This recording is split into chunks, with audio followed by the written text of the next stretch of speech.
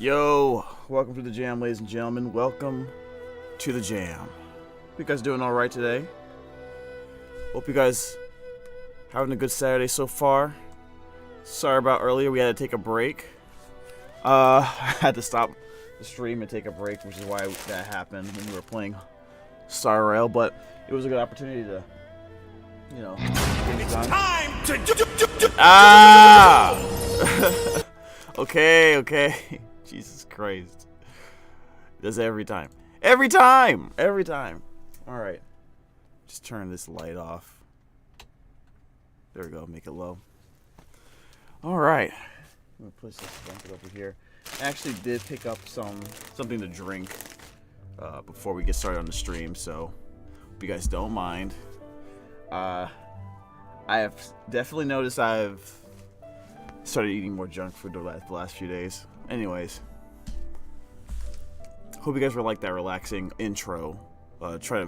Trying to make an intro for each, game that we usually play the most here, right? So it's not anything too spectacular or anything like that, but it does, I feel like, give a little bit extra. So I know, right? My ears. Man, we got jammed. Let me see here. That meme board, dude.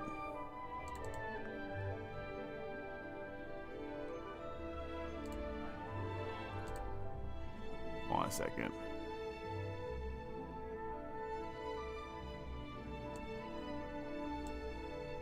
The alert box.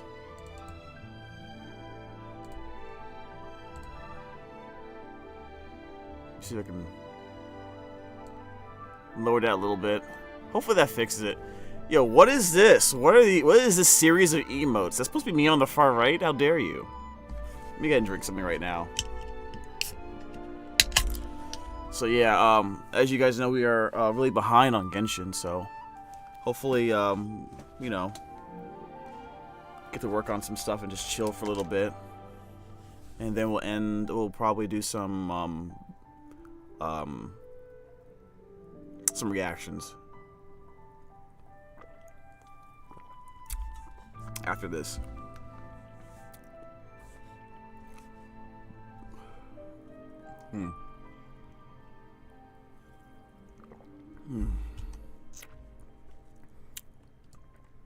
All right. So by the way, I didn't just, but before I had to take care of a bunch of stuff, I decided to, like, last second, try rolling for new artifacts in Starrail, and as expected, it was a massive failure. So I'm gonna save the 100 the last 100 material to the self-mauling resin, and hopefully we get a crit damage. Looks like they are attacked. Yeah, it's like Kirby's attack, exactly. Unfortunately, it's false. It's fake news. Kirby is just fine. Right, Kirby? See, Kirby's right here. Kirby's right there. Totally okay. So, he's lying, chat. Don't trust him. Maybe a little bit.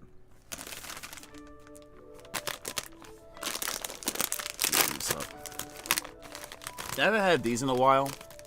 I haven't had these in like a very long time. Pop corners.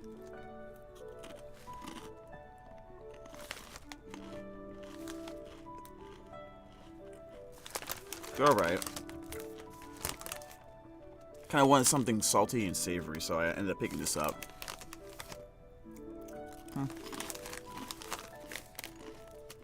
Pretty good.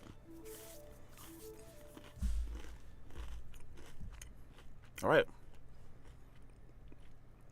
I think we'll go right into it.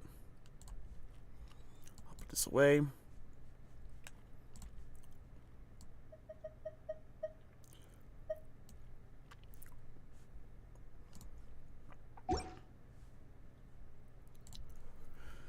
Alright. So, guys. Looks like I gotta pick all this stuff up. Oh, survey, huh? Not really interested about the survey. Is there anything that we should focus on farming with our artifact with our resin today? Is there anything particular I should be concerned with?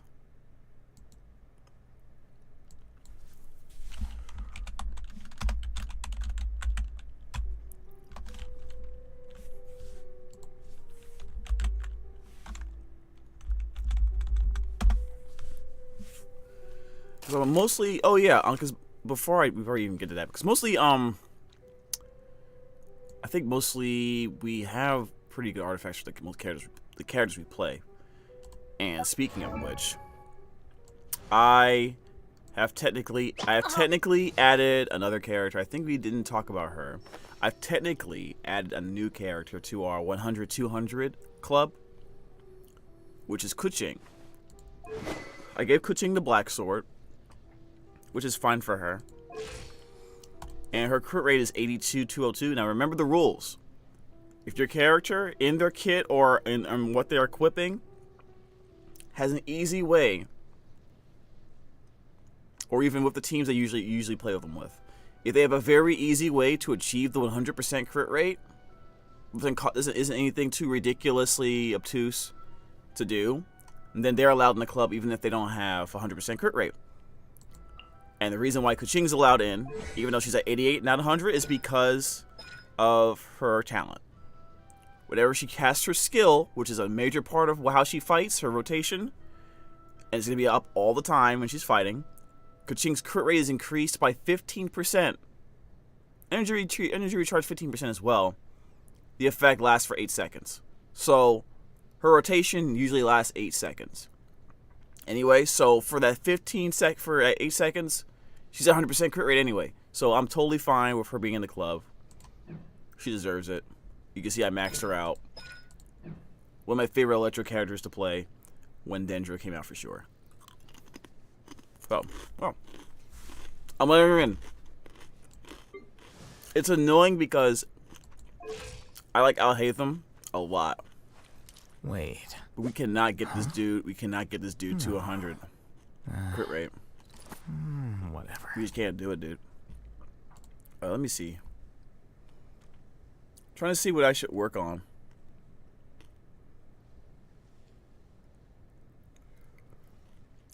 You know what?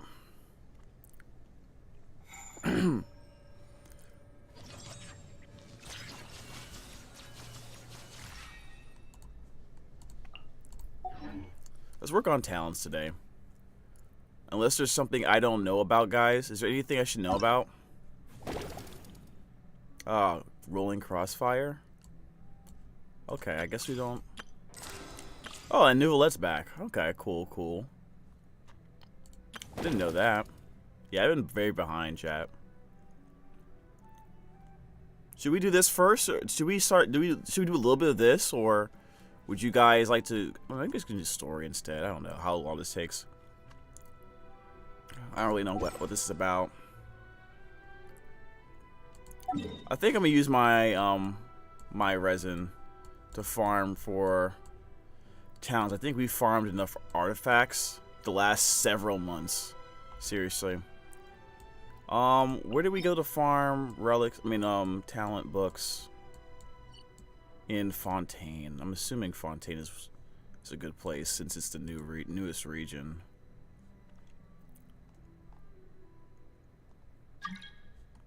Wait, who's that?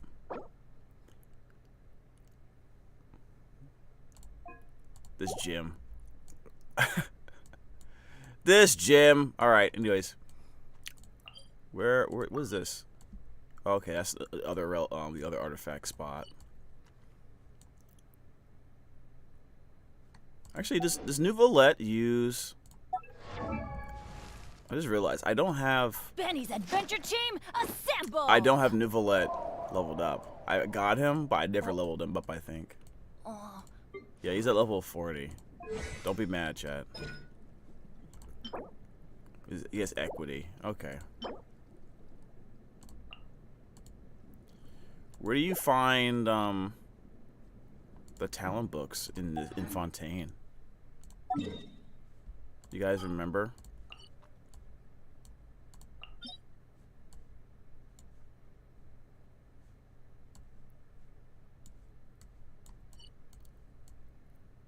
I could probably just spin on my resin there for now.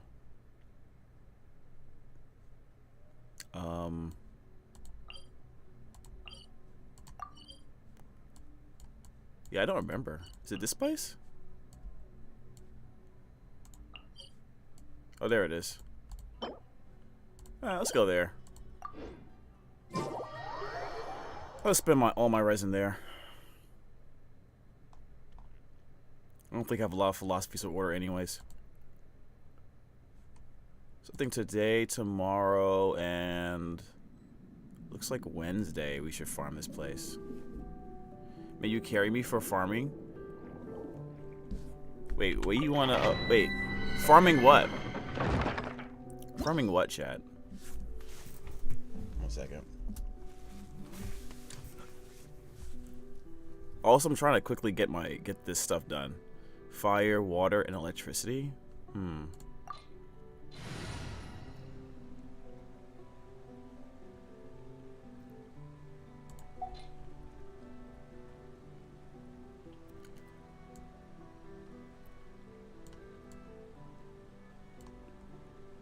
No, I haven't played this team in a minute, although there's no healer on here.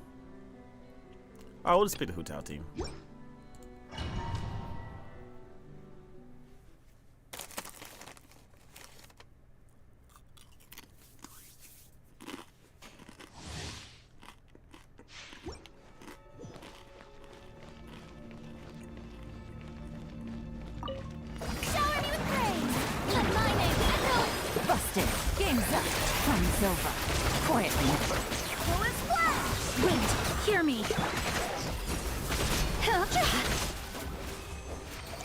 Oh, I killed him quickly.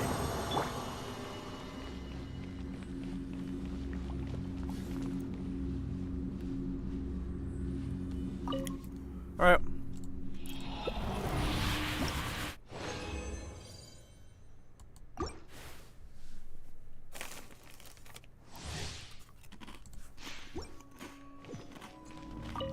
Strike a pop. Gotcha. Here comes the catch. Quietly now. Barbados, guide us.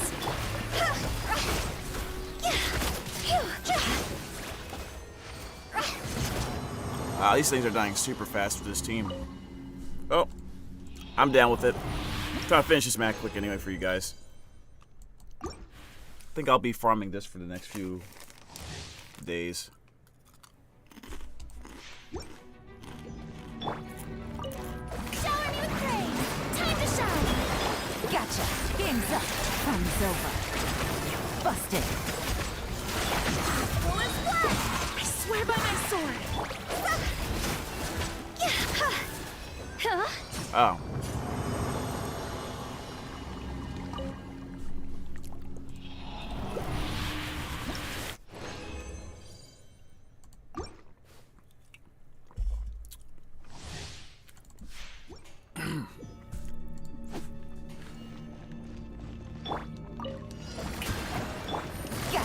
Things are about to get dicey. By the way, Chad, I need you to realize something. Barbados, guide us. This team I'm playing right now, has 3 characters that can do, that is now 100, 200 club. Silly Billy Hilly Churl.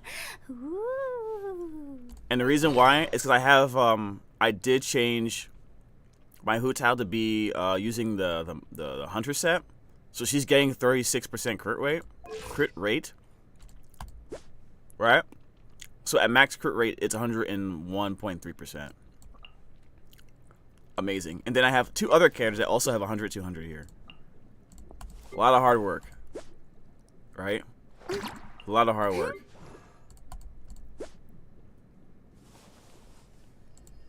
Absolutely crazy, right? She's running energy recharge. Then for her, she should have a lot of crit rate too. She's not 100% crit rate. And even if I did give her 100% crit rate, I'm not going to give her 100% crit, 200% crit damage. That just seems like it's OD. Even for what I'm trying to do, so not really interested in that.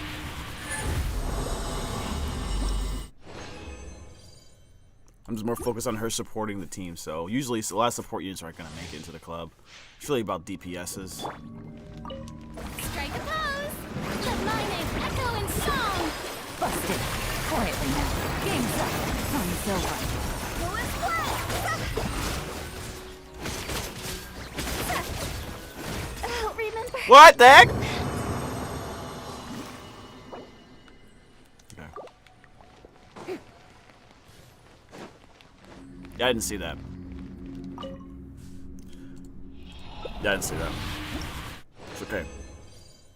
That might have been the first time she's died in months. That might have been the first time she's died in months, chat. It's okay. Busted. Here comes the catch. Gotcha. I swear by my sword. See?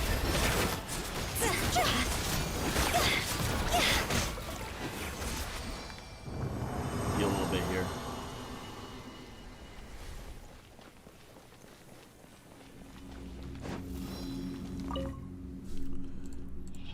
What are you trying to farm anyway, Master Dragon? What are you trying to farm out of curiosity? I haven't agreed to anything yet, but still, I'm just asking. Shower me with praise.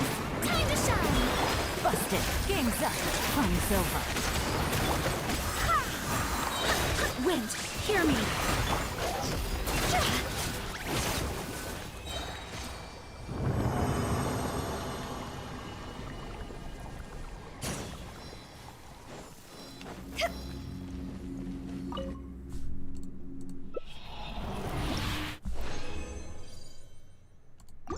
Alright, I'm almost done already. Great. Gotcha. Things are about to get dicey. Barbados, guide us.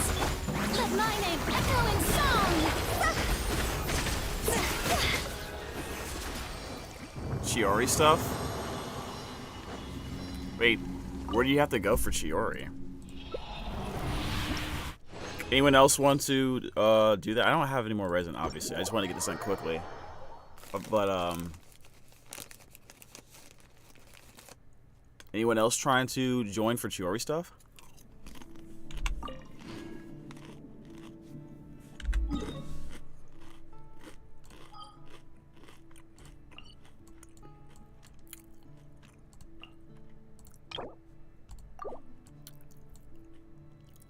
Okay, so we got all that done. I guess I'll check my quests. I have a lot of quests I need to get done, so see, I got a lot of stuff done. I need to get done. Wait, hold on a second.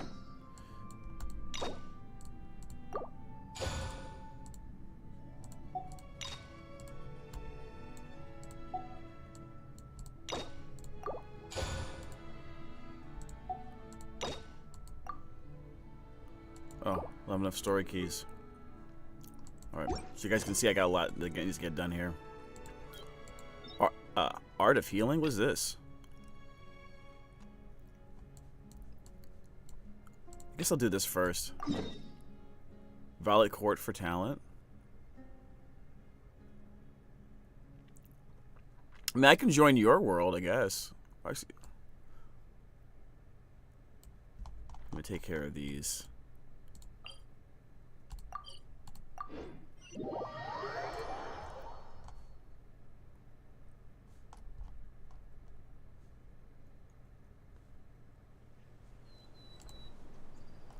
Okay, just give me 1 second, chat. I'm looking up some information.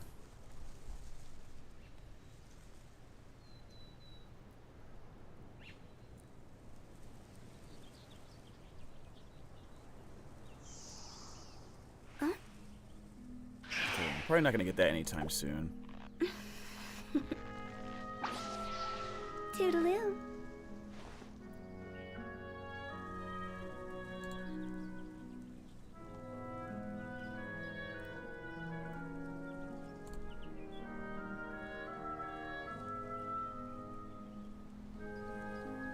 One client, 2 clients, 3 clients. Okay. We close this for now. Alright, let's go and get this done. Oh, those dudes? Okay, let me get another team.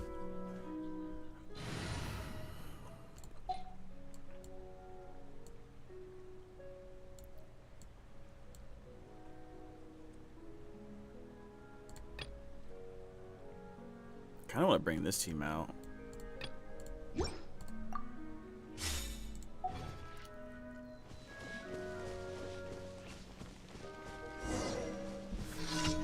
Alright, let's do this.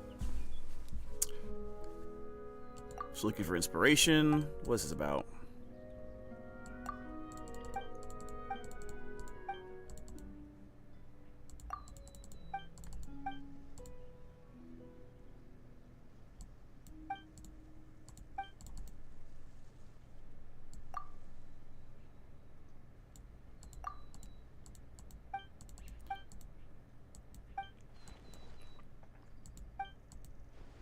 Great underwater ruins. So he's gotta take a picture? Where do we have to go? All the way over here? Wow. Okay, let's just teleport there.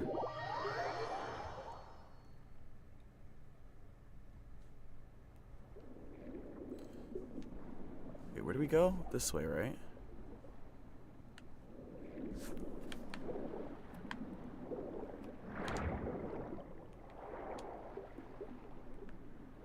Are we going the right way?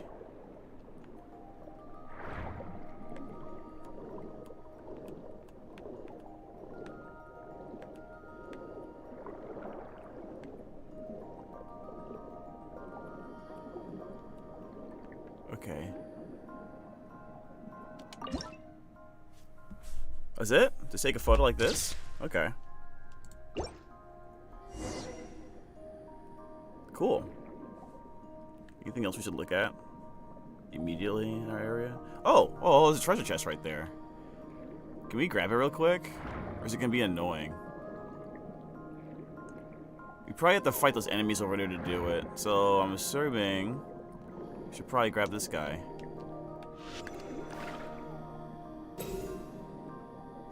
Cool.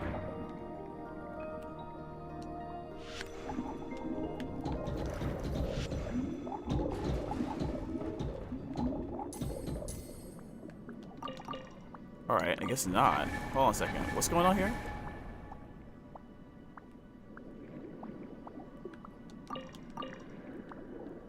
So what do we have to do, chat?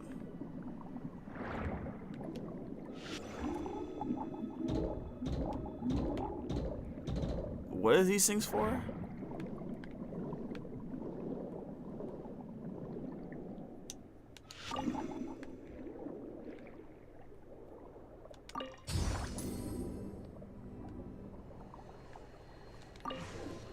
Oh. Random seashell over here too.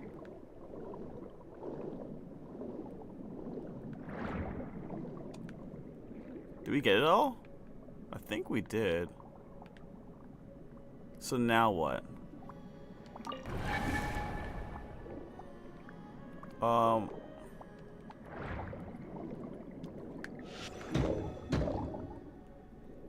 don't know, do chat. Gameplay tutorial. Underwater new. Okay, whatever. Most characters from Fontaine have an arc, and thus can use their attacks to trigger energies corresponding to their attribute. About the use. Okay.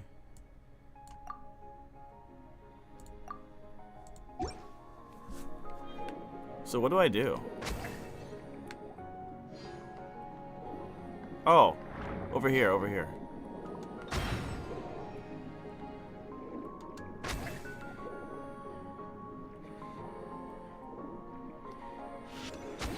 Oh wait, do I not have? I don't. Hold on a second. I think there was something over here I had to get.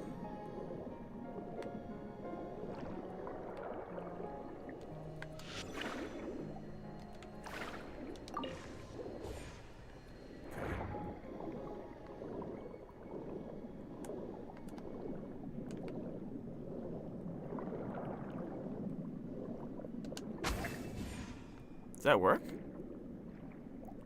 Am I doing this wrong?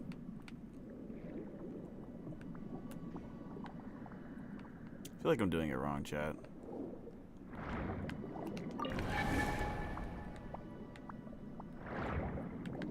Hey, what's this?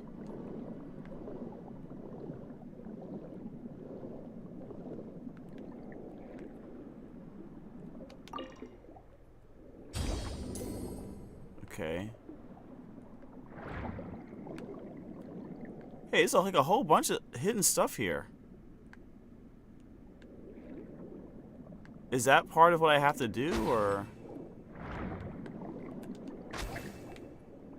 Maybe I need to hit this thing. Double check.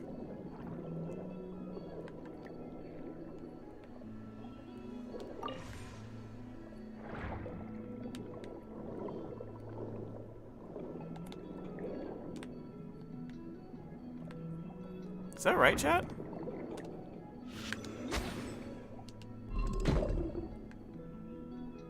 Okay, I don't know what I'm doing, chat. Can someone help me?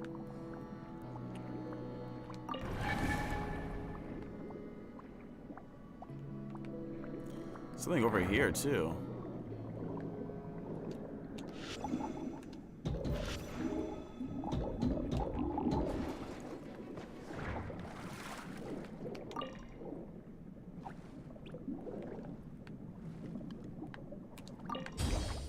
Anything else here? No.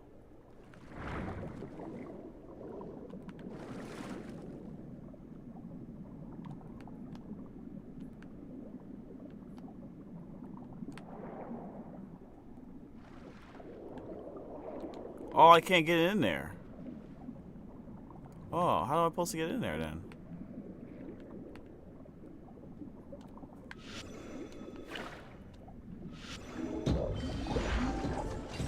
Oh.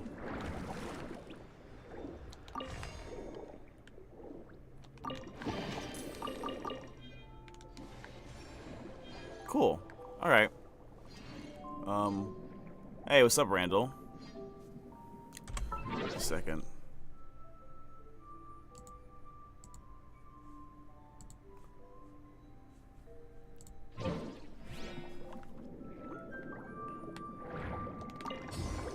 Alright, I don't know if that opened up anything new up here. Is that guy following me?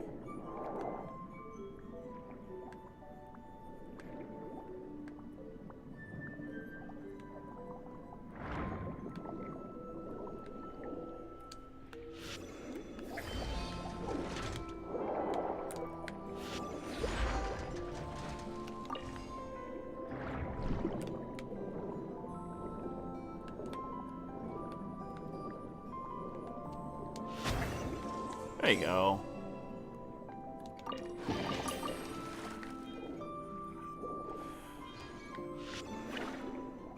Yo, it's kind of cool. This guy's following me, isn't he?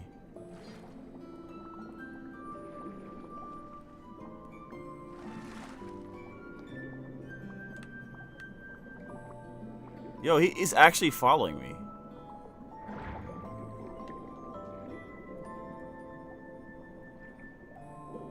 Okay, he's not anymore. Okay, cool. I guess we can go back now.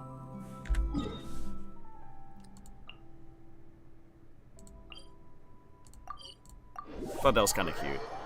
Not much, man. Got home from work, fixing, eat a little bit before we went. If I could drop by and check the stream. Cool, cool. Thanks for coming.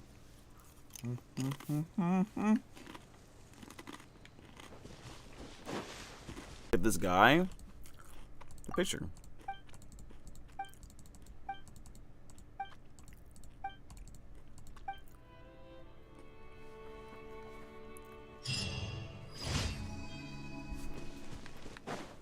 I'm gonna grab these things. Oh, hold up. I'm having like a lot of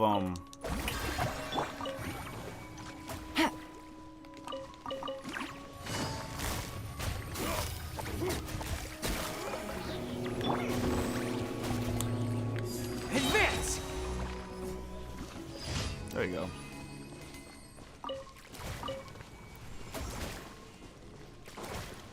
Yeah, at this point, I don't even need to like actually fight. These things are strong enough to fight for me. Like these mobs here. Alright. So I did those two pretty quickly. Oh, we gotta go all the way out there. Hold on a second.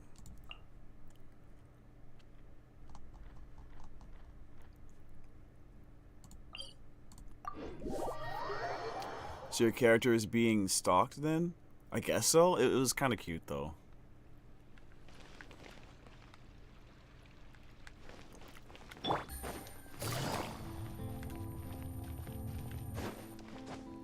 We got this. Let me talk to her. Open up this this quest. What?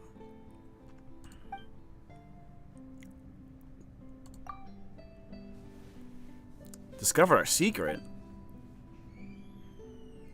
I think we found the Genshin leaker, chat. I took the newspaper with your secret letter hidden inside it in the coffee shop. What? Or because I asked. Oh man, she's just wrecked with guilt.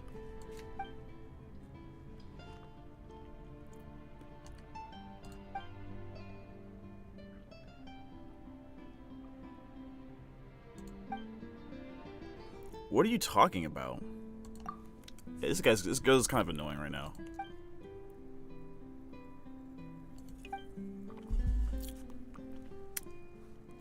You know, at one point, Paimon has a good point. We just met you. Why do we want to hurt you? Unfortunately, in the real world, that question doesn't apply, and it's quite sad.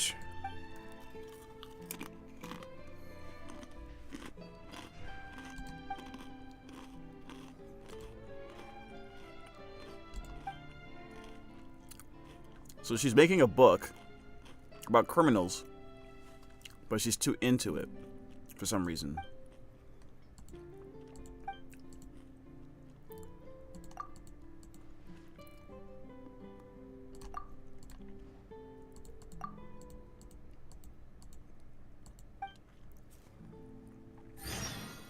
So we're actually helping somebody,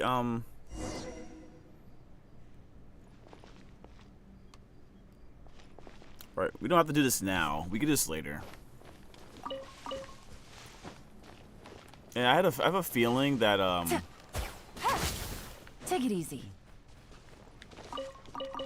grab all these. I'm sure nobody will mind. I have a feeling that D1 might pop in since I'm playing Genshin. His favorite game in the universe. So we'll just go into the Discord here. Alright. Can someone check real quick to see what D1 is playing? Is he playing Final Fantasy?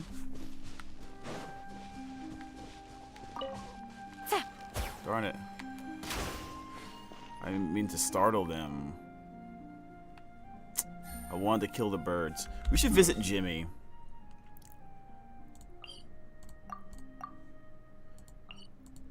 We gotta make sure we visit Jimmy before we get too deep into like completing content in this game.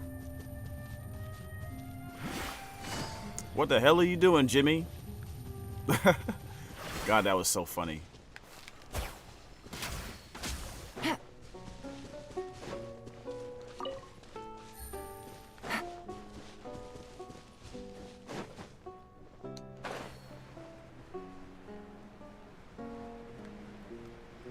Oh, these guys are Hydro. Shower me with praise. Rally! I must leave no stone unturned, as a dutiful maid would.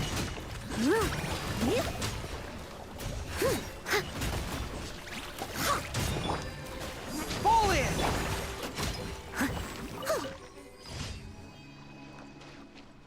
Let's go, Noel. Alright, and... Oh, we gotta go underground? Pop all the puffer fruit within the time limit. Okay.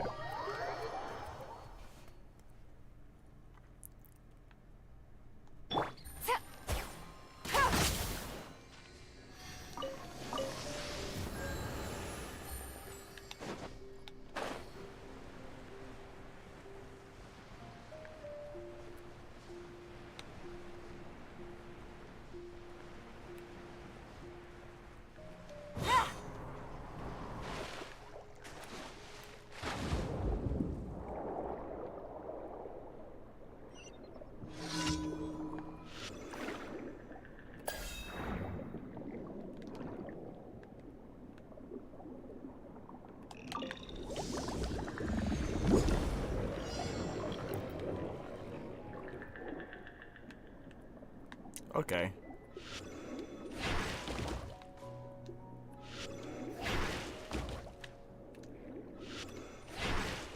There you go. That's it. Pretty easy.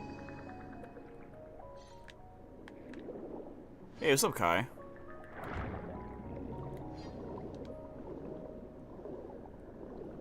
I just saw this over here, so we should probably get this done. What's this about? What? We have to destroy the puffer fruit like this? How do we do that? I don't know how we do that, man. Oops. Yeah, we need a different one, right? I'm assuming we get this guy.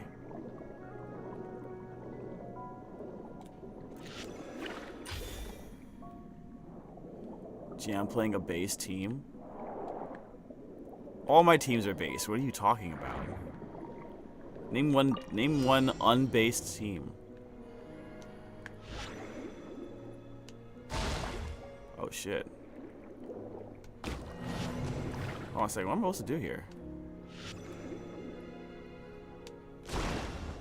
Oh, I think I picked the wrong one. It's easier to name the base ones. What are you talking? Shut up! Disrespectful. All my teams are awesome and based. They're based in awesomeness. Okay? Put a respect on my name. What am I supposed to do here? Just go in like the middle and just be like, hey, what's good? That doesn't work. Alright, what kind of ability do we need in order to get that? I don't know. No, but we just have different team building philosophies, but I like this team a lot. Yeah, this team is fun. Yeah. Like the hydro element's so broken in this game, man. It's just so broken now. But the versatility is also super versatile as well, which is insane. Did I already get this one?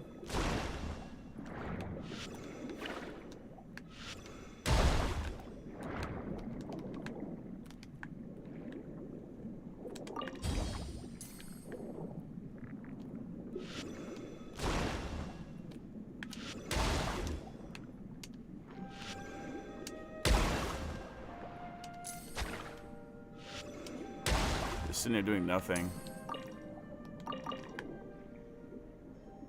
feel like we need a different ability.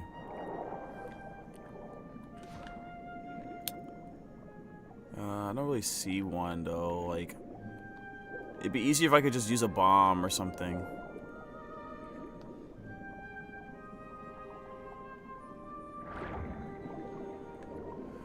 So this thing, what I'm trying to do, this thing right here. I have to destroy all these in one shot, and it's easier to do if I have like some type of explosion ability, and I don't have it. See what I'm saying? I can't do it with this. I tried one ability where I was like slicing, and it didn't work either. But like, where do I find the bomb ability? I'm looking around the area. Usually there's the answers around here somewhere. Maybe this is it.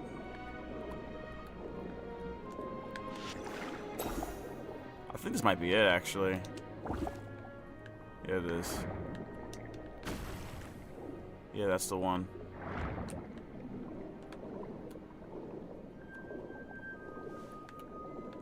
I think this will work.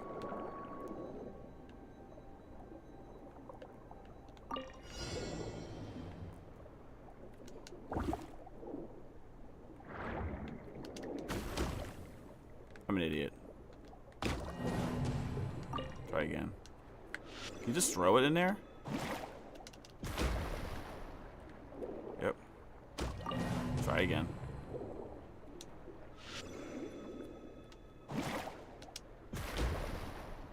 Bro. Alright, I'm just gonna place it in there. I think placing it in there is better.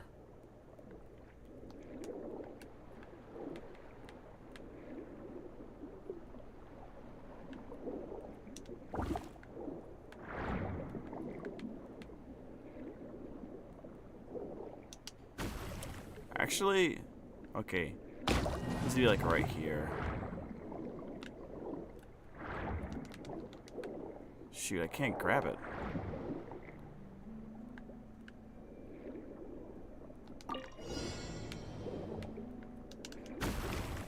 Yo, for real? I can't do anything. I can't...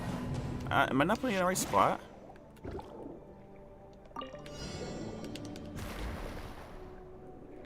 Alright, what am I supposed to do?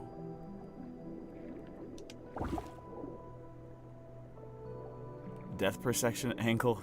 Probably.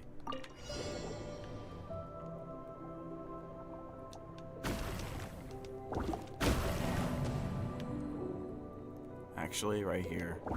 That's perfect. Fuck. I accidentally pressed the button.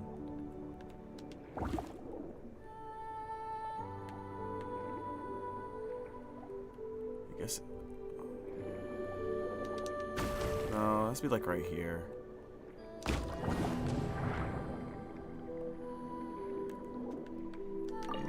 Yeah, I did it on the one that didn't count, yeah. Fuck!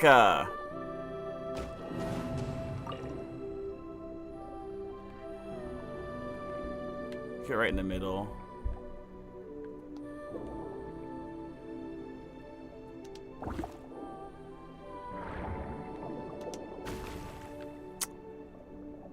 Bro.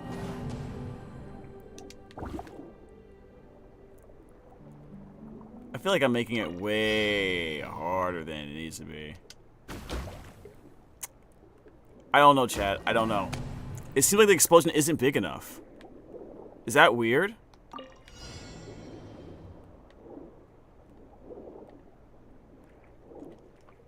Maybe I have to, you know what? What if I shoot it from above?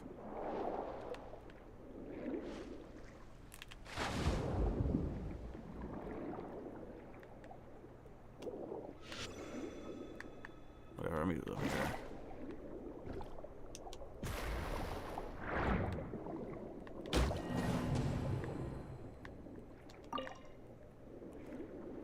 I'm trying to put it in the middle. Seems like they're both kind of like this to me this is the middle. Right, in terms of the floor. And if I put it here, this should hit everything. Does that not look like the middle to you?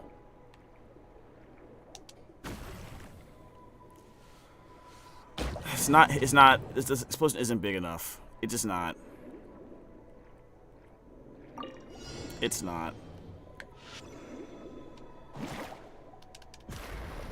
Wait a minute. It's because I'm not holding it, is it? That looked bigger when I held it.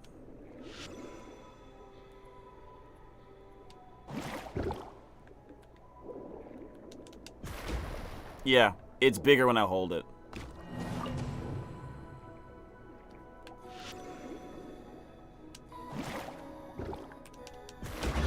There you go.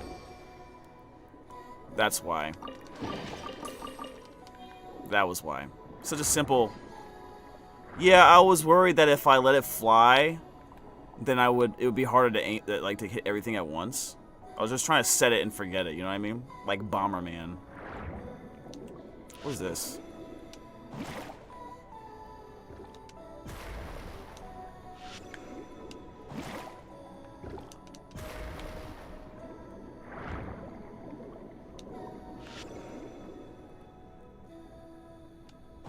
See my world quest? No, I don't know why, but sure. I have a lot of world quests to do. That's why we're playing today. We have a lot of quests to do. Actually, yeah, we have a lot of quests to do in general. All right, so we got that done. There's just some cool ones. I guess you could take a look and you can give me suggestions on what to work on. For some reason, also, by the way, chat, for some reason, I'm like, my sinuses are acting up, and I don't know why. Ad Astra Abyssosk.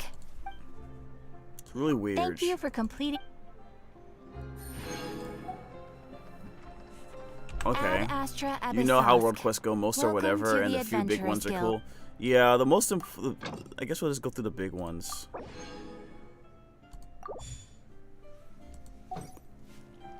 All right, let's take a look. Shoot, I almost dropped something to drink. Almost dropped my drink, I mean. Quest. So as you can see, I have a whole bunch. Okay, so, what are we doing? What are we doing today, chat?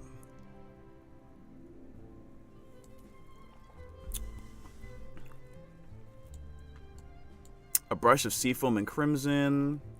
We can do this one. Fontaine Research Institute. I just wanted to show you all, like a big, like the number. Unfinished comedy. Game of the Rich. Continuing this quest will temporarily suspend other quests, but it's a long line. Well, what do you guys want to see done? What do you guys want to see today?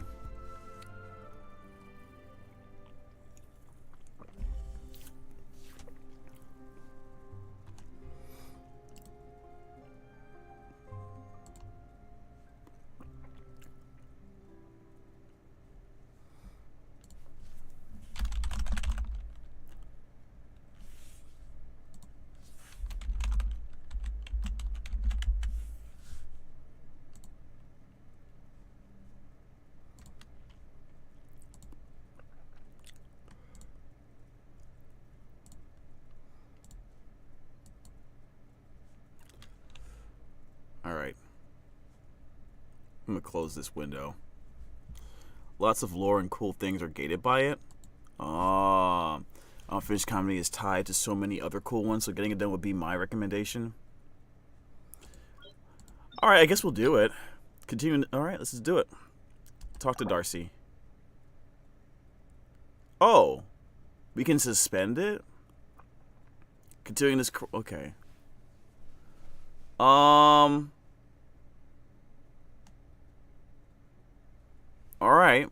I guess, I mean, if you're concerned about that, looks like we can kind of skip it, but I guess we'll just continue the quest. Right?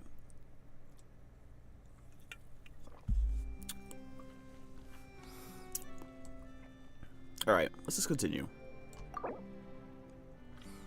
Reminder, this quest requires a significant amount of time to complete. You will not be able to continue progression on occupied quests until this quest is completed. You will not be able to undo this action once you confirm accepting this quest. Please consider carefully before accepting. Yo, what the heck? They added all that? Hey. It's good they added that, but... Because I don't remember this before. Alright, last call. Last call. Are we doing this?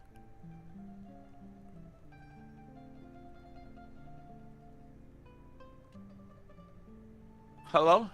Yo, what up, man? Yo, I saw my homie playing Fortnite. Yo, Fortnite? Yo, Soul, are you here? Apparently one of our boys is playing Fortnite. Wait, who's that? Yeah, that's my boy Chunks.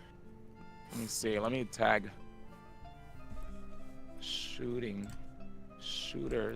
Alright, Chad, we'll do the quest then. What's up? What's up? What are you doing right now?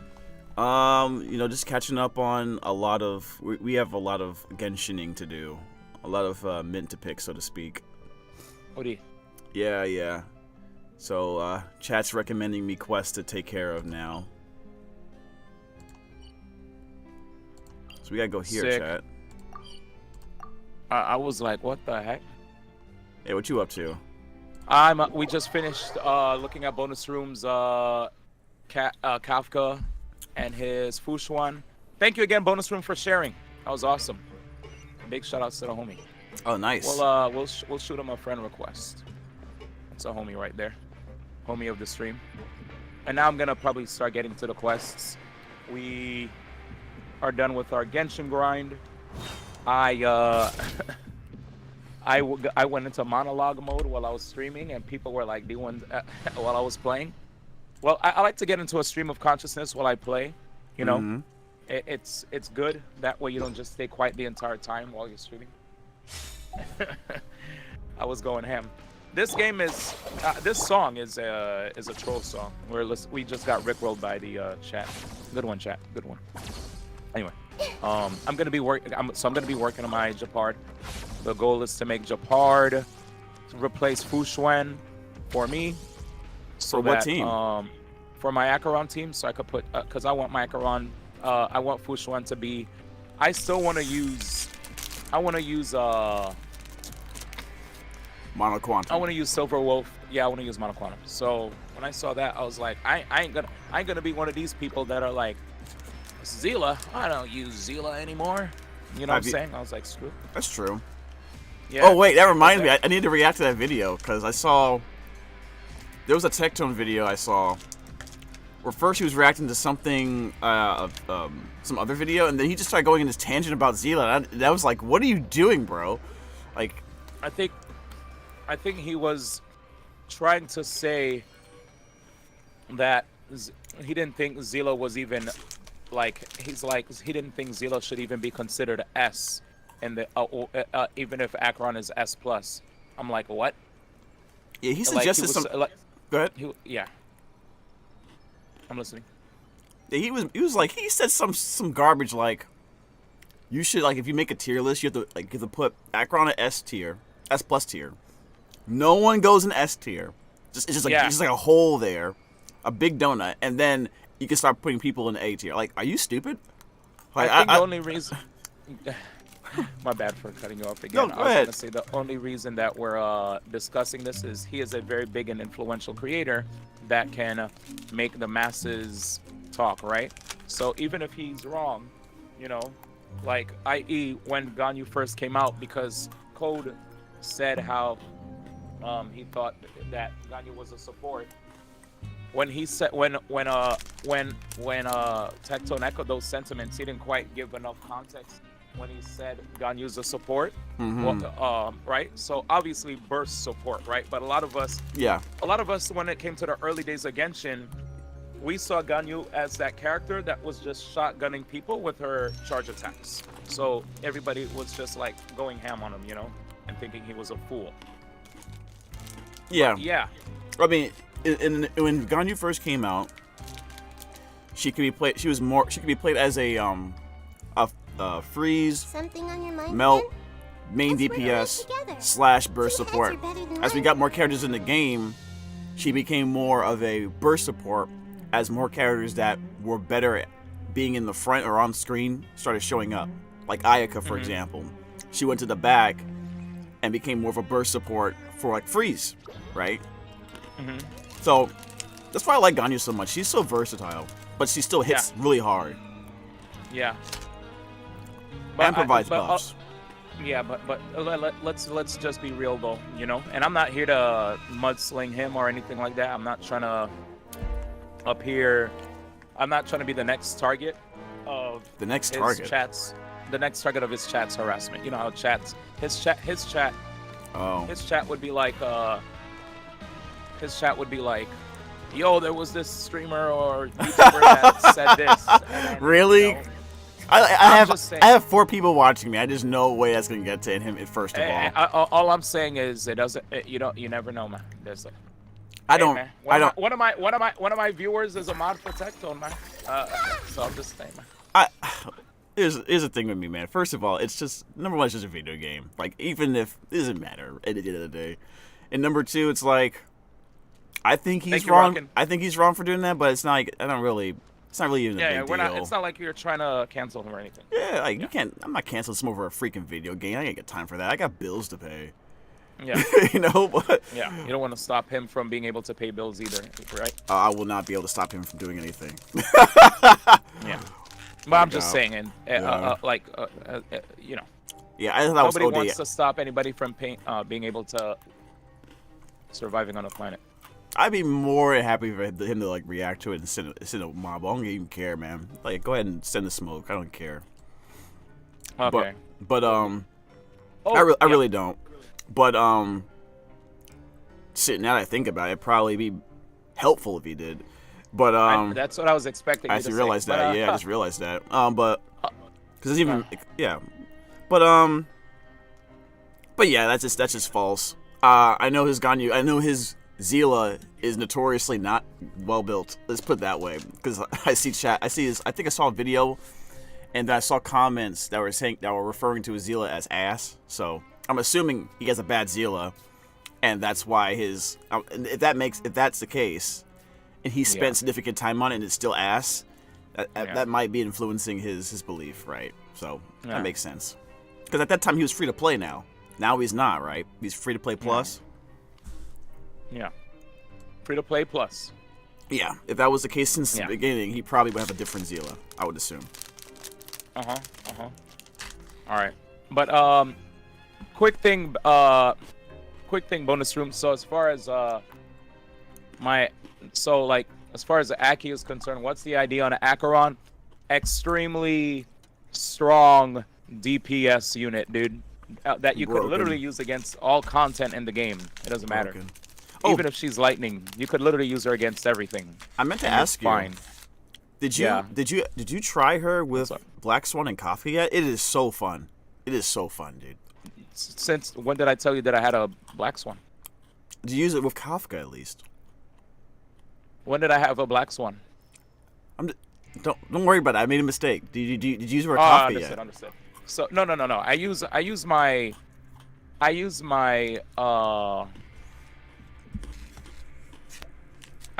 wait. We ditching speed on her. Mine's pretty low. Oh, for Acheron, there's actually 2 ways you could build Acheron speed, as low as 101 or 134 plus.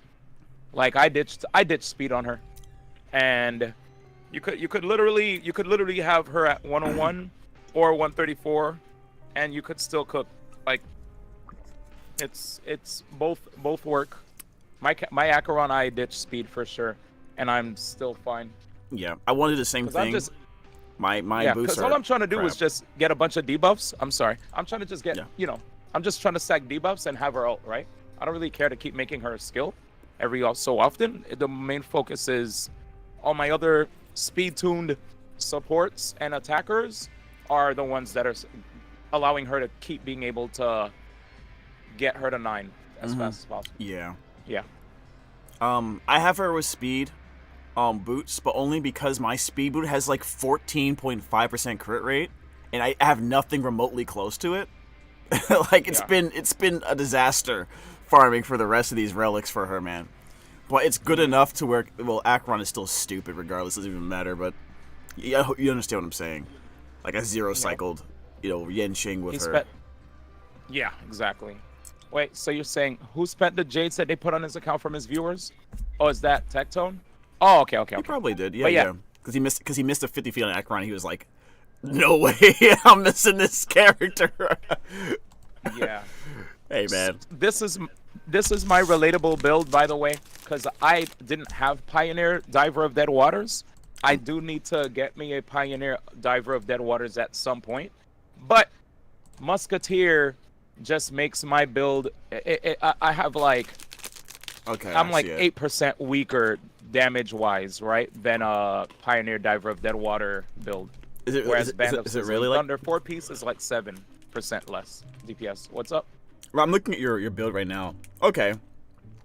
Yeah, you could still 4-piece Musk if that's all you have. That's all I had. I was like, if I don't have this, I can't play her. So it's either it's Pioneer Diver of Dead Waters with 3 debuffs. Next tier's 4-piece Band of Sizzling Thunder. Next tier's 4-piece Musketeer of Wild Wheat. Then after that, you could do 2-piece Messenger with Pioneer or Musk or Sizzling Thunder. And then I don't have a proper Izumo Gensei Takama Divine Realm build yet. So I just gave her Enter South Soto. Why? Because I got more crit rate. Pretty easy. But yeah, I will eventually get my Izumo Gensei, because if we have more allies, I could get more crit rate, which would be base. True. Question. But this does make my ult stronger. What's up? Do you know when they're gonna open up the simulated universe to where it's like triple rewards? Is that coming soon, or? I don't know the date. Because I'm trying to like farm her relic set until that happens, and then jam that. Because I'm like, Chat has seen me try to get a crit body for so long. It's just a disaster. But I understand. I'm hoping I can get a better. Hold on, I think you have better ones than me. Where? I'm looking at your Izumo stuff. Actually, I might be wrong. I thought I was looking at something else. But... Yeah. Wait a second. I was like, where are you looking? I have an okay. I have like Uh, I have a cope piece. I have a cope 2-piece, to be honest. I have a cope piece. Let me see what I have here. Oh, this has crit rate and crit damage.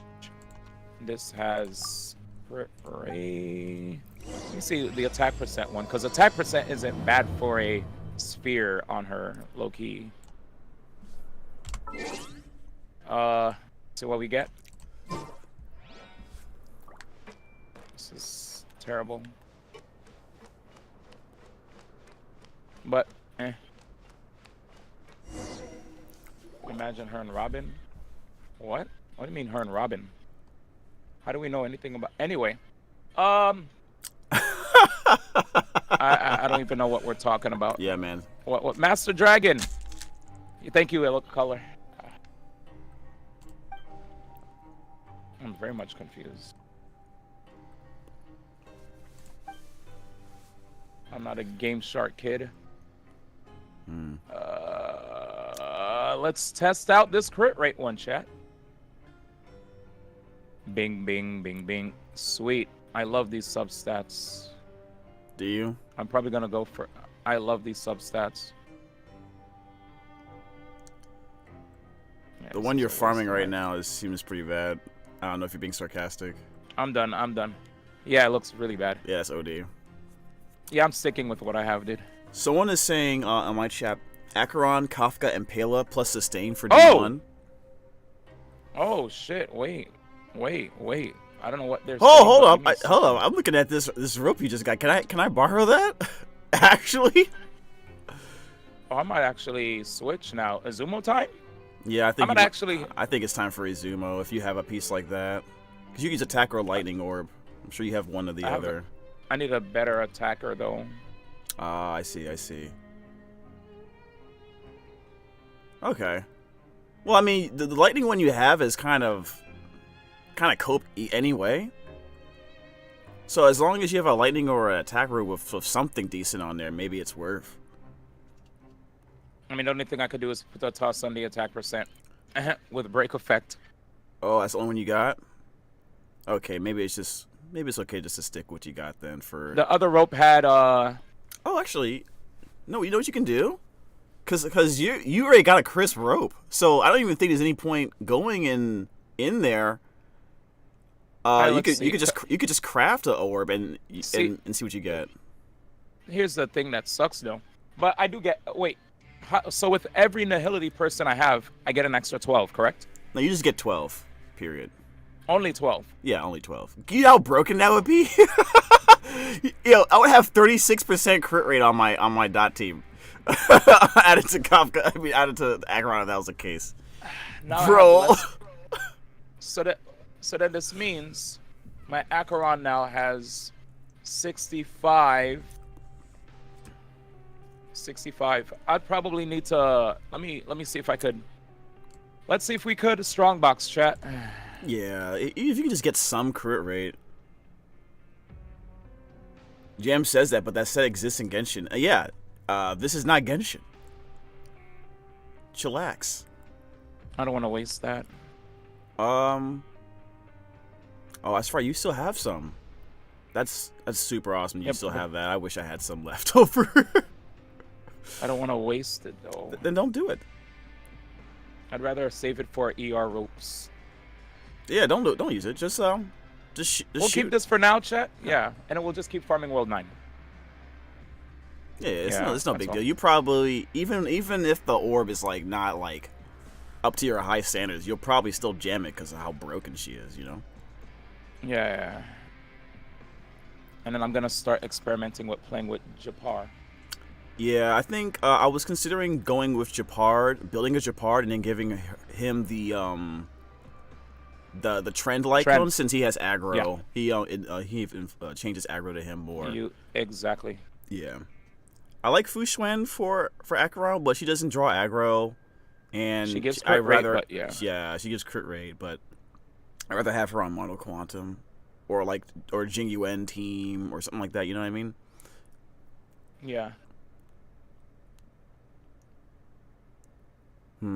What is your trend is Super S2. S2. I think mine's the same. I wish they give us like make it easier to get that one in particular. Hopefully crap, hopefully we I'd can have get to- one soon. I forgot I gotta work on my. All right, but we're gonna keep using Fushuen. Our part is lacking Dude, my because I actually thought I'd never play him again, and then they made this character. All right, we're going back. We're going back, chat. We're Yeah. going back. I think that's one of the things I appreciate about Acheron. Like characters like Fire MC and Japard, like she low key boosted a lot of preservation units' viability. Like they probably like some of them jumped up a tier or half a tier in my opinion because of her. And then Pela got like she was already stupid. Yeah. And she's a lot better now. So I appreciate that. Even March, Yeah. you know, is a little bit more valuable because of her. You know, even though it's not the best option, you know, I'm talking about like new players can at least use her. Yeah. I think I'm done. Am I done? Sorry, start chat. I can't find you guys. Okay, there it is. I lost chat. I'm sorry, chat. I should lose chat.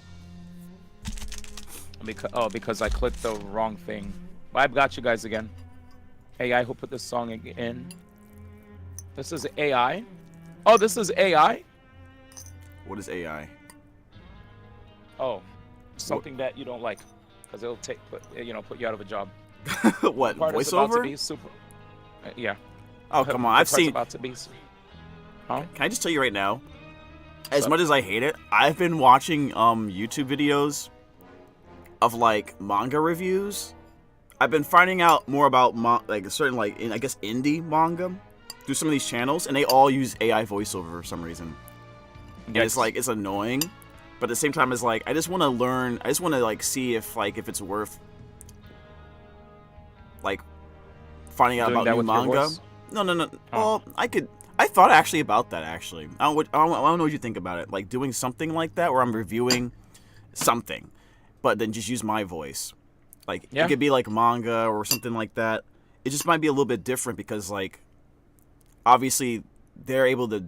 I don't know. I guess part of the advantage of doing it like that is because no one can like find who you are with your voice, right? And obviously, people will know it's me eventually. I would think so. Oh, you won't say that it's you? No, I mean, You'll have like a new YouTube channel? yeah, I would make it a separate YouTube channel. I think that's better to do that, don't you think? Yeah, I guess. I mean, what would you think? What do you think about that? No. I think that's like because it'll be separate from your main content, right? You don't want to have you don't want to dilute your channel. Yeah. Because like a lot of times people if they look at a certain channel, they're expecting that channel to do that thing, and once it stops doing that thing, then it starts losing subs, and then Yeah. everyone's confused. Because that's They're like what the hell? voiceover. I follow this. Yeah. keep No, going. please go ahead, please. No, I was just gonna say there's like perfect example, like I've seen certain people who used to do like Smash only content on their channels, Yeah. and then they pivoted to doing other stuff, and then they were like, yo, I miss when you did X content, you know, like, and then this person pivoted to doing like React content for other stuff. So it happened, Yeah. you know, and it's like crazy how. Wait, so Kai is telling me that the triple SU relic drops are on the 10th. So that's on. It's not. That's like next Wednesday. And then regular relic triple drops on the 26th. Okay, Yay. that's awesome. So we got a little bit more time then. I forgot we're getting both triple drops. I didn't understand that. I didn't understand it either, man.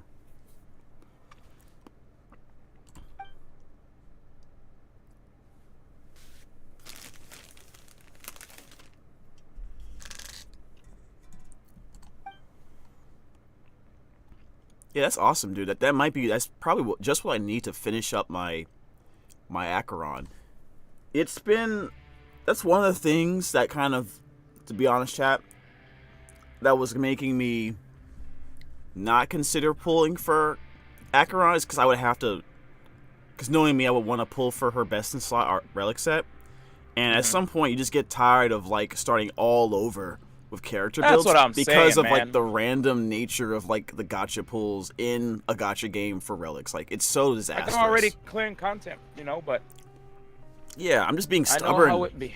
I get stubborn with these builds. Like D1, I got so many like crit rate body pieces that would have like decent stats, and it's a three-liner, and I would roll and I would get defense, and I would just be so deflated. Or even worse, like happened today, I finally get a crit rate crit damage body piece. I'm like, oh my god, the journey's over. It only rolls into crit damage one time. I'm like, are you kidding me? Yep. So annoying. The good life. It's the good life. That's how they get us to, what's the word? I feel like it's a way to make a game. I guess it's a way to Stretch the game falsely experience. lengthen. Yeah. Oh, I wouldn't even say stress. It just Stretch it's a way to lengthen our game time. In a not so fun way. It's like, oh, you're not done playing yet. You still have a lot to do. Yeah. Because we could just easily not have such terrible RNG and amass all the best subsets possible, but then that'd probably make the grind to get everything so much quicker, and we'd probably be done with the game faster. So what do? Give us bad rates, and we continue to keep farming. No. And that's why I can't get into so many of these kinds of games, because I'll get tilted if every game I play requires me to build my character, and the rate to get good subsets are just bad. Yeah. So I can't play, like, for people to go, hey D1, we have yet another gacha game that's coming out. I'm like, nah. Hoyoverse is the only one that managed to get me, because I really like how I like their community around their games. I like their games. I like the universe around their games. I didn't think I'd get into StarRail. Here I am. I told myself when StarRail came out, I'm gonna be like, nope, only Genshin. And I still love Genshin more, but I still like StarRail a lot in order to get into it more. And I'm happy that 2.1 has me liking the game more than I liked it in Belobog, because in Belobog I was like really, really liking it. Then in the Luofu, things kind of got convoluted in my brain, and I was just like, I don't know what's happening, but I'm a little lost, and I needed to start asking chat for some clarification. But yeah, with that said, I'm getting happier with the game.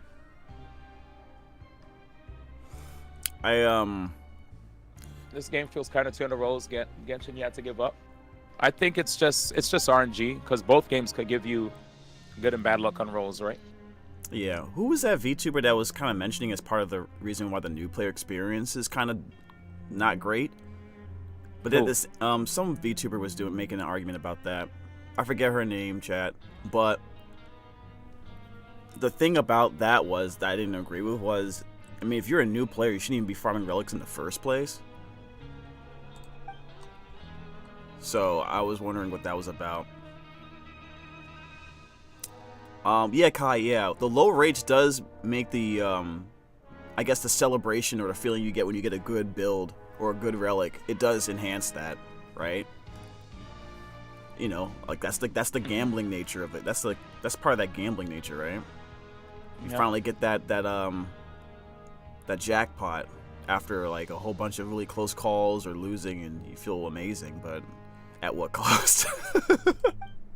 At what? Crafting relics is way worse. I've gotten some good relics off of crafting, and it helped save me time on farming a domain where I only needed one piece. But yeah, I think what he's more so talking about is how many resources it takes versus the, like, when it comes to, like, I know you could at least like you could actually choose a main stat, right? That's cool. Very much appreciated. Yeah. We're on the topic of 3 artifacts for every new artifact versus 10. That's all. He's just talking about the more that needs to be burnt is like kind of meh. but also moving forward too. What is it?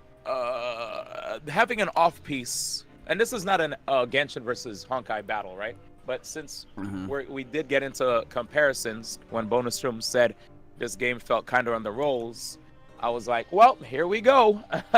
But yeah, as far as like roles are concerned, what makes building characters for me really easy in Genshin is as long as I have an off piece, everything else works out. Yeah, you know, and there's less pieces that you need. Yeah, because it makes me so happy to know that me, a hoarder, could keep putting away tons of off pieces that I, hope that one day could become something really good. And boom, out of nowhere, oh crap, I do have this random off piece that I could actually slot in here.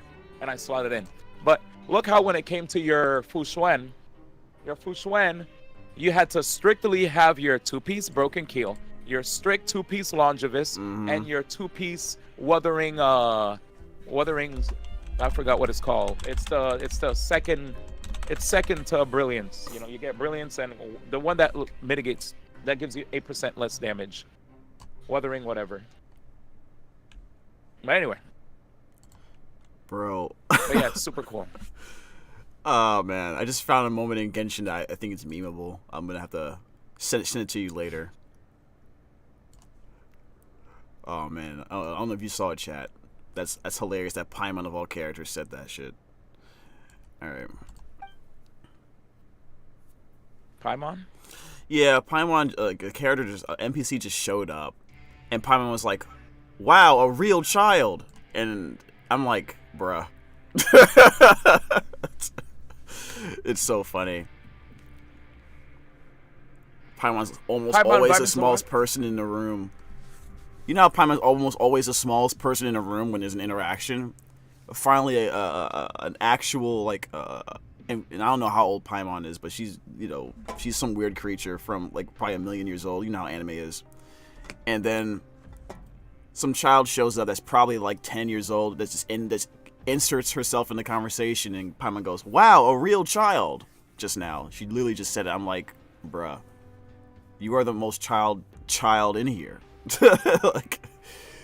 It's actually memeable. I'm gonna have to send it to you in a second. Really? Okay. Yeah, send that. It's so funny, man. I'll show you the context of what I'm thinking, to use one day on Twitter or something like that. Just to let me go grab this. I'm gonna do this right now, actually.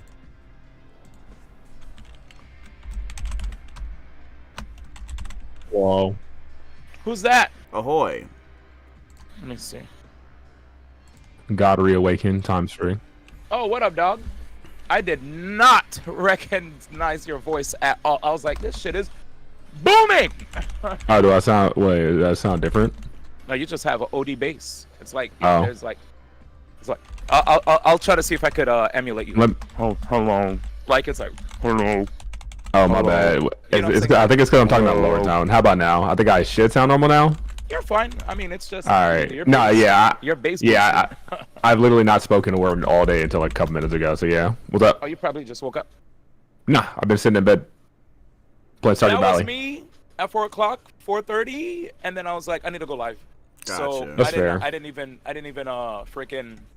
even what's the word, get out. But we just did 2 character reviews for the chat homies Nice. in honkaistarrail, and now I'm just doing quests while JamBuds is telling me about different hoyoverse stuff. We were talking about comparisons between Genshin and Honkai, and now we're talking about funny stuff.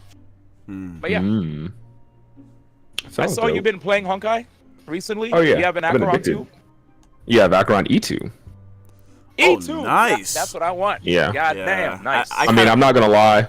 I kind of given up on trying to get the Acheron E2. I'm happy with E1, E0. I mean, and Only thing with E2, thing with E2 specifically is it's kind of helping me cheat the character in a way. Because yeah. one, I don't have to play by that team comp with Yeah, melody. Two, I have 50% crit rate, and I know her suggested set gives her 12% crit rate. And on top of that, Fu Xuan gives her another 12%, which is 24. Oh, so using with Fu Xuan E1, too. Okay. Yeah. So I have 48% extra crit rate on top of like. Actually, hold on, my math bad. Did you say 48 or 20? You mean 24? No, I'm not doing bad math. Wait. 12 plus 12 plus 24. No, my bad. 12 plus 12 plus 18 because her E1 gives her 18% crit chance when enemies are debuffed. On top of that, Oh, it does. there's an extra 4 with yes. So 24 plus 18 would be. I need that because I've That'd been getting crit damage bodies all day and I don't want them because I don't have enough crit. You know what I'm Hold saying? on, my math bad. Hold on. 24 plus 18. 24 plus 18, so we're. Oh, let me do the math backwards. Okay, 18 plus Okay, 12, 30 plus 12, 42 plus 42. 4 from the other crit set, so it's 46% crit rate that I'm getting extra. So I have 50% crit rate, so that means I have 96% crit rate at the moment. Do you have a sparkle? Yeah. Oh, so you could even run Fushuan, Sparkle, Acheron, and 1 Nihility, and you're fine. Yeah, that's what I do. Them, Oh, okay. them and Pela, Yeah, that makes or sense. Silver Wolf. Do you have the signature Lycone? Who's like signature icon? Acheron. Sparkle. Or Sparkle? No. Oh yeah, Sparkle. I gives wish I crit got rate, it. too. Yeah. Yeah, but I wish I Sparkle got gives it. extra crit. Because it gives like crazy crit rate, but instead I'm using Bronya's at the moment. Okay. What does that? But Bronya's doesn't give crit rate. It gives extra damage and like base damage, and it gives like as a 50% chance of you. Wait, hold on. No, I'm thinking of wrong build. I'm thinking of Bronya E1. But whenever you ult, it gives you 1 skill point, 1 extra skill point. So she gets 5 when she ults the first time. Yeah. And then I think Yeah, dude. I'm happy that you got E2 because yeah, it does. So low key, I've been like tossing my rolls every now and then into I was just like whatever happens, happens, right? Let's just see if I get lucky. And if I got an E2 Acheron, dude, I'd be hyped because I would like to play Sparkle Fushuan with my Acheron. It would be fun.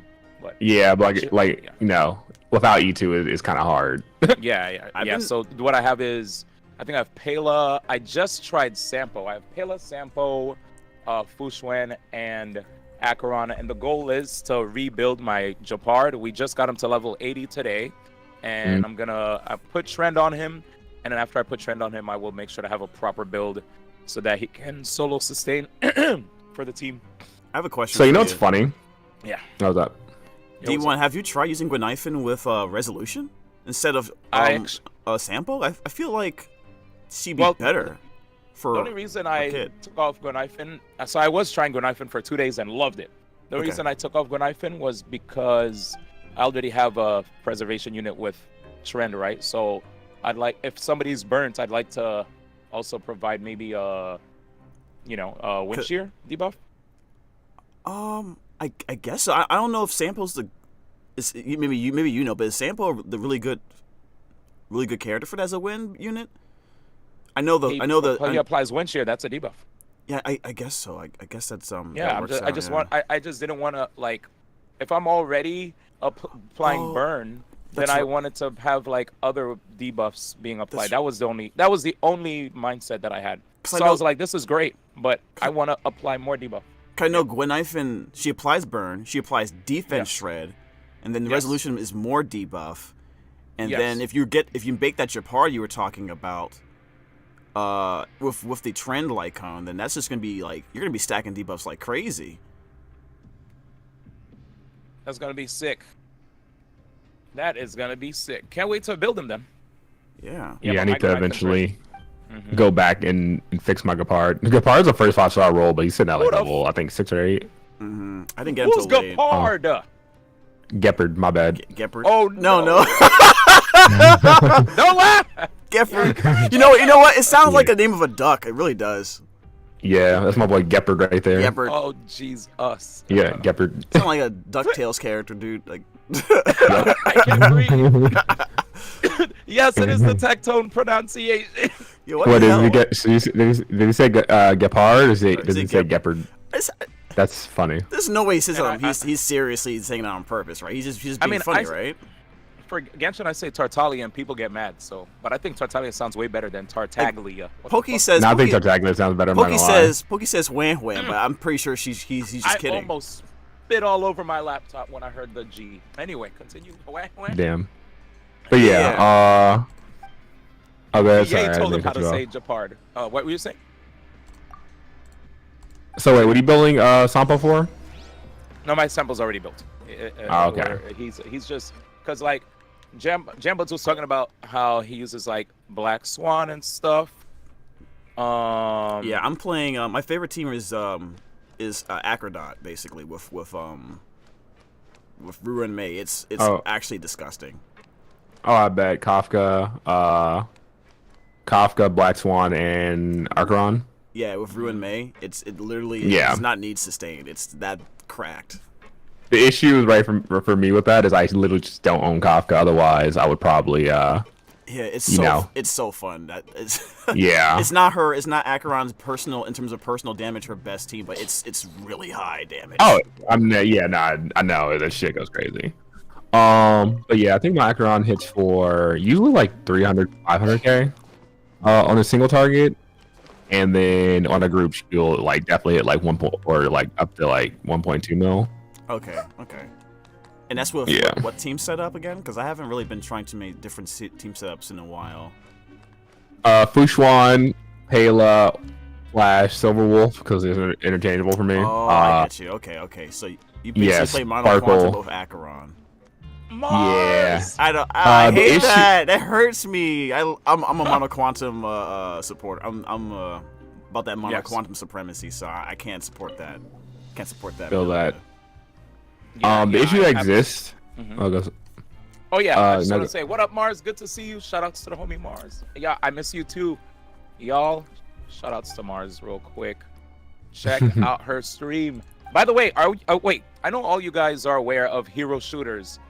Are y'all gonna play Marvel Rivals? Not to change the subject, just a quick aside. I know Mars likes to play it. She plays Overwatch too. Zombie Kid, good to see you as well. He said, D, how much ozone layer did you burn off? What the? What? He's talking about his hair. Oh, that's what he means. Okay. Yeah. That's what that meant, man. Yeah, you see, your top ain't flat. That's a super top. Yes, it's a super top, man. Up, voice ban. I'll see you guys later, man. Crazy. What? Czar, yo, what a jerk, dude. That's great.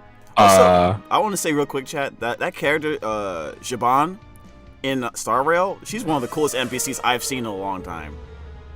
You mean 4-star? No, like, you know what I'm talking about, right? I know. I know. She's actually one of the coolest characters. Yeah, but you already know she's gonna be a 4-star, like design-wise. Wait, if not a 5-star. you think she's gonna be a playable character? Yeah, you would like. All right. She has playable character energy, though. I was like, you can tell who's not playable by how they look, and they actually put characters on. She even has a halo above her head. Oh, that would be cool if she's playable. She's actually kind of nice. Like, I'm not gonna. Yeah, no. I'm not gonna lie, you know.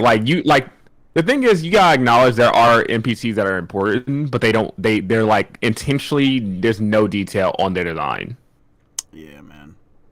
You get what I'm saying? So there's no way she's not a 2. I mean, they haven't announced any 4-star for 2.2, but it probably will be her, if not 2.3. That would be actually cool. I don't know if I'll be able to get her, but that would be cool. I'm not gonna say anything plot wise, but she is. I mean, have you done this event yet? I haven't finished it yet. I mean, they kind of talk about her. I don't say what she does necessarily, but I don't think. Yeah, Siobhan looks playable as shit. Dang. Okay. I unless. All I'm saying, I haven't played Genshin since fucking Inazuma, so I can't tell you anything about the NPCs. But ain't that the name of the place? Yeah. I said Genshin. Yeah. Oh, I'm talking about. No, I'm just using point of reference. Okay. But I don't like in Genshin. I don't remember any characters existing with the level of design that everyone else has outside of Signora, who have not been playable. You get what I'm saying? Yeah. Okay. Yeah. But what I was gonna say too, is yeah, my Sparkle could do more damage. My issue with Sparkle right now is she's sitting at like 150/60% crit damage, which is honestly pretty low in my opinion. Yeah, it's pretty low. Only reason I'm letting her sit that low is because I'm running 106. She has 163 speed. Yeah, I feel like that's more important if you're trying to, you know, 1 cycle or 0 cycle. But if that's not really an issue for you, I would just you can drop her to 145 and just stack as much crit damage as you can. At least if you can get to like 200 or even 180, then I think you're fine. I have to use a two piece. I don't know what you're running, but I have I'm running all speed set. Yeah, I want to run speed set, but I can't hit 161 by doing that. But I had this really. But you only have 161. I'm leaving her at 160. I can go faster, but I'm keeping her at 161 because that's a good base. That's a good place to stay at, you know. And I still have like good crit. I have like over 200% crit damage. But I'm a run. Oh yeah. But I'm running like a 2-piece HP, 2-piece speed because like the body piece I got on the HP set is like crit damage with 8 speed on it. I'm like, bro, that is like ridiculous. Yeah, I definitely want to shift pieces around when I get a chance. I just have not looked at it because like I didn't even consider mixing sets with her, but I see that it's more optimal to run half like the HP set as well. So I might fuck around with that. I think the issue for me was getting the speed in the first place.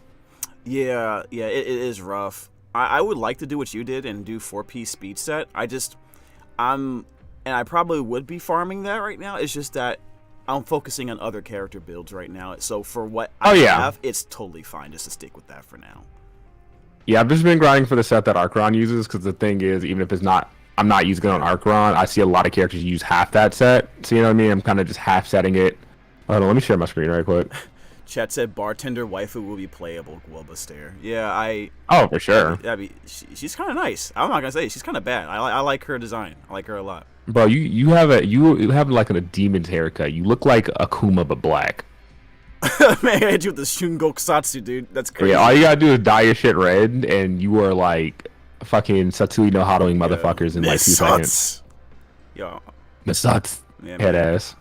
Man, it's Super Saiyan Black right now. Like, what the heck? Yeah. But yeah, P-Mod streaming get a chance? P-Mod streaming get a chance streaming on Discord? I'm sorry, what you saying? Oh, I'm streaming on Discord. Oh, you're sharing the screen. Okay. Yeah. All right, let me see your. I got you. Yeah, man. But yeah, it took me a minute to even get this, but this is not good enough. If I want it crit, if I'm gonna run half, I think I should trade this with Fushuan then, if that's the case. I mean, this isn't bad, but this is 18. You said what's your speed? What's your speed with the 4-piece speed set? 163. Oh, it's 156. Oh man. Yeah. I see. That is kind of low. Usually you kind of want 180 minimum. You know. Yeah. Still trying to fix that. And also, she's not done with this, but I only maxed out her skill so far. But like I said, I will eventually, or at least I can try to play around that. It's just hard because actually, hold on. You are running Keel at least. Not enough. You are running Keel, so that's fair. Is your Silver Wolf running Penacony inner orbs? Yeah. Inner orb? Okay, that's why. Okay, yeah. My Sparkle is running Penacony with a Quantum Orb. It has 23% crit damage on it. I was like, I'll just use this. That's fair. Yeah, like it was a bitch getting like decent stats, and then all my other. Yeah. So I'll figure that part out. And even then, I got lucky to get this. I literally burned a selfless resin for this.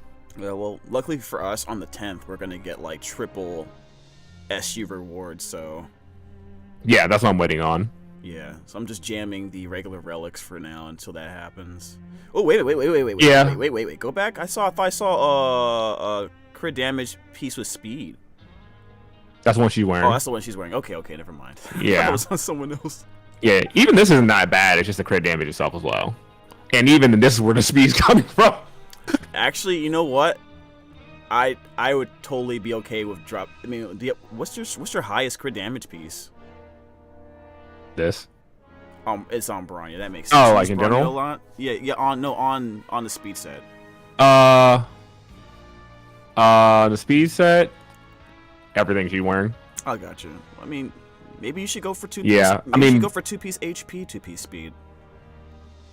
Yeah, because like I said, I don't use Braun yet. They're kind of interchangeable for me right now. But Bronny is sitting at 182. But also, Bronny is E3 right now, so she's an exception. Oh, wait. E3, she increases the ally's speed when she skills them? I didn't know that. No, E2. E2. Yeah. Wow, that's ridiculous. I'm waiting for E4, though. What does E4 do? After an ally other than Bronya uses a basic attack on an enemy with wind weakness, that's kind of specific. A follow-up attack? So she shoots them. Is that like the boss version of Bronya? Pretty much, yeah. Oh, wow. Okay. Kind of like that Yeah. one. That's kind of cool. Does it have Yeah, a cooldown? E6 is or cool, too. Does it have a cooldown? It's one, or no? once per turn. Actually, I kind of like that. That seems pretty fun for her. I would love her to like. Exactly. Wait, do you have to use a basic attack on an enemy with wind weakness? It says. Yeah, so with Blade, I think that's really good. Considering, yeah. Okay. Because it's an enhanced base attack, basic. Okay. Mm-hmm. Yeah, I don't have. Or, Blade or Jing Li. Also, my Jing Li is fucked up. Not only is she E4, but look at those All right, stats. my bad. I'm back. I had to walk the chat through my entire Instagram journey of I like that one. how my hair changed to where it is right now. The attack is a little sorry, low. you guys. No, you're fine, dude. Yeah. I had to take him on a whole journey. Yeah, I think the reason her attack is low is because... Yeah, I definitely did not focus on attack. But, she hits like a truck anyways. Yeah, it doesn't matter. You have Bronya on the team most likely, so you get enough boosting, I'm sure. Mm-hmm. Brian or Sparkle, they're interchangeable. What is But, your yeah, Jingliu team? I'm curious. Silver Wolf. Oh, wait, no. Pela, Bronya, and Luocha. Oh, that's okay. Because she doesn't need Fuchuan. Yeah, she doesn't need Fuchuan. Do you use Ruin? Have you tried Ruin Mei on that? I'm team? back. Yeah. Oh, I also, if I don't run Luocha, I run Ron May with Bronya. Oh, okay. Okay, just checking. Give me a second. Yeah. Yeah, because E1 Bronya has this, which I'll be right. a lifesaver. And- Also, yeah. You were going to say? We were saying? You talking to me or D? I think you talking muted to you, because yeah. yeah, like I said, I've been kind of like fixing some character sets up because they're not doing they don't have the best sets, but also kind of just like I said, this is my best character in terms of damage because like I said, that crit damage, and also on top of that, I think. Yo, Yeah. Chad, he has an E4 Jingliu. Let's just stop it, dude. Oh, I think he muted us because we are having a whole conversation. I'm streaming too, so that's what I'm saying. Oh, okay, got you. Yeah. But yeah, yep.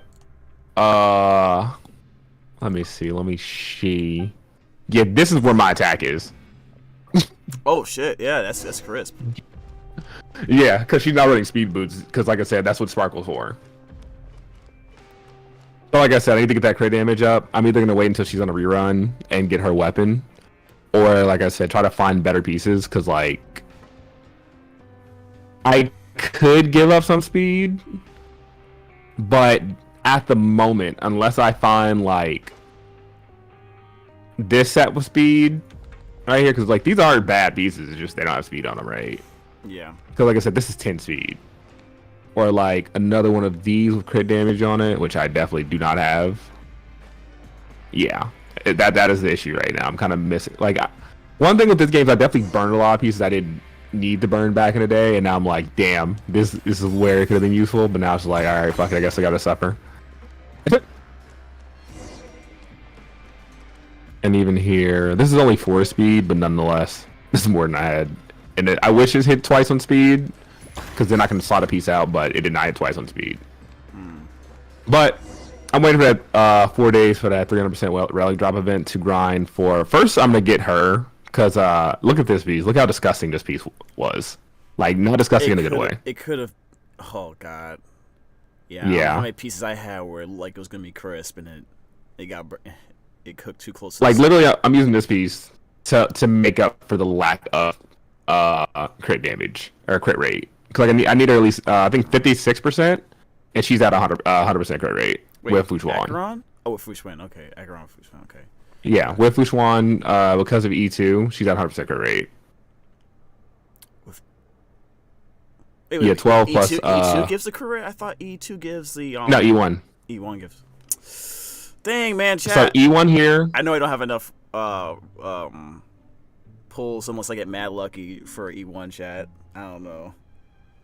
You want to see how much fucking rolls I'm sitting at right now? You have a lot of rolls. Yeah, you could go further. I mean, actually, do you have the signature Lycon, right? Yeah.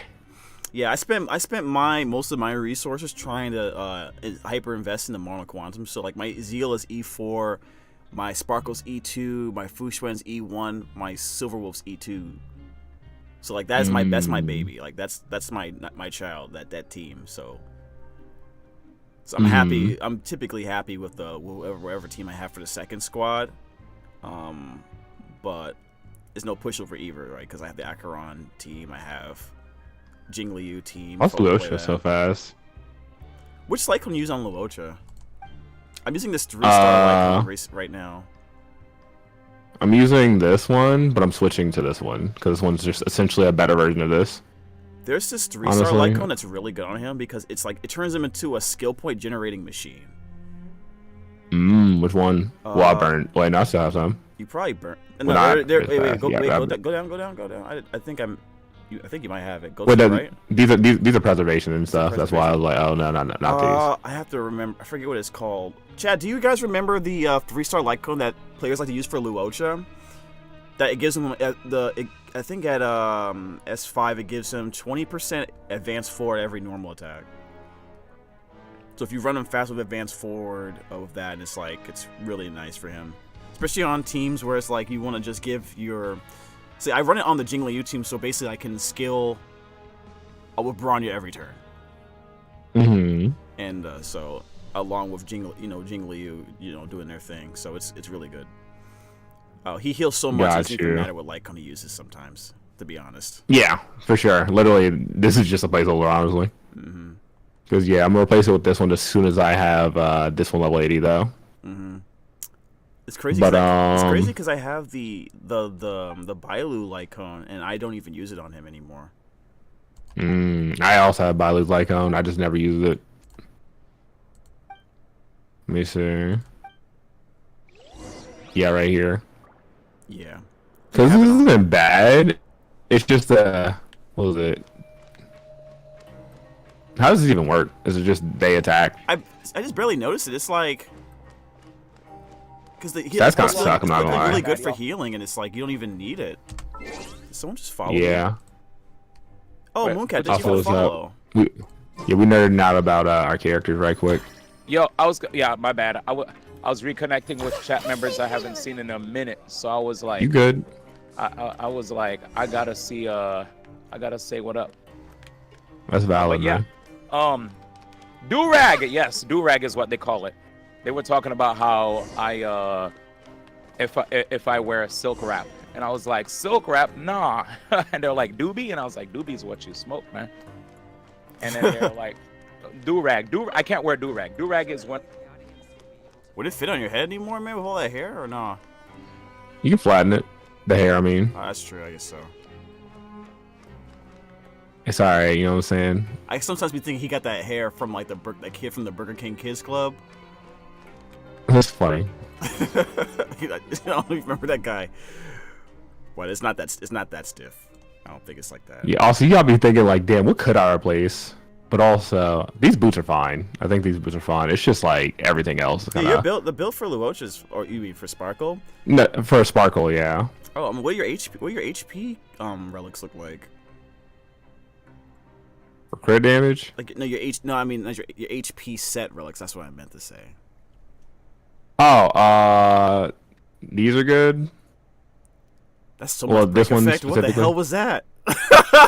Yeah. Yeah, actually, what the hell was that? Give this to Fushuan. What the fuck? Or yeah, I guess to her or Ruin May loves that. Ruin May would love that, but I'm pretty sure you got like a 4-piece. My Rame is fine. Yeah, my Rame doesn't need any more break effect. I think she's hitting at a 189. Okay. Yeah, yeah, she's fine. Yeah. Memories of the past, same as me. Yeah. Yeah, I'm trying to figure out like what can I do to fix Sparkle real quick. I kind of want to go and open up my game and show you what I got. But So you want to show off? Sorry. yeah, a show off, a show off. I guess I don't know, like a face. I don't know what it is.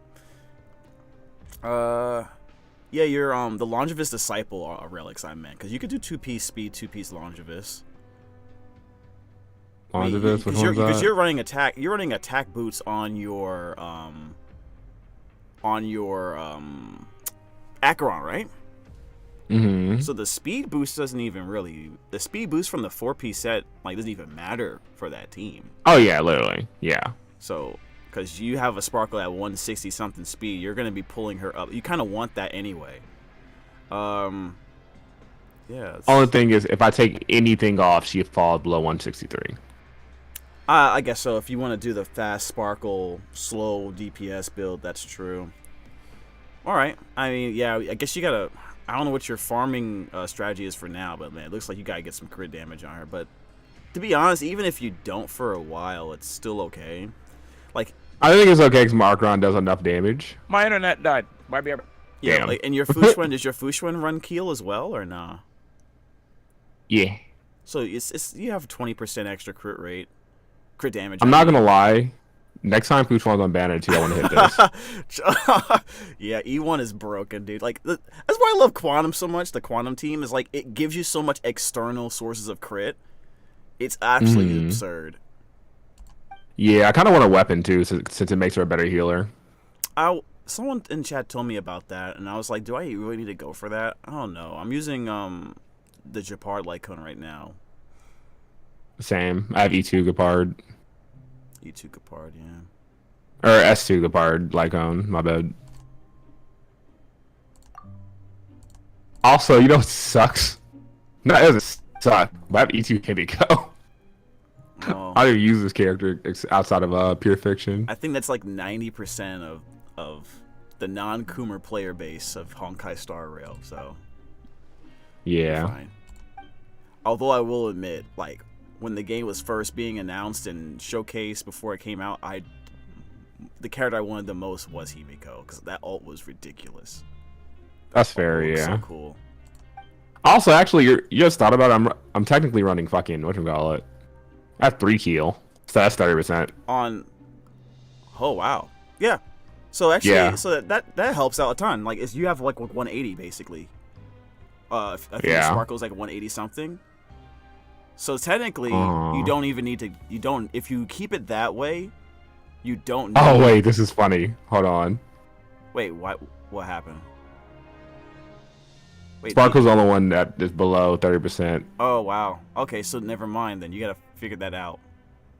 Yeah. You have some speed to play with. You're at 163. If you can drop 2 speed and get some crit damage in there, then you still have that 161 benchmark you need in order to play that build you wanted to do. Sorry, chat. We're being slow on playing the story mode. I'm just we're just chatting about stuff.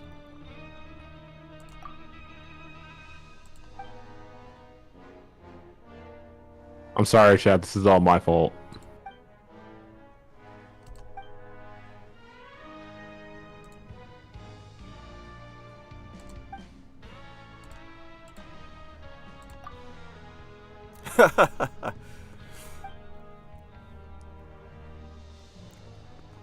You know, sometimes chat, I wish they put more voiceover in Genshin, but for some reason I feel like it's fine if Paimon doesn't talk.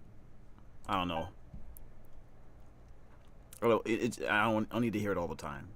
Not that I hate on it. The too world where much. Paimon doesn't talk to not to end game. Yeah, to be fair though, like Paimon's personality and snarkiness has increased since the game started significantly, so it's actually funnier. So, but the Okay, voice let me try also, this. the quality, the voice changes as well. It changed a little bit. Oh, okay. What happened? Oh, you got the you kept that 161, but 173. Yeah, Hey, oh, that's fine. so it's 173 with broken keel, activated or not? No, Broken Keel still not activated. Oh, you're doing 2-piece. Well, I'm just trading out pieces right now. To see what I can get. Well, those speed boots are kind of busted. Hold up. Oh, yeah. This is it. This was the solution. You're done. Yeah, yes it. Ooh, wait. No. The effect. Well, 3. But crit damage went up. so since the broken keel, I don't know what your broken keel looks like, but if you can't hit the broken keel set, you can probably get some better, some different planar orbs. Like that has speed on there 4, and then the rope is like whatever, right? The rope. Yeah, everything affects hit rate for some reason. Yeah, This is the only rope I have with speed, by the way. So yeah, so you can probably give her a energy recharge set if it has better stats for you. Or,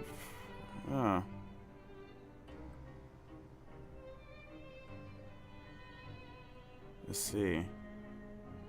Wait, was that energy recharge rope on Penacony with speed, or was I looking at it wrong? Which one? This one? You said hold on. Let me. I thought it was a Penacony you had with energy recharge, and it had speed on it. I thought I saw that. Maybe I'm Are wrong. you Pentagony? I think. No. No, that was wrong. Okay, I was looking at it wrong.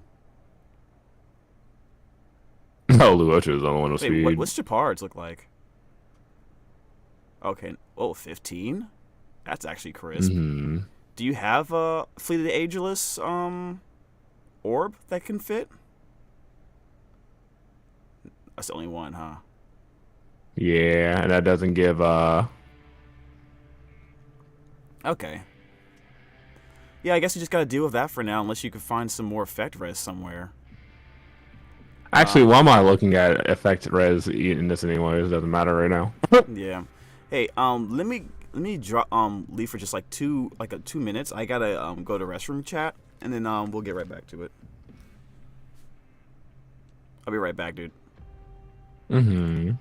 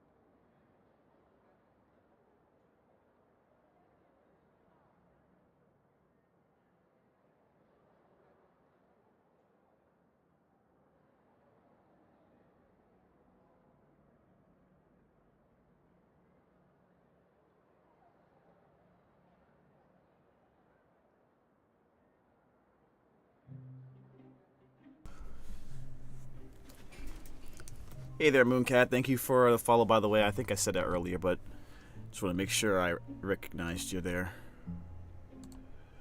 All right, your boy's back. Welcome back. All right.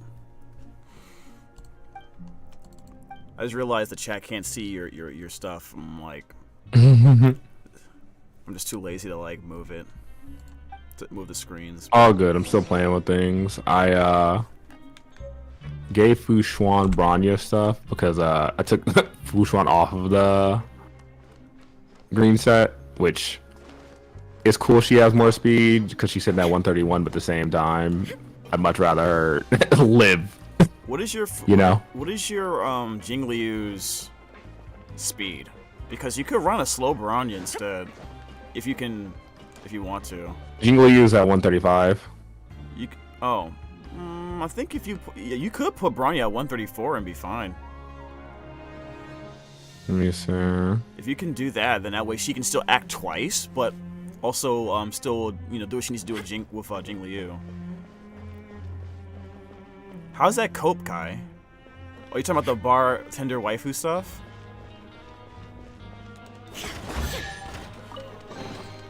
But a momentary distraction.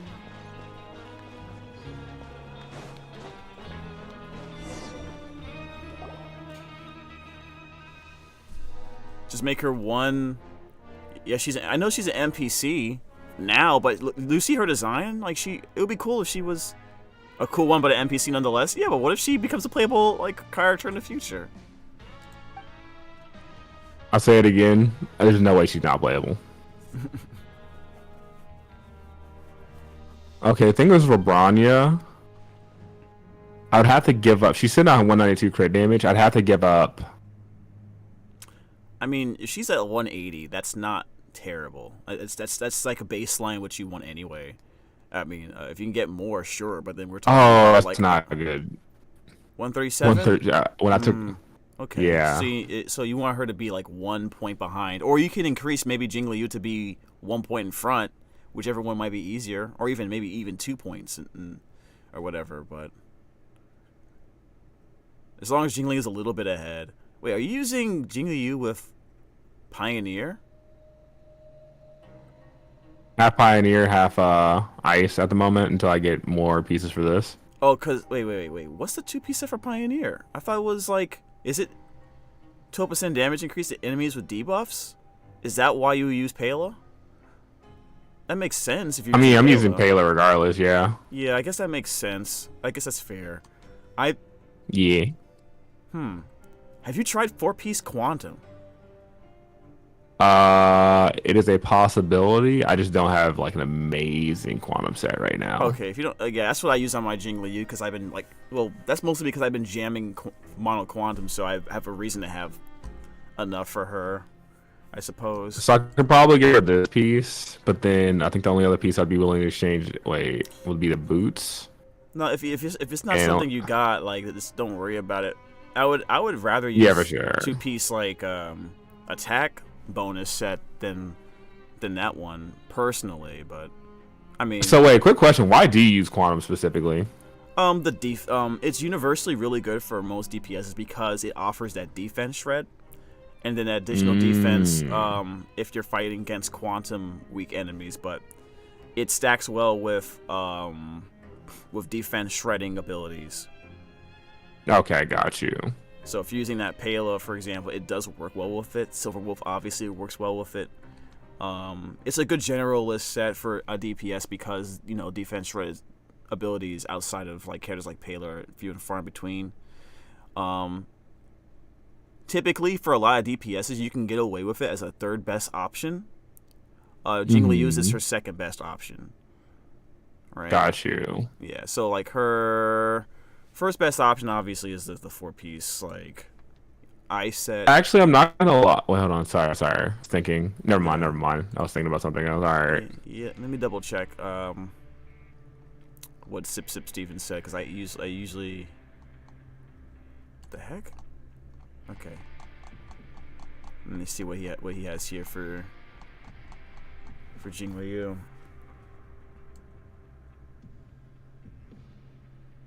Yeah, okay. So yeah, Jingliu, if you don't have 4-piece Glacial Forest, you can go 4-piece Brilliant Stars, and that's her second best in slot. Okay, fine. I got it at 134. And it's not Cope Kai. Shut the hell up, dude. You have this conversation. There's certain members in my chat that constantly get mad at me for farming Quantum, even though they know I'm about mono Quantum supremacy. I literally have an opening in my stream that I've made that just has 4 Quantum characters on it. Intro, and I play that all the time, and they're like, why are you always doing that? Why are you always farming Quantum? Dude, I have 4 character DPSs that are that I've built or building that are Quantum, bro. 4-piece best in slot for most DPSs, 4-piece Diver Globus Dare. I have yet to see that said in any content I've watched or research I've done. But Two Piece is pretty tier list good. I follow. 2 Piece is pretty good. It says, yeah, tier list I follow says that is the best set.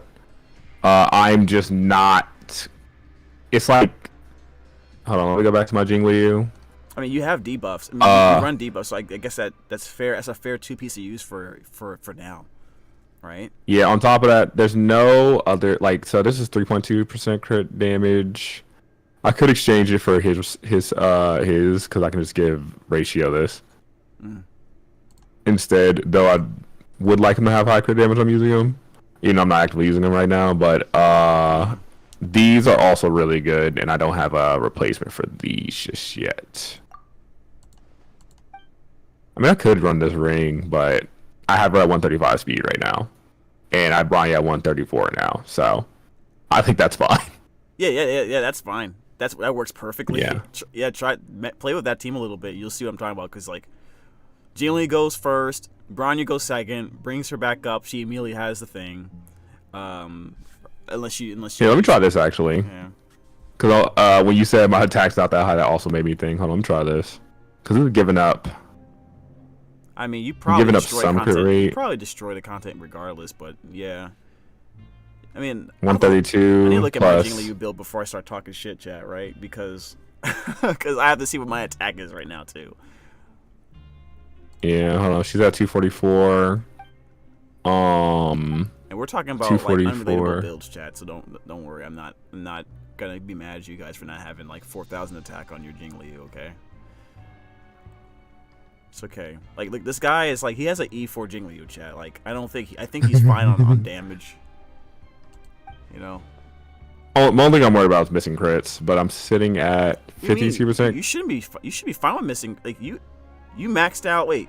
You're maxed out on her talent. So how much crit rate do you get from her talent? 52%. So what are you talking about? You need more crit. You're at 92 crit. No. I was just I was just doing the math. Oh wait, you're at 32%. Yeah, it's 82. Yeah, it's because I lowered it. It's 84. Yeah, 82. Oh, I can't. Yeah. Yeah, 84% crit. So she might miss a crit. Yeah, wait. Your build is not 4-piece or 2-piece 2. I just noticed. Oh shit. Yeah, you're right. Dang, bro. Oh yeah, it's because I was trying this ring out. That's more reason to farm the ice set. Why do I need to farm the ice set for one character? As bad as relic farming is in this game, when I could farm, I'm farming literally Pioneer because there's 3 characters I could farm at the same time while farming a set. Okay. Like Ratio, Acheron, and Weld. That's why I'm doing that, chat. Like, my Jingliu is fine. Oh, you want him to farm with this set. Okay. Yeah, with a full with this full set, she has like 100% crit. I'm pretty sure because 12 plus 12 now. Let me see. Wait, I'm tripping. I'm thinking of the other set. 4% still. What do you mean I should as well? I was thinking actually? of the orbs. God, do you think I have infinite resin, chat? Bro. I had borderline infinite resin. Bro. Oh, I also have a decent build over here. My build is really good. I'm not trying to redo building Jingliu all over again with this meme relic, percentages. Your Herda is my hunger. Herda is hungry. What are you talking to me? I just destroyed freaking Pure Eviction. I'm using 4-piece follow-up attack set. What are you talking about? Herda's not hungry. You make it sound like I run like main DPS Herda wherever I go. My Herda's starving. No, just run. If you're only using it for pure fiction, I don't see any reason, but not to like focus on the follow-up attack stuff. That's where the damage is at. Kai, Kai, stop, please. What is Yeah, fix the crit damage. I just wish I could get that last effect resistance. So that would be very nice. I just don't think it's possible right now. Yeah. It might be better just to find a different planar orb for her and just you run her with Silver Wolf. So I don't know. Just find some other planar orb that's Yeah. like more supportive and gives you What what up? you need eventually. My bad for cutting you guys off. I was gonna ask. Yeah. So I was telling chat that when I saw Shoban, Yeah. I said that Shoban looks like a Playable as hell. That's what I'm saying. I'm like, Shoban looks like an actual playable character, and people were like, oh, but in Genshin there was a character named Jet. That should have been a character, and I agree. But when I look at Shoban, Shoban legit looks like a character. Yeah. Yeah. I also need to play some Ron May, but sorry, I just stare at builds for like hours. Who you stared into Shoban's eyes for hours? Yes, that's exactly what I said. Yeah. I said what I said. Shoban still uses an NPC body model. Does she really? I mean, there's she mad kinda- detail, bruh. Saban kind of bad. I don't know what you guys saying. Kind of bad though. Yeah, kind of. I mean, bad. remember though, I will replace hey, that tie though. she's an icon. She's an icon for the lesbians. Yo, but yeah, this needs to be replaced. Other than that, she's fine now. You know what I'm saying? This, Yeah, facts. this doesn't need facts. to be here. Shoban was good. My bad. Yeah, actually, it was good. Hey, man. Hey, That's show baddie right there. yep. So baddie. Yeah. Maddie, yeah. Actually, I can do the Gepard stuff too. That wouldn't be bad. Oh hell no! I'm gonna be back. I heard Gepard. Yeah, You know who Gepard. Tactone is? Yeah. You know what Tectone is. If you Let's stream go. or watch YouTube, it's like asking, do you know who Michael Jordan is? Although Who? not, it's like. You see, okay. What was that? I'm kidding. Was that a League of Legends player? Dang. Oh man. Nah, you're thinking of Leroy Jenkins. Oh, don't you play baseball? I think so. For the Nets, right? The who? The Nets. The who? Yeah, exactly. Bro, you talking fanfic to me right now. Fanfic. Are you feeling tired? He said, calling her your baddie. Can't even pronounce her name, brother. Ain't no way you calling him out for mispronouncing names when you're still saying Shaban. They said Wait, it in the Shaban? game. See, in the game. See, we just not playing the same game. That's just True. that's just state of things. You feel me? How do you feel about people like her? Well, actually, making statements like that, and when you say someone's What name statements? wrong, let's say you say Gepard and someone goes, well, actually, it's Japar. I say Tartaglia. well, actually, it's Tartaglia. No, you gotta say it like Donald Duck. I can't do Donald Duck's voice. Yeah. For some reason, I could do Donald Duck's voice when I was a kid, but now it's like it just sounds like I'm dying. Because your voice got too deep, man. I think so. Yeah. I don't know. It's hard. Yeah, it's the D. It's yeah. That's Do they probably make a what girl it do is. then? I don't know. Does a lady voice Donald Duck? I definitely know they make ladies voice young dudes in anime, right? Ash Yeah. Ketch, Oh, just period. Naruto. Period, dude. Just in My general. man said period. He said it doesn't even matter what kind of characters there. He said girls. Who runs the world? Girls. Who runs this mother? Girls. Oh, man. That's it, man. Were you upstairs. dancing when you said that? I felt like shit. he was though. Yeah. 'Cause if you weren't dancing when you said that, it's kind of disingenuous. I'm I not felt like gonna my dude lie. with my. He said it's kind of disingenuous. Imagine D1 be like, all the single ladies, all the single ladies. Oh, no, I mean, you're OD. I just Even like worse. I just like that one song. That song goes ham. Is it true that Beyonce and Jay-Z are now splitting though? I heard about that. I don't know. I don't know shit about that. I'm not gonna lie to Yeah. you. I honestly, mean, with all the- to be fair, I don't really care. I was just asking. Like, I don't follow Damn. songs like that, to be honest. Damn, bro, you say you don't care, bro. What if someone said they didn't care about your relationship? Yeah, right. They shouldn't. That ass. Come on, That man. ass. They shouldn't. I care about your said- relationship. Yeah, he Wow. cares. With who? God? Yeah. Like. All right, What did you say? buddy. Your left hand? Whoa! My left hand, that's my guy. Let me go ahead and stop that sentence now. All right, I was about to say we support all sorts of love. It doesn't matter if your hand is your guy or your girl. You know. Bro, just chill, dude. Nah. D1, just chill, dude. All right, my bad. I was just being inclusive, man. We're allies. Who streamer? I know. I thought you told me hoyoverse was sniping your stream, dude. Like, just chill. Like, you just don't want to. Yeah, I came here for happy and don't good wanna indict times. yourself, I'm dude. getting, and this is the content I'm getting. Oh, my bad. Anyway, what's up, guys? Man's put out the pre-slide in my relationship with God. Yeah, Tomorrow's man. Sunday, man. What are you talking about, guys? Yeah, it's God's day. What I you randomly doing? got invited to church yesterday, by the way, chat. Like, I was just at a restaurant, just getting something to eat, and someone was like, "Hey, do you go to church?" I was like, "Oh no." Are you guys ready? Are you guys ready? Are you Are going? you guys ready? All right. We're about to. I'm gonna share screen. Oh. Apparently, there's a video that's here to help us out. With Well, the what are we getting whole, help with? I'm scared. Give me a second, man. Oh no. I'm scared. Help. About to get jammed. Don't aren't be we, scared, chat? man. All right, here we go. I don't. You know, I wouldn't show you guys anything sussy anyway. All right, it's time. All right, let's listen to the sound of this. You got it? Yeah. I'm All not right. not the How video. to but pronounce I'll put Shabana, apparently. The chat said. Color said. I'm gonna prove MF is wrong.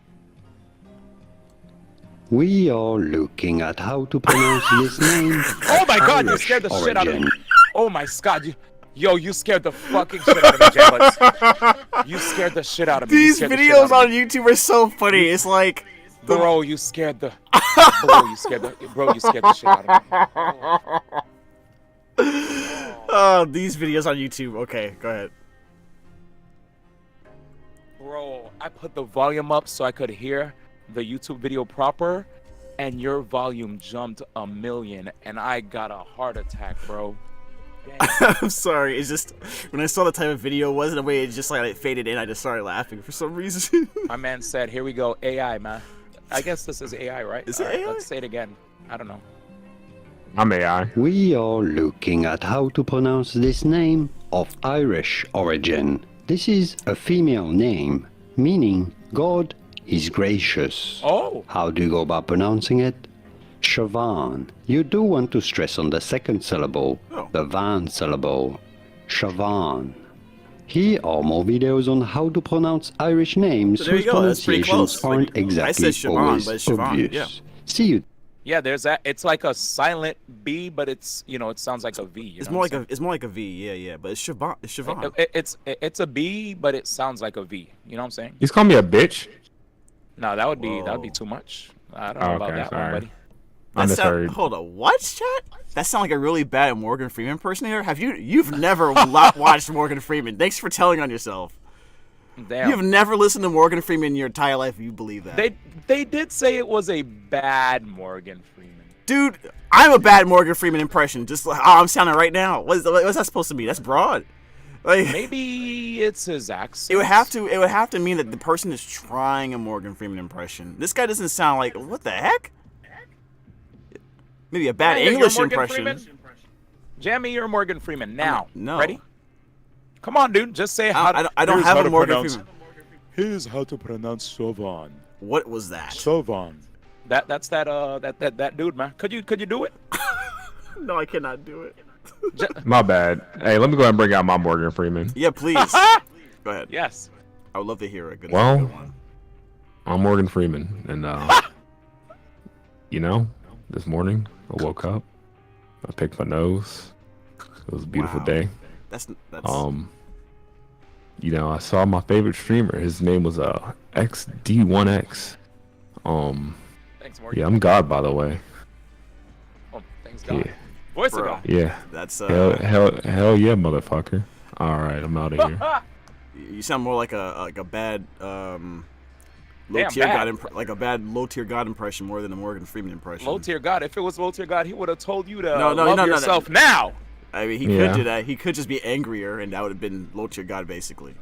But Man, JamBuds was well, afraid I was gonna say something to get his stream shut down. Don't worry, I Well, love, man. yeah, you know this. You want me to see- you know we are a Christian streamer, right? So you got to chill. Wait, Praise the Lord. well, if you hear something angrier, you better not piss me off, motherfucker. Oh, Color said, I actually have a good Morgan impression. You trying to step up to the plate, your talent show? Yeah, get out. Also, Morgan fellas, Freeman I'm show. gonna slide the fuck out, so I'll catch y'all in a minute. Yeah, I'm gonna catch you, bro. Yo, Later, motherfucker. Hell yeah. Bitch. That's crazy. No, Czar. That's crazy. He said, can I redeem voice ban twice? No. Just to mute the fake Morgan Freeman. This is why I don't have voice ban redeem. I will get jammed.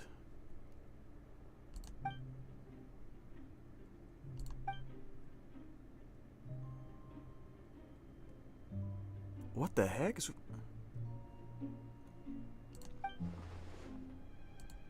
What is this?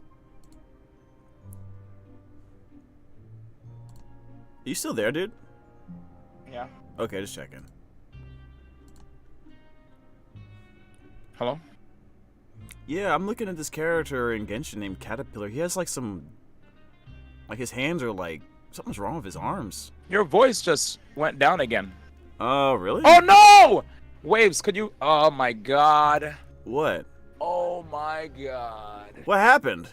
I accidentally clicked... Okay, I need to see what happened. Waves, could you put the same song again, please?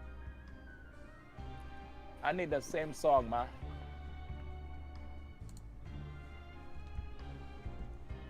No, it wasn't. Not my streamer. He clearly hates you. All right, I got the song. No. All right. Let's run it back, man. Let's run it back. I was like, what the heck? He just.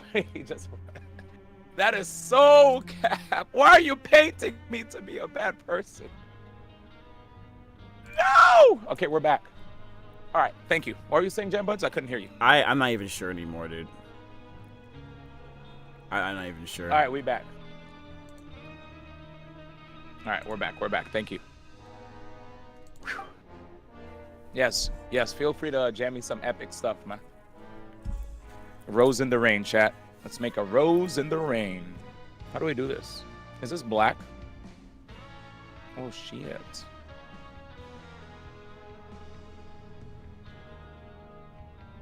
There we go. D1, what do you think would happen if I was to make a post saying, "Yo, Siobhan kind of bad" on Twitter? I mean, is it consistent with your brand? No. Rarely do I post about shrimping over video game characters. No. Truly. As long as something is consistent with the JamBuds brand, I say we do it. Chat says. Also, you would just get people agreeing with me. That's. Yeah, honestly, low key, I think him also throwing a curveball, where people would be like, "Oh shit, I never knew this side of JamBuds," could also be lit.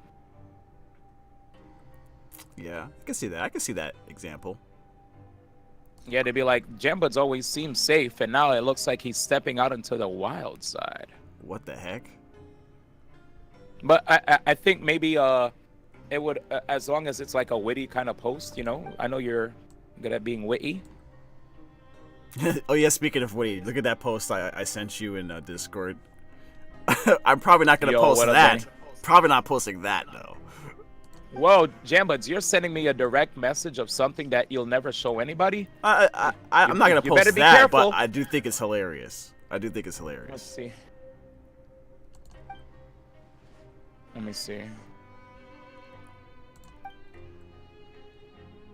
Oh, no. He said his response is, "Oh, no." That's a vault, that goes in the vault. Hey, one day Yeah. it might be useful to use that image, not the text though. That's a vault. It's OD, right? We vault those. Yeah, those are jokes we share among friends. Yeah, man. we put that in the Warner Brothers vault, guys. Definitely not the Nickelodeon or Disney vault. Whoa! Sorry. Yeah, it's too much gack in the Nickelodeon vault right now. Too much gack. Yikes. Toe gack. Anyway, I'm Whoa. done. But yeah. Whoa! Sorry, had to bust out my Crash Bandicoot. I don't know why my Anyway. voice sounded like Mario for a second there. Like, Dude, I can't believe it. Can I stir this? Oh, this looks pretty. Jam, are you doing a good job as a bartender or no? man, it's easy. Easy. Yeah. Just throw some drinks together, man. Make them drink it. Shove it down their throat. Put in some effort. What did you say? Just shove it down their throat, man. They gotta drink it. No shoving. No shoving. No shoving. You ask nicely. Would you care for this drink? Yeah, No shoving. they'd be rude to me though.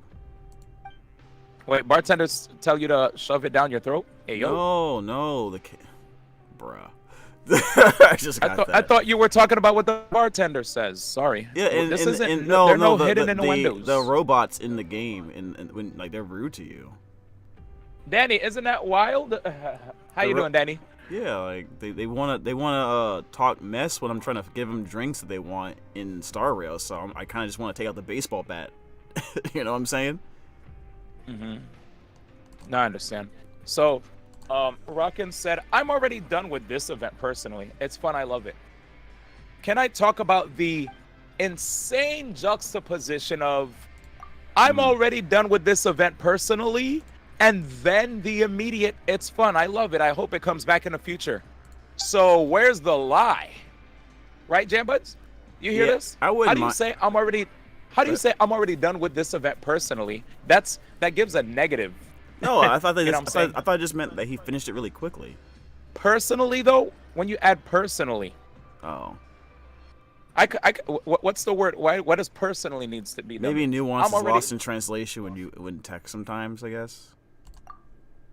Because when I read I'm already done with this event personally, whenever a person uses personally, and then they say what they said, it's like I'm already done, as in I'm over this. I can So the see how you vibe could say it like that. I can see how you could say it in a negative way, but I can see it in a way that's more neutral, though.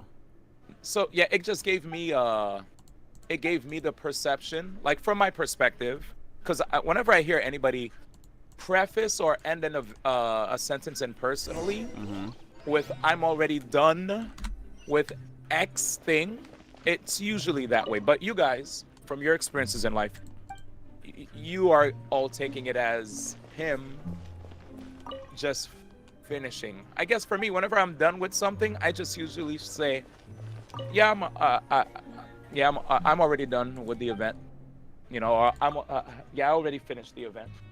But I don't know. But then I guess from me, I was confused. I was like, wait, is he confusing me? But now I understand. Thank you, Rockin', for the clarity. You didn't do anything wrong. Personally, I think mint pickers should stay in Genshin. You know what I'm saying? See? Whoa. There you go. First a zesty DM, then a crazy bartender story. Sheesh. That's what I'm saying. No, Rockin', you're actually fine. You didn't do anything wrong, because apparently other people took what you said right. But you see how the world is. Rockin' didn't mean any harm.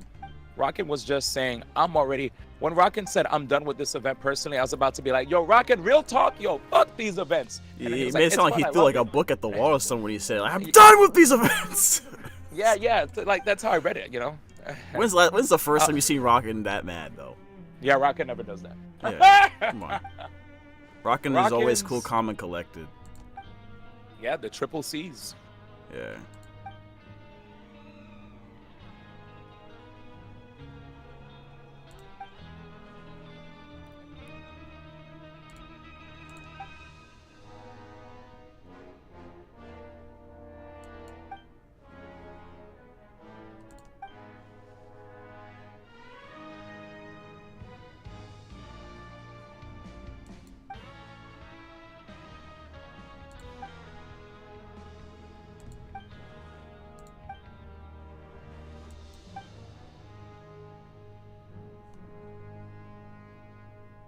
I'm back, chat.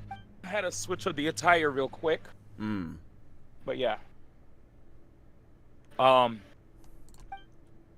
Potato Roll, what's up, brother? He got the first. He said, I'm just that good, man. Low key, though.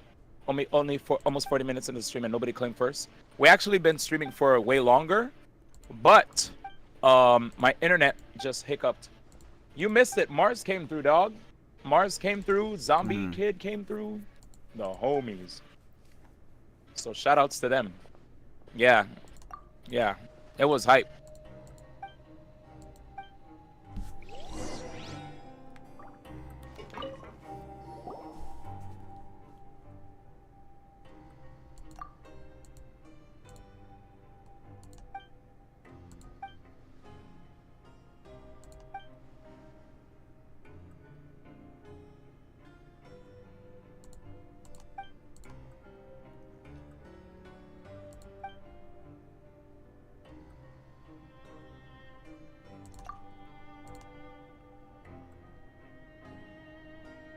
I'm back.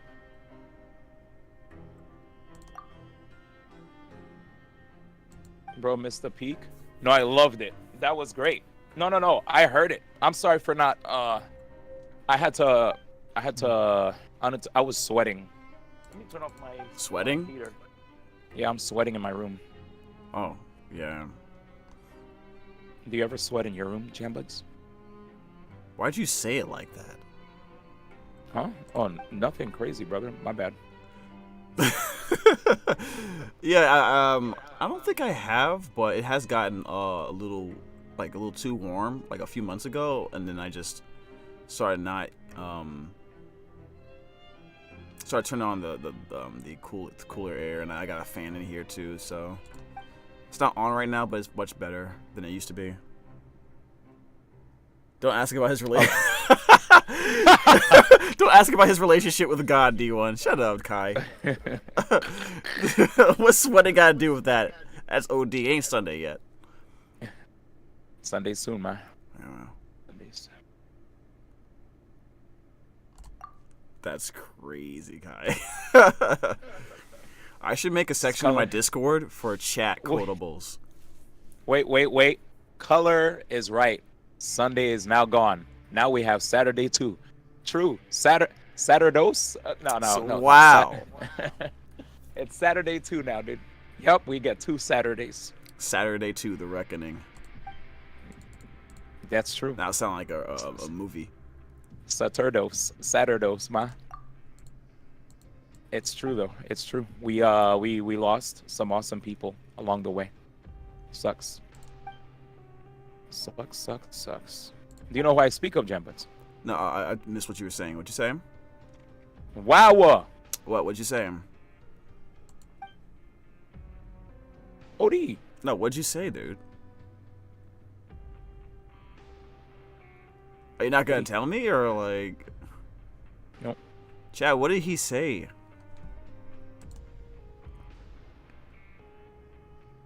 Oh, bro. Okay, now I just got it. I'm so slow, man. It's probably because it's late. Thank you, Color. It's okay, D. I too have a friend that completely ignores everything I say. Wow. I understand. Wow, Goated! Where is that jerk? What the? You're not calling any of my chat members jerks. I protect my chat. Chat, I'm here with you. If you guys go down, I'm going down. Unless you guys are phobes. I don't go down with phobes. See ya. This random caveat you just spewed it, but okay. Unnecessary caveat. It's like, no xenophobia. It's like, we respect human beings. I'm fine hanging out with white people, unless they're racist. Then it's not okay. But other than that, it's totally fine. Yeah, look, white people are okay, but if you're racist and you might have some slaves in the back, we might have to. That's more than just racist, dude. It's like, it's like, what the heck? Shoutouts to hydrophobes. Wait a second. All right, Mister. Hydrophobes? What's a hydrophobe? Is that true? I mean, there probably are people who are afraid of water. Dude, I legit have a friend. She does not drink water. That's I'm different. like, what do you drink? She's like, yeah, I'm scared of water. I don't do water. Okay, she's but scared how of do you water? take a shower? She's like, I just have to do it. I close my eyes. I was like, that's OD. I mean, you could, like, so you don't drink water, but you're okay with, like, literally, like, drenching yourself in water. Make that make sense. They close their eyes though. They're scared. That's what I do when I ride like a roller coaster. So like, You're I think a you can roller handle coaster it. I'm coaster phobic, yeah. Whoa, Color. There's 3 things in this world you hate: people who can't count, hypocrites, racists, and the Dutch. Isn't potato roll Deutsch? What the? What's that list of 3 about? Oh, it's a joke. First off, that's 4. Potato Rose just came in like, Potato Rose like, damn. First once of you said all, the that's Dutch, 4. I was like, Potato Rose right there. How do I get here, chat? I don't know. I knew it had to be a joke, but I was also like, he's right there.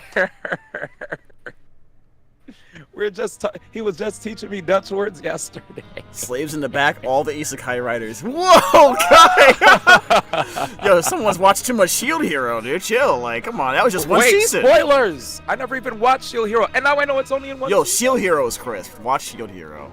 Saying Shield Hero multiple times is also a spoiler. Watch the Could you Gephardt stop saying the show. name of the anime? Like, What, the Rising of the Shield Hero? You want me to see the whole thing? jeez, now I know that the Shield Hero rises. What else are you gonna say? It's an anime. That's too much. Too far, mate. Alright, come on, man. I'm just kidding. It's a joke. By the way, did you realize? He said 4 things. Count, hypocrites, racists, and Dutch. Yeah, That that was 4 means things. he loves the Dutch. And he hates people who can't count, hypocrites, and racists. Only assuming that he is doing that in order. Yes. I understand the joke. It's a good joke. He said, and here's Rockin'. Rockin' goes, yo, I respect the honesty. We all need our standards in life. Rockin', you're wild. Rockin', you're too agreeable, man. Rockin' is about to have a stream on Rumble. He about to be hanging with Ben Shabibo and Nick Who's Fuentes. Bebo? Who's Shabibo? I don't know. The guy that has beef with Kandake Owenes. That's a Genshin character, isn't it? What are you talking about, dude? Are we still on Hoyoverse? I wasn't talking about the actual based Candace. I was talking about the other Candace, man, who now is trying to appeal to the black people because she got kicked out of the Daily Wire, man. Bro, yeah, I hate that concept. If you don't agree with everything someone says, you're not like you're some type of Uncle Tom. That being said, yeah, I'm sure there's plenty of things we disagree on. I just know that there's people that openly said, because now she's trying to appeal to, the blacks. Wait, they're like, doing they were what? like, let's just keep it going fast. The guy, there's a podcaster who's like, Candace, I'm sorry, but you are not invited to the cookout. You are not invited to the cookout. That's all I was saying. Wait, just keeping it at that. Someone said that? That's funny. Mm-hmm. Like they're related and they're going to like a relatives event or something. Like what the heck? No. It's basically saying that they as proud black people that also support other blacks aren't fans of them for their own reasons, and they're just saying, hey, I'm not gonna try to platform you on my platform. So so they said, figuratively speaking, because they don't align with whatever they've done in the past, like or whatever, or something, that they don't want to just whatever they stood for, that they don't stand for, they would rather not associate with them, and that's okay, right? It's your platform. If it's your platform show, and you don't want to platform somebody, then fine. it's your show. Yeah. I just thought it was funny to hear them say, though, you're not invited to the cookout. I repeat, you are not invited to the cookout. Who said that? Who said that though? Like the way I'll you're make sure saying to the send voice. it to you. Don't worry. I'll send it to you. When I find it, I'll send it to you. Yeah, I'm just curious who that voice belongs to. That's. I said, when you're not invited to the cookout. I mean, to be honest, does she look like she eat ribs? Like. Did you say, does it look like she eats ribs? Yeah. Probably not, man. Probably not, man. She probably. No barbecue chicken over here, man.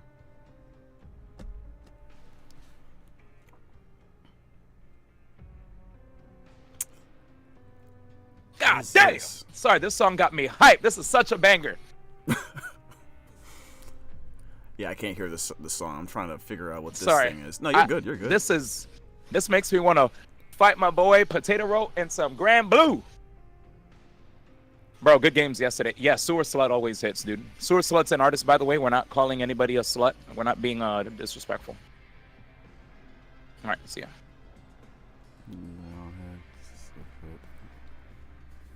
Just had to be careful out there. You know how it is, Jambuds.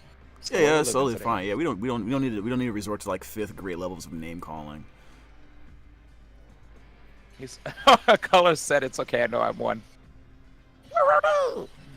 Activate the arrowhead equipped core. Damn, this song is actually hitting. This sounds like a person in an anime ascending to a new level. you know, and just go. I did not say that, Kai. I did not say that. Don't stop it. She wouldn't spot a rib if you put a mirror in front of her? Jesus Christ. No one said that, dude. Have you seen my build? Wait a minute. No, your comment indicates something else, the opposite.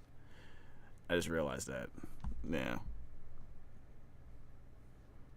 Yeah, I don't think that's the case for Candace, Kai. Like, chill. I'm a slut for a sewer slut. My bad, yeah, but we're going I ham have in the no chat. idea what you're talking about. We're just hype. Yeah, gotcha. Let me just move this over so I can see what the chat on your side is saying. That Uno video? Oh, yeah, the Uno video was sick. There we go. No barbecue chicken, no chitlins, no bullshitting with the homies. That is Kicked out of the cookout. That is exceedingly black food, I guess. Alright, gotcha. Have you ever had chitlins before? Because I haven't. Me? Yeah. I've never had those before. Maybe once. Have you ever had chitlins before? No. No one in my family, at least when I was around, was making that stuff. Oxtail, though, but they smell so bad. Never would I eat. I think once I found out what it was, I just didn't want to eat it anyway. But oddly enough, no one around me went out of their way to make it at any point. Maybe I wasn't there when they did, but yeah, I just don't want to eat that stuff. I already have a problem with eating too much junk food, to be honest, Kai.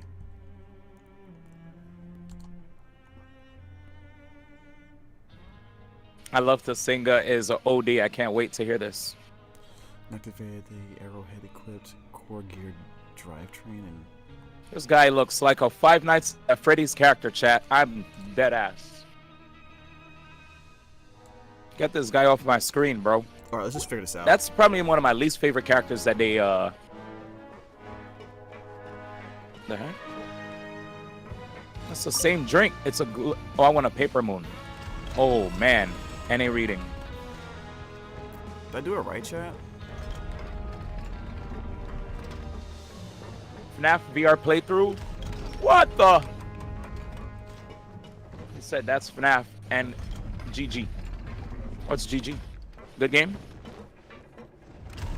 Dude. This sounds a little like hardstyle. Kinda, but not really. I did for any of my EU homies, because I don't know if anybody in America knows about hardstyle. American here, by the way. But for any of my EU homies, do you guys fuck with jump style, hardstyle? You know how to do that? I used to know how to legit. It is hardstyle, right? Yeah, hardstyle's fucking sick. That was a nice blend of hardstyle out of nowhere. I would have actually started shuffling like, dude, I would have shuffled so hard, I would have ended up in Melbourne, man. Dang God, man. I would have been in Melbourne. The Melbourne Shuffle, man. Yes, so you're from Australia. You know about the Melbourne Shuffle, man. You did you ever shuffle with like the baggy pants? Just kind of banger. Actually, let me try this. Let me use You said Melbourne wrong. Yelan instead of. How do you say Melbourne? Melbourne? Hearing the term jump style gave me a whiplash back to the past. JamBuds, you know how to shuffle? Shuffle what?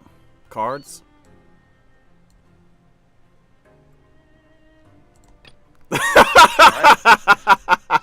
What'd you say again, JamBuds? I said shuffle what cards, and then you just had Let's go this get ourselves huge some pause. I'm sorry, man. When I heard that, I was like, you know I don't play card games, man. Except blackjack. Oh my god. This can be And, complicated. Okay.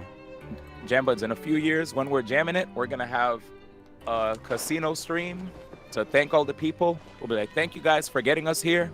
And now we're gonna blow it all on the tables, man. That See you sounds like guys. what kind of we do now when we play these hoyoverse games, but go ahead. You do you. not I said the responsible hoyoverse Yeah, player. Yeah, free to play plus. Chat, just letting you know. Yeah, the sounds did speak volumes, right, Kai? Yeah, my man is capping crunch right now. He's talking about free to play. Nice try. I'm currently free to play right now, though. Yeah, I seen your account. He said, "Stop the cap." Yeah, stop the cap. Dude, I mean, none of my walk-ins or battle passes are active at this point, though. Full transparency. Gotcha. So currently, I'm in a free-to-play phase. If you guys didn't know, but we did. Here's the thing, chat. If I got myself and JamBuds got basically $100 donations from you loving people to get ourselves Acheron. If we spend the $100 that was clearly given to us to use in honkaistarrail, are we the whales? If we use what was sent to us, right? Wait, so that was allocated specifically to whale, so not for us to use for eggs, for bagels, for fruit, for chicken. You know what I'm saying? Hold on. Let me just make sure I understand this right. So you're asking if does it count as us spending money on the game if we spend money that we got from chat in the game? Chat. Yes. Does it count if chat give us the money? Yes. And they said you have to spend this? Yes, it does. What the heck, JamBuds? Whoa. You're not in this conversation. What the heck? What do you mean? You just put me in here just now. I was like, wait a second. An opinion that's different from mine? That sounds like Twitter. Diversion! Whoa, ninja smoke. Jesus Christ. If you spend money in the game, then it doesn't matter where you get the money from, you spent money in the game. She got me! Alright.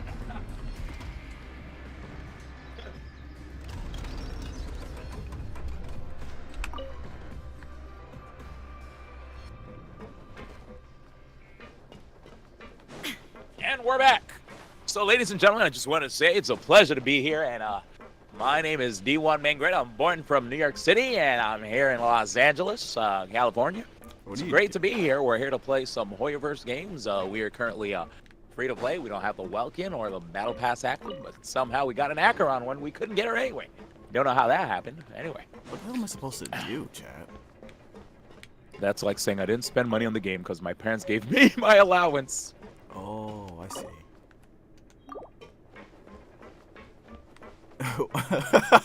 Because that allowance one is pretty good. That allowance one is pretty good.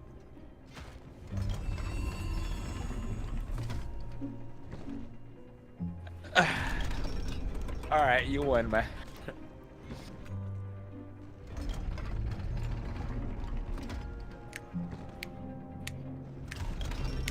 You just reminded me, Chad. I don't think I'm doing Battle Pass right now. I gotta check that. I probably am, though. Yeah, what's up? What's up? I wanna sing a, I wanna nina. I wanna sing a. You know that song? No. No way. Sorry, I'm not based like you are, so.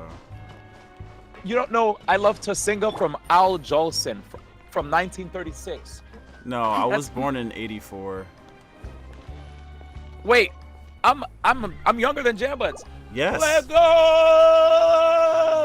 Wow. I'm 86. Okay. Yay.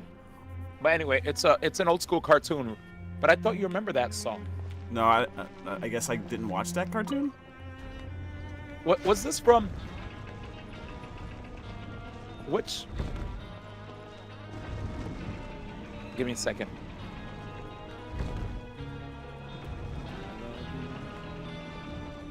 I'll send it to you right now, JamBuds. I'll send it to you, and you could check it out. It's a little owl that sings, man. Here you go. You probably might recognize it. We love to sing. I missed this. It's from Cartoon Network. It's from Cartoon Network? Even though it's old song. But check it out.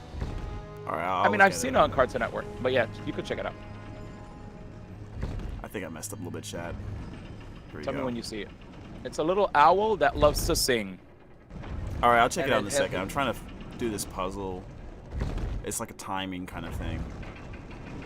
Not even really a puzzle, but there we go. I think I'm supposed to stop here, chat. Yep. Move this. Oh, this song goes crazy.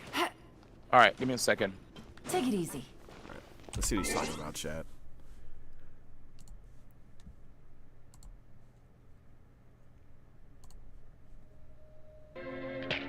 Hello, Stranza.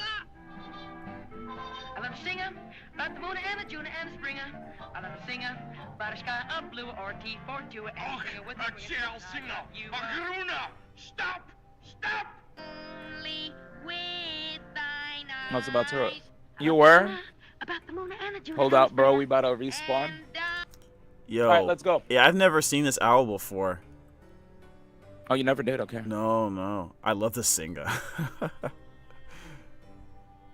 Oh my god. So the whole episode is him just wanting to sing a specific song and everyone telling him to stop. Basically, is that what's going on? It's a really catchy song from the 30s.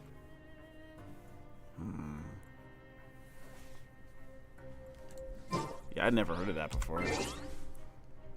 It's a really dope song. Okay. Chat, I'm having a lot of fun with these song requests. Shout outs to all y'all that were dropping in songs today, man. There was Master Dragon, we got Waves, we had Color, we got... Who else dropped some tunes in there? Soul. If you don't know who Soul is, it's I Eat Pokemon Cookies. Every time I rate a stream and people go, yo, what up, D1, blah, blah, blah, blah, and then Soul drops in, they're like, all right, readjusts glasses. I eat Pokemon cookies. All right, so you eat, you like to eat cookies. Cool. Well, yeah, welcome. It's a pleasure. Yeah, his name is Soul. You could just call him Soul. All right, we'll just call him Soul. That's easier. Cookies sounds really good. Cookies sounds really good right now. I could eat Sounds like you're eating some cookies right now. I got Pocky. Does that count? I have only the strawberry ones left. I got like 3 boxes today. I am like definitely eating too much sugar today. I need to stop. True weeb? Why you say true weeb? Why? Hello? Explain yourself! This sounds lit. I love these songs. Today was a very fun stream. I know it's not even over yet, but it's a very fun stream. Just want to say that much. Thanks. You're welcome. Nobody was talking to you. Wow! Am I ready? Yes. Whenever you say yes and then I always die. Well, dang, you must got a lot of lives. Good one. That was good. Man, that was like, good. Man That was got good. 500 rings. He just picks it back up when I hit him with the Sonic fan, chat. Big Sonic fan, I am too. So yeah, I think you have to be a Sonic fan to play Sonic and Smash Brothers, because otherwise you're pissed off all the time when you see that character on the screen. Man, you know what? I am a Sonic fan. I can see how people find that character very rage-inducing. Yeah, guys, literally, let me tell y'all a story, man. I'll just share y'all a story. So, you know, I was having a barbecue. JamBuds comes over. I'm playing him, Fox versus Sonic. And after the match was over, I didn't realize how much I was keeping my cool until the match was finally over. I didn't realize how good JamBuds is at this game. He's very good. No, he's very good. I'm mid, chat. He's being very nice. He is very good. Because regardless of the outcome, I'm not here to flex, nor am I here to meat ride. So that way, I kind of keep it nebulous as to who won, because that's not the point of the conversation. The point of the conversation is that I let out a lot of energy because of how much patience one needs when playing against that character. Oh, yeah. That's all I wanted to say, man. Oh, by the way, you can kind of see, like, when you're playing Sonic players, you can kind of see who, like, over-relies on the fact that they can be anywhere at once. You know what I mean? Like, they don't really have, like, the, I guess you know how when you play fighting games, you want to learn, like, spacing and like, field control and stuff like that. Like, you know, the basic fundamentals. You could tell if a Sonic player lacks fundamentals by the way they run. So I was playing a Sonic Ditto match against somebody. I won't say their name. And he was just trying to overwhelm me with speed. Yeah. I kid you not. We got to the final stock of the match, and he just runs full screen at me. We're all at high percent. And this is Smash 4, so the back throw was like really ridiculous and stuff like that. Yeah. He runs full screen at me to try to hit me.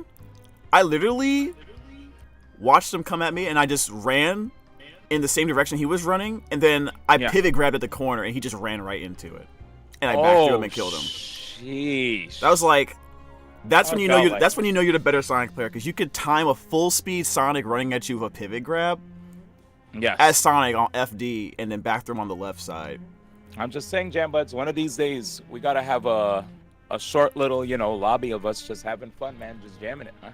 I gotta practice Sonic again, because like I'm watching matches. I've watched matches of like Sonics and stuff like that. And I'm like, man, I don't do any of these combos correct. So bro, like, I don't do.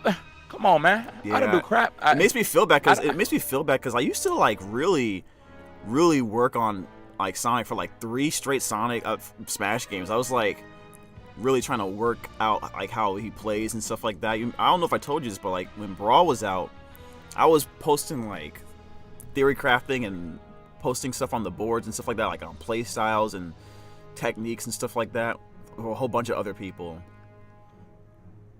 But yeah, I kind of just stopped doing that. So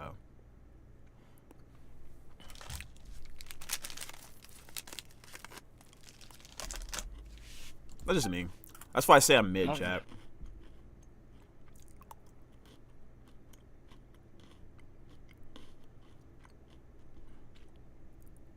And I guess my definition of mid's different than what some of you guys would be. You know? Because when I say mid, I'm like, to be fair, I'm like, when I say mid, I'm like, compared to like players like Vinny and Shinji. That's when I say mid, I'm thinking of those players, because I used to play them all the time. I never beat them. Rarely, if ever. So.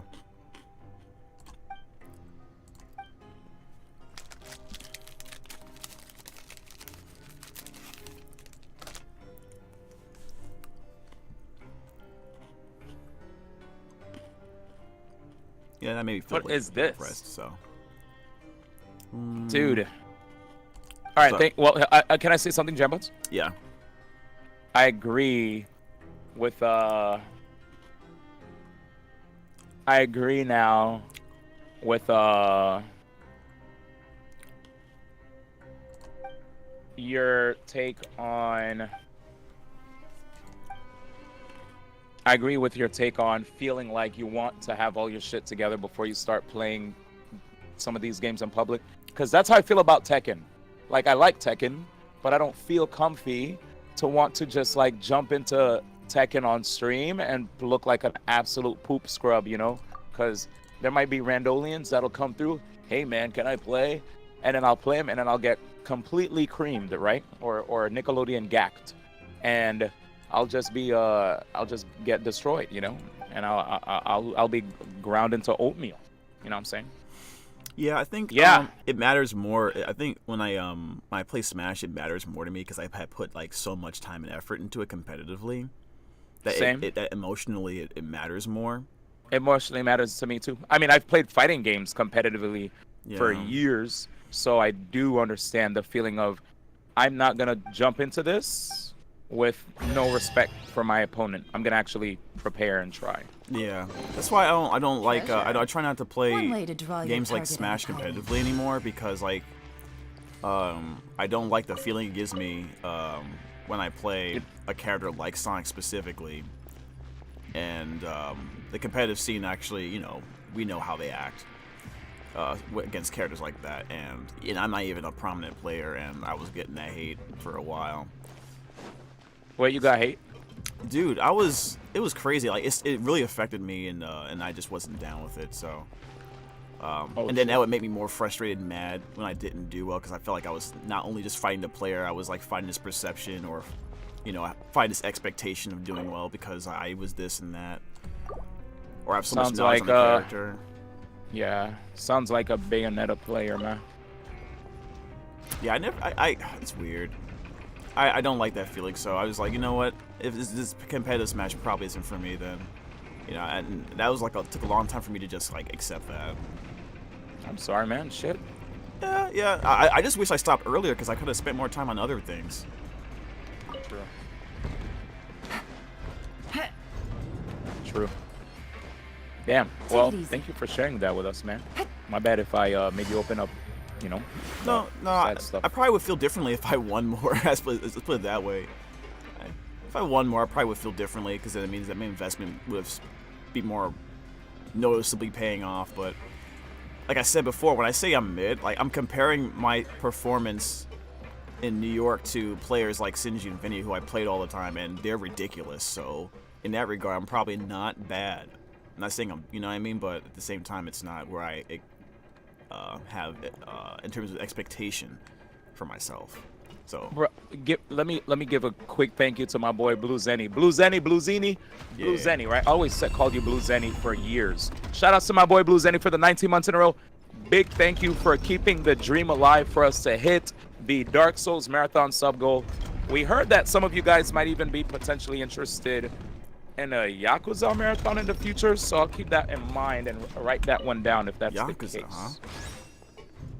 But yes, thank you. Big thank you, brother.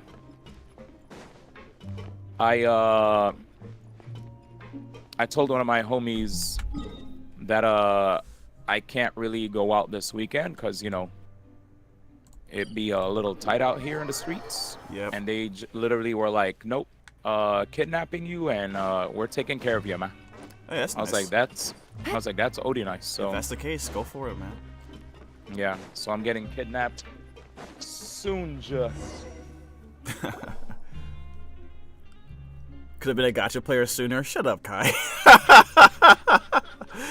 Oh man, I meant like probably focusing on voiceover sooner. I would have. Well, to be fair, I didn't realize I wanted to do voiceover until like much later.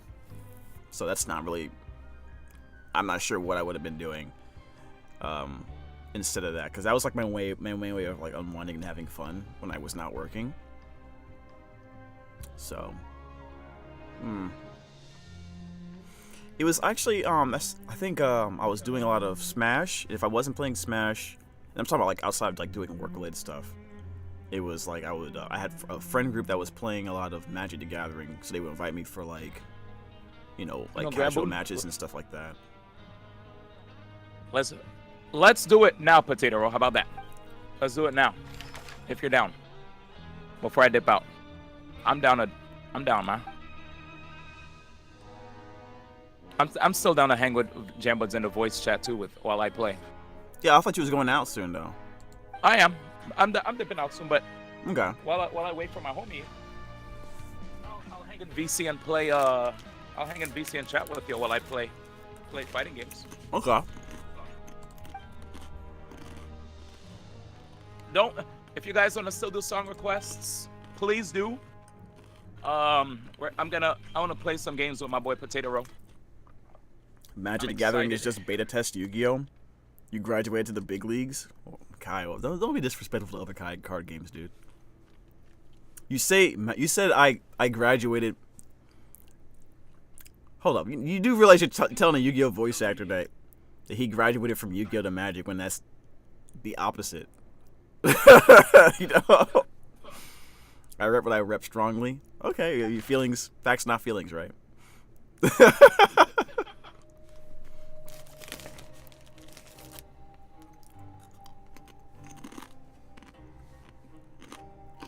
Oh, what? You're right. You're right, Mike. I misread that. You're right.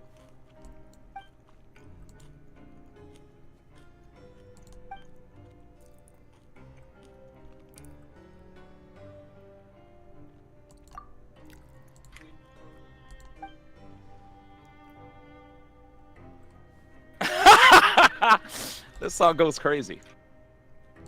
Oh, hey, yo. I'm not gonna say that part. That's for the ladies right there. What? No, it's a song The girls chimed in for that part of the song. I heard Magic only recently got paragraphs on their cards. I don't know about recently. I'm pretty sure like Planeswalkers had a lot of text on them too, right? For example, Kai. I don't know about that. Plus, Magic abbreviated terms expecting you to already know it. You know what I mean? Like, I remember some of these mechanics like landfall. It would just say landfall or whatever. Or it would say certain other mechanics, but they wouldn't explain it in the text. You have to go look it up outside of the card. So, that's kind of cheating. You're kind of cheating. Truge. Okay. Oh, you be cheating, Jambuds? Yeah, man. This just in, ladies and gentlemen, Jambuds, critically acclaimed, card-playing, hoyoverse playing, wailing rather, card-playing, hoyoverse wailing, voice acting extraordinaire, caught cheating, more at 11. That was like 3 minutes ago. Odie.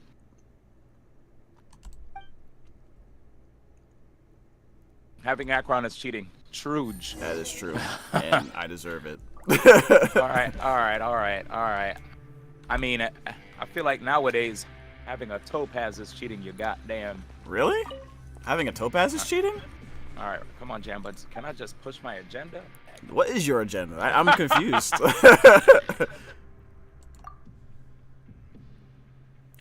You mentioned Topaz. He doesn't have Black Swan. He doesn't have Ruin May. You talking about Topaz? Like, that's the least of his concerns, man. What is he, a Dr. Ratio main? Like, the heck? Oh, man. See you later. It didn't work. SAS per Kippy.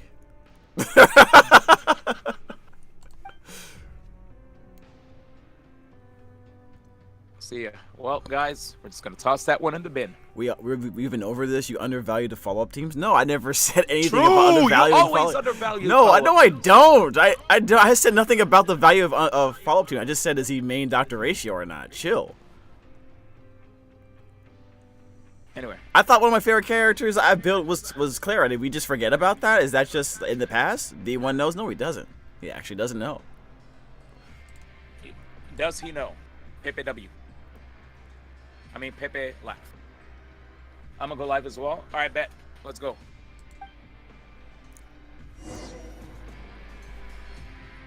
I'll see you lobby 4. Tell me when you're in the lobby. I go in the lobby. If you don't go in the lobby, I don't go in the lobby.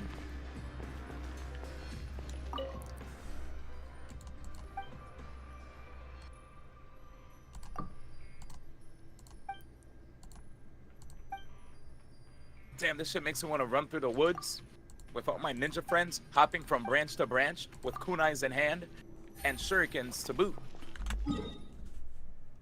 I know it's a joke, but comparing to past Sakura is crazy. Should I have said Black Swan, Odie? Dude, were we supposed to go? No, yeah, not even Black Swan, right? Wait, what about Black Swan? Who can I compare to Acheron now? Nobody, right? Acheron is like S++ tier? I don't think there's anyone like on Acheron's level, to be honest, dude. Not even Black Swans? Black Swan the character, or you mean like in the game? No. Where else are there Black Swans? In the water behind your house? Like, what's happening here, bro? What are you talking about? Are we talking about characters in a video game, or are you talking about actual birds? Yeah, I'm talking about characters in a video game. I'm just surprised we brought up birds. No, I don't even know what's happening right now. Are you a bird watcher? What is that? No. Okay. These random ass interrogation questions. I don't understand. Don't call it an interrogation. We're not in a dark room with a flashlight, in your eye or anything. Actually, like that. I am. My room is dimly lit, and I do have like a light on me, so that's kind of all right. Well, close where enough. Were you then on the night that this person wailed on honkaistarrail? I was on twitch.tv/xd1x. Goodness gracious! Well, is he black or is he white? Dang, man. You sound like Joe Biden right now. He sounds white? All right. Well, I think no! he might be innocent. All right. Am I OD? Nah, I just can't get over that line he said, man. That was so funny. Can't believe he said that, dude. That was crazy. What I just said? No. That line that Biden said. I thought that was a joke. But Well, it was yeah, real. if you don't vote for me, and you're voting for Trump. Oh, no, he didn't say that. He said if you don't. Oh wait, wait, keep going. He said if you don't vote, he basically said if you don't vote for me, you're not black. I was like, word. Yeah, here it is. That's racist. If you have a problem figuring out whether you're for me or for Trump, then you ain't black. Yo, I don't understand how every black person wasn't up in arms when he said that. It's like, oh, word. You know, regardless of the situation, Like, no white person should have that come out of their mouth. I love sports. Yeah, I can't wait to throw some pigskin tomorrow with my friends out in the park during spring break. Where do you get that quote from? Nowhere. Where are you at, Potato Roll? Sports. I can't wait. Jambuds, we should do a sports stream together. Ready? And then what sport do you enjoy? Just say basketball. Not basketball. Dang. Wait, you like basketball? Yeah, but I mean, I haven't been watching the season too much, to be honest. Do you wanna play some balls? Basketball? You heard my silence chat. It was like, yeah, I should probably fix this. Hey, yeah. You heard my silence. He was like, whoops.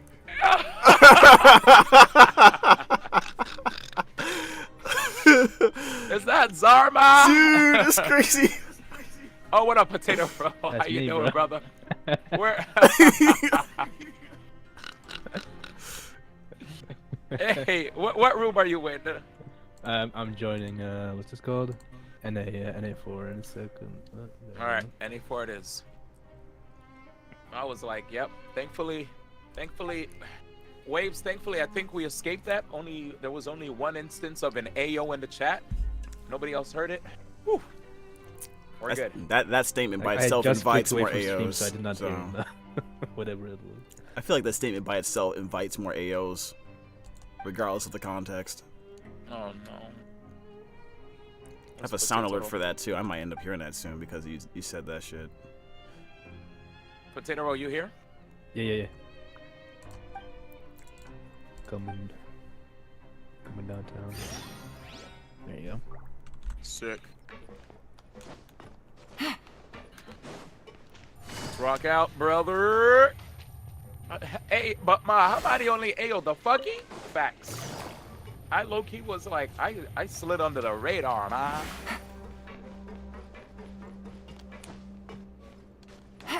Let me raise the game's volume a little bit so I could react to some sound cues. Yeah, I need sound cues, man. I said I need some sound cues, man. That was the OD. That silence was OD. Yeah, man. What else is around here? Nothing? Okay.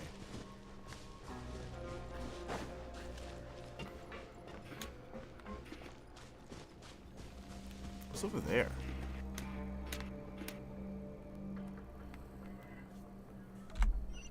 Oh. Hold on a second. What's over here?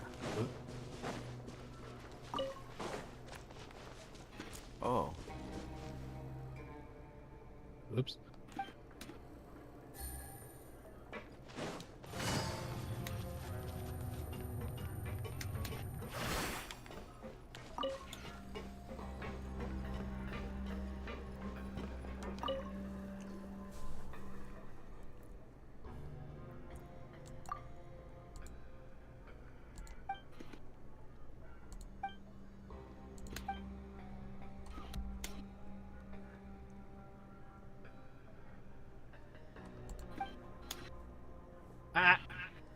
Oof.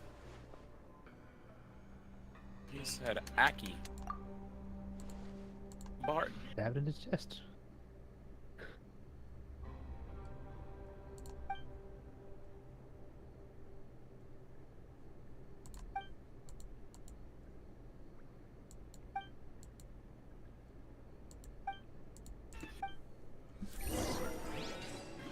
Should be pretty easy to do. Grab this first.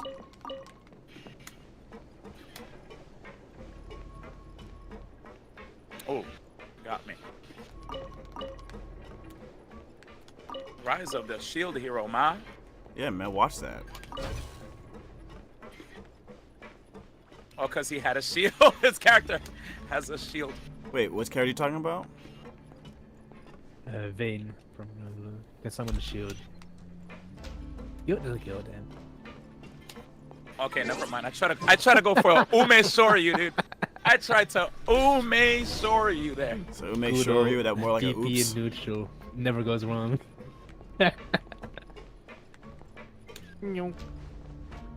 I never seen someone be so successful with the random Shoryu, the quote-unquote random Shoryu than the Umehara, man, than Daigo, dude. It's crazy. But he's just in your head. Yeah, it gets in your head really easy. He's like, I'll do a random Shoryu. The risk reward for later on in the match is totally You're gonna okay press with buttons. me. You're gonna press buttons. Yep. Ah shit! I press buttons. My man said he's gonna press. Odie. Well, guess what? Ah fuck. No. He said I'm in.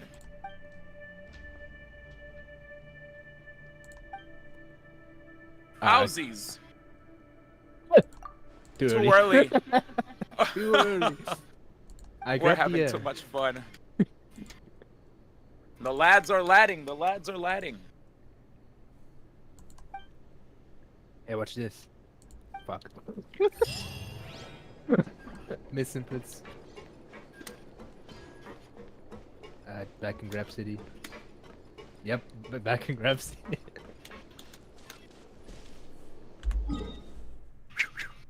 No. Where do we go next? No. Fuck.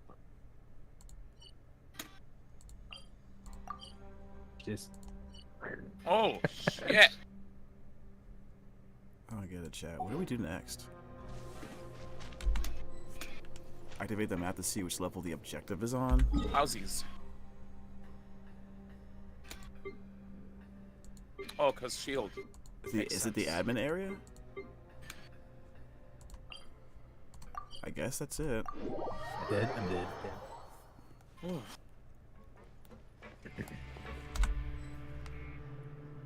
Engage. Yep.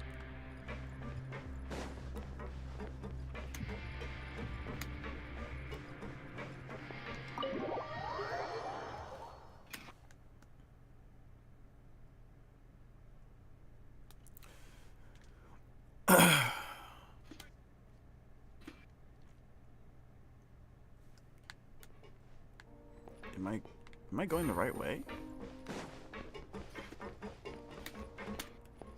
Oh, no one's here.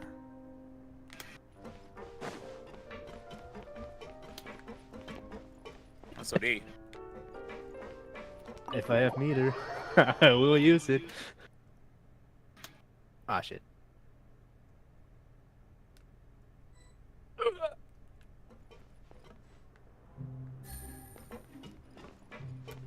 Uh-oh. Got folded. Hey, Kai, where am I supposed to go for this? I have no idea. I think I'm lost. Alrighty. So use the map. Game of the Rich. Oops, I screwed up. I mean, just click that off. Whoa, my man said Sil Bosby, man. OD. Just look for the objective in this area that I'm at. Alright, let's go. So let's look around. Not go to a specific place. So just randomly talk to people or what? Oh fuck, that's such a good answer. Looking for world quest to obtain credits. Okay.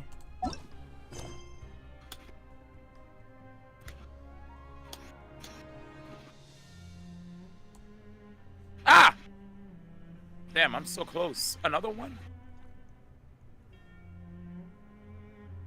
Oh, go back to the blackboard. I guess I can go to the blackboard.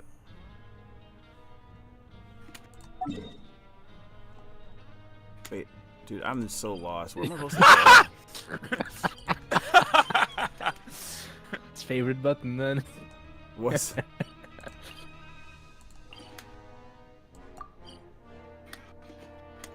Bro, I am lost.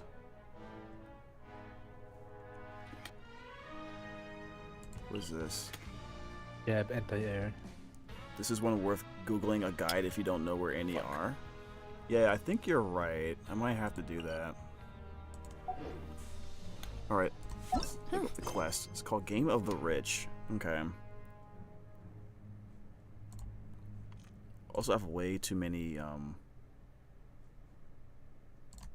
windows up.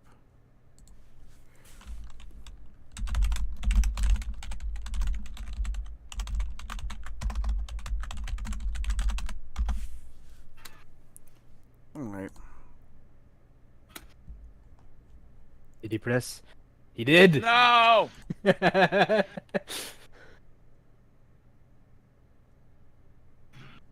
God damn, I'm down.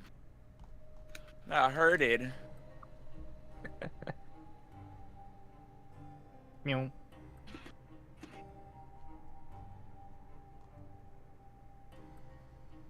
Go to Liffey region.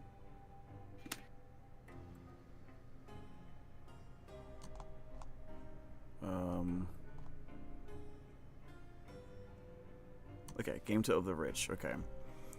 Obtain credit coupons. Oh, I got hurted.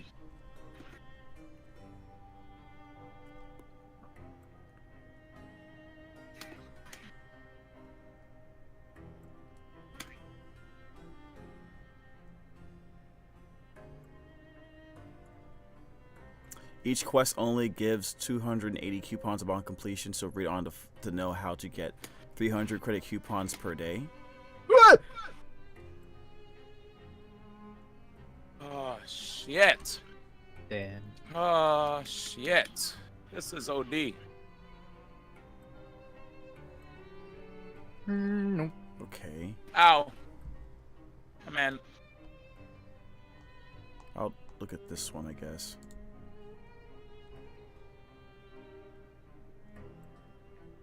I was like, what the? Uh-oh. God damn.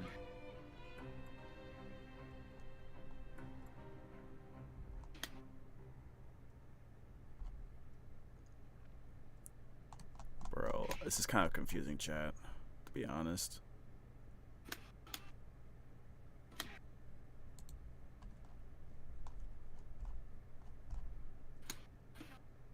Okay. So I did that one. Scenes from Life in Maripede, Fist of Fury. Talking I did. Nizami in the Rag and Bone Shop. Alright, let's go to the Rag and Bone Shop then. Good roll. No. Almost though. Okay, so God damn, man. God damn, I'm scared. I'm scared as fuck. Alright, maybe I'll take one more day off and knock out the rest of the work once I'm feeling up to it.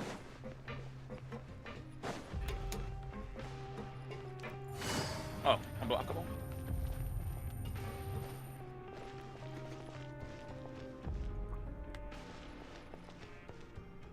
There's no one else here. To complete the quest, simply defeat Nizami in a sparring match. Oh man, that would have been huge. That would have been huge. Dang it, my friend said 10 minutes away. Ow. What the heck? There we go. Game of the Rich guide should work. Yeah, I think I'm on a website called game8.co for this one. This is supposed to be some guy named Nizami in the Rag and Bone Shop. That's where I'm at right now. Brother. Oh no. Only person here is this person. One more. The grab is bad. Sorry, ma. I'm sorry. They two beating in the background there. This is confusing. No one's here. Bane. 2B's in the background. Wait, what are they watching? No, they're just playing each other.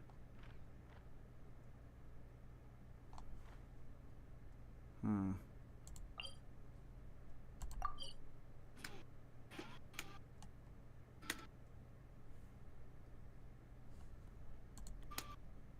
A different one? Okay. Question, is this something that I only can do like a limited amount of times per day? Because that might be it as well. Let's try this one, a raw deal. Scenes, okay, can be unlocked by talking to December in the mailroom. All you have to do in this quest is talk to a bunch of NPCs and then leave the mailroom. This shit.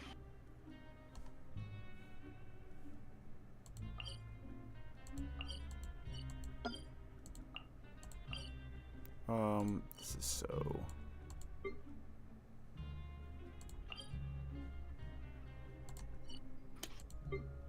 Oh, nice. Am I dead? No. Oh! I fucked it up. So go here. I fucked it up. I got too hyped. I was like, when I hit him, I hit him. I could have killed. He could have killed me, I think, if he didn't. Yeah, I got. Come. Yeah. It's too bad. Take it easy.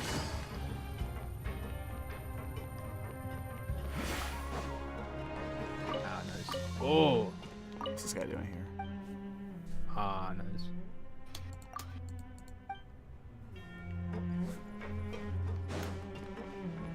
I think going here is one. Okay, hold on. Something just unlocked. This is probably where I have to go.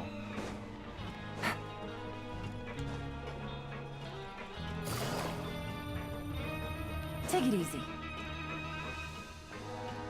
Oh, this guy's name's December. Hold on, I just saw something earlier.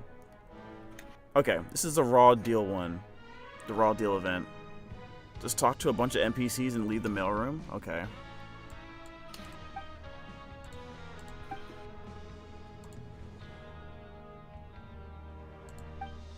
Ah, nice. Let go, chat. Oh shit. Alright, my homie said he here. Darn it, after this. Nice.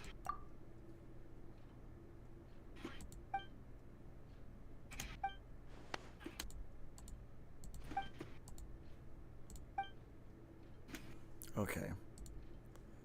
Yeah, I did some stuff for him recently for achievements. This should give credits. Okay.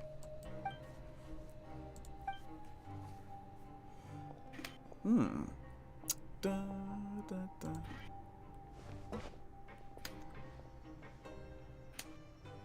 Okay, there's already a line of people here. Are we just waiting in line? Oh, it hasn't moved? I think I'm dead. I'm dead. I'm super dead. No BP, I'm dead.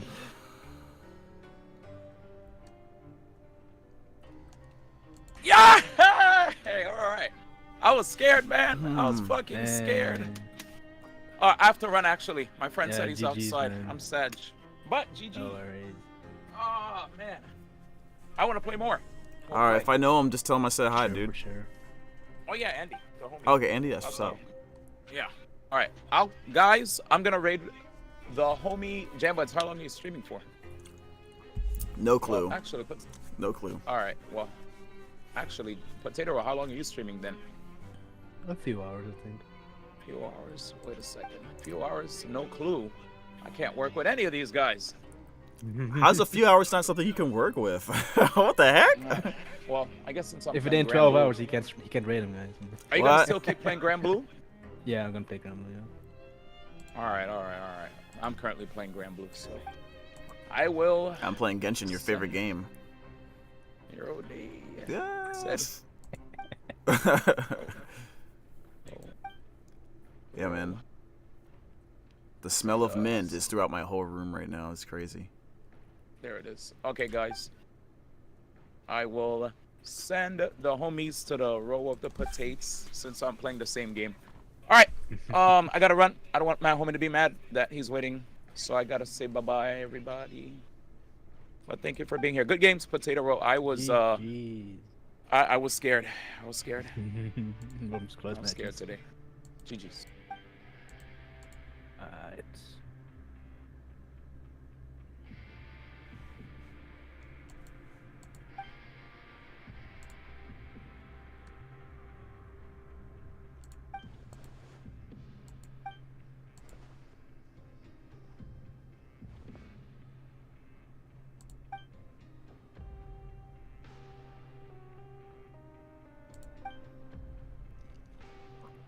What's going on? We just listen to these guys talk? Is that what's going on, chat? Is it?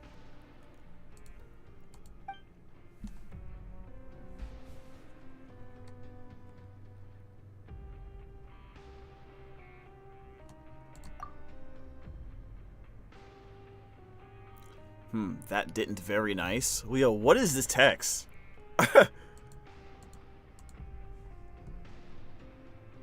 That didn't very nice, but Paimon can't put her finger on why. What do you mean? You know the meme.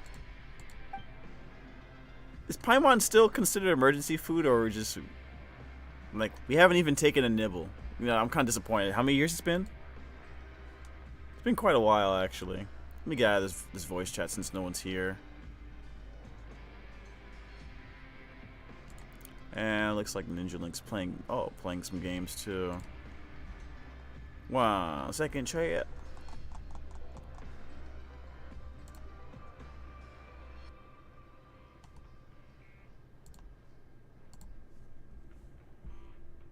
I don't remember all the Prison World quests, only some are ones worth caring about. You don't have to do all of them, right? Do you? Or what?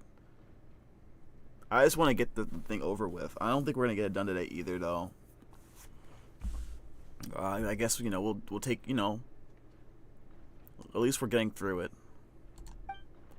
Eat this, you need something in your stomach. Next time, remember to bring food and water and then go on along. You definitely don't do all of them for unfinished comedy. Okay. He said maggot.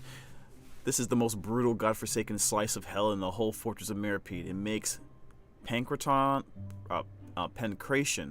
look like a walk in a park. But it's just every queuer worth their salt knows to plan properly before committing to join the line. Some people bring a stool for rest breaks, and some of the more hardcore folks have been known to camp outside the entrance the night before. You just do a finished comedy so the Nezerson, however it's spelled, makes sense. Bro, this is what happens. I thought I can like not play Genshin for a while and just jump right into it and just be like, all right, business as usual. This is actually rough. A lot of this stuff is not making sense to me.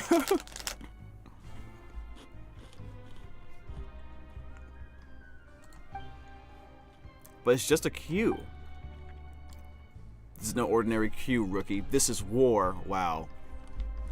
Everyone expected to give 110%. Even Unlucky December has multiple contingency plans. What is he, Batman? The heck? Sadly, the best laid plans are no match for fate. On my way back from the production zone earlier, I saw him leaving the line and heading in the direction of the coupon cafeteria. You know how Samira has the Aranara quest? Oh god, the Aranara quest. That was like torture to me. The Aranara are cute and funny looking, but that quest was torture. Inazuma has the big priest quest. I don't remember that one for some reason. Fontaine's the big one too. Is this the big Fontaine one? Please tell me this is the big Fontaine one.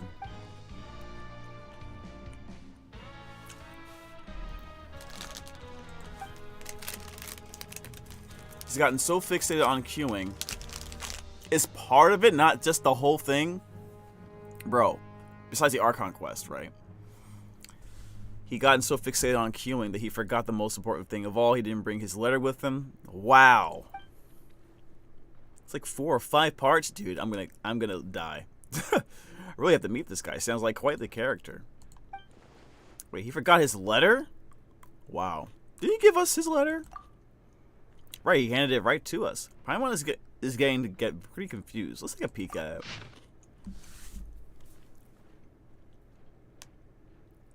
What?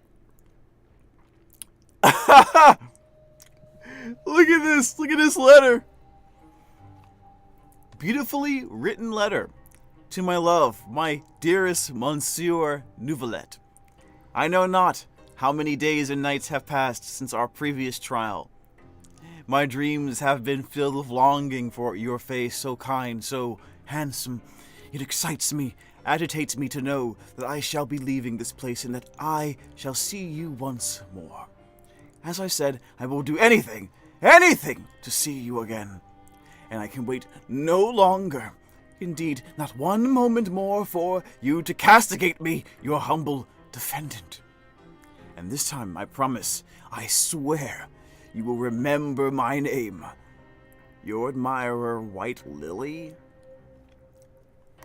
What the hell is this? What the hell did I just read?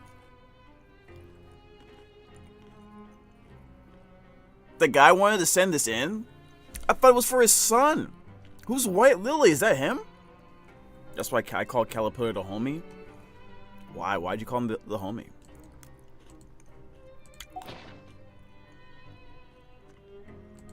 Now this adds up, man.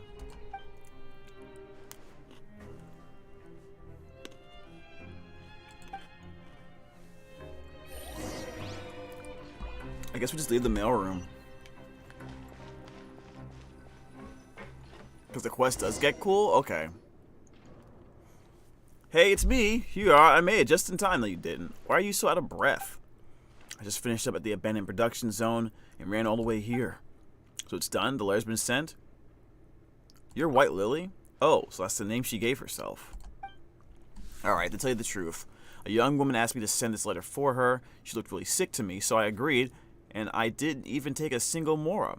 I'm paying for your compensation out of my own pocket. Huh? Oh, he got swindled, dude. Looking at the contents of the letter, she does seem very sick indeed. Chill! I guess I must have grabbed the long red letter on my way out. Fiddlesticks. The birthday letter will never get there in time tomorrow. In time now. Wait, what? So you finally got your letter posted, but it was the wrong one? Wow, you're really living up to your nickname, December. What does that mean? Fate is a cruel mistress. I'd love to stay in chat, but I gotta rush home and get the letter now. The right letter now. I hope there's still time. Did you do the one where the water creatures, like Farina summons? Dude, I probably have not. Have you not seen what have not done yet? I've not done a lot of stuff in this game. There's a lot of stuff I have not done. Like, seriously. Like, if we were to start playing only Genshin for like 3 months straight, like for 2 hours a day or 3 hours a day on stream, we probably would still have a lot left to do. We probably wouldn't even, we have so much that needs to get done that it will probably be Natlin before we get it done. No, there's no way. You think I can get this done, get caught up in all the story and do all the friendship, whatever you call those things, those friendship quests, basically going on a date with a character, essentially, or whatever it's called, companion quest. You think I get all that done before Natlin comes through? I doubt it. Never mind. At least we get some coupons. Is it worth it? I guess we're going hungry tonight. Or we're gonna take another queuing mission. Starvation suddenly sounds like a great option. Okay. Meet back at the usual place.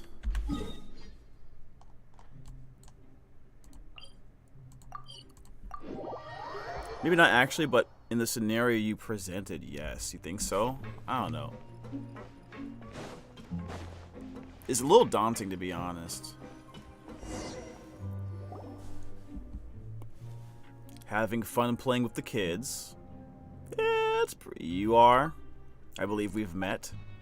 Did you need us for something? We're rivals, you know. Did you really come to see if we're having a good time? I have many qualities, and one that has benefited me greatly is my curiosity. I always want to get to the bottom of things I don't understand, so I tend to know the facts better than others. What a coincidence, me too.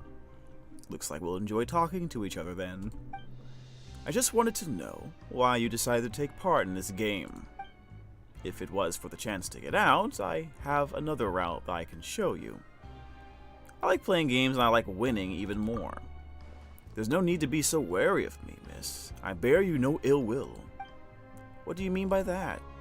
What I mean is, if you only want to win, then why don't we work together? Huh? But aren't you already in first place? That's precisely why we both stand to benefit. Wait a minute. We joined to help Lenore out. That little girl. In that case, if you're willing to join up with me, I'll grant any wish she has as well. This sounds too good to be true. Then I'll be frank. This is a matter of honor. Caterpillar and I have some unresolved history. I don't know what he said to pull one over you, but I'm telling you, he's a monster. A monster in human skin. What are you all talking about? Not some sort of rule-breaking scheme, I trust? Mr. Noile? Ah, Mr. Noile. Your timing couldn't be better. Could I ask you about the results of the investigation into Caterpillar? The majority of his records are missing, but it's fine. The culprit is where he should be, and everything is as it should be. His records are missing? That's impossible. He definitely had a hand in this. The missing records need to be recreated, right? How could I have forgotten about that? Slandering my boy? Yo, you're upset. Right, go finish your tasks now. I don't want to see you loitering around here.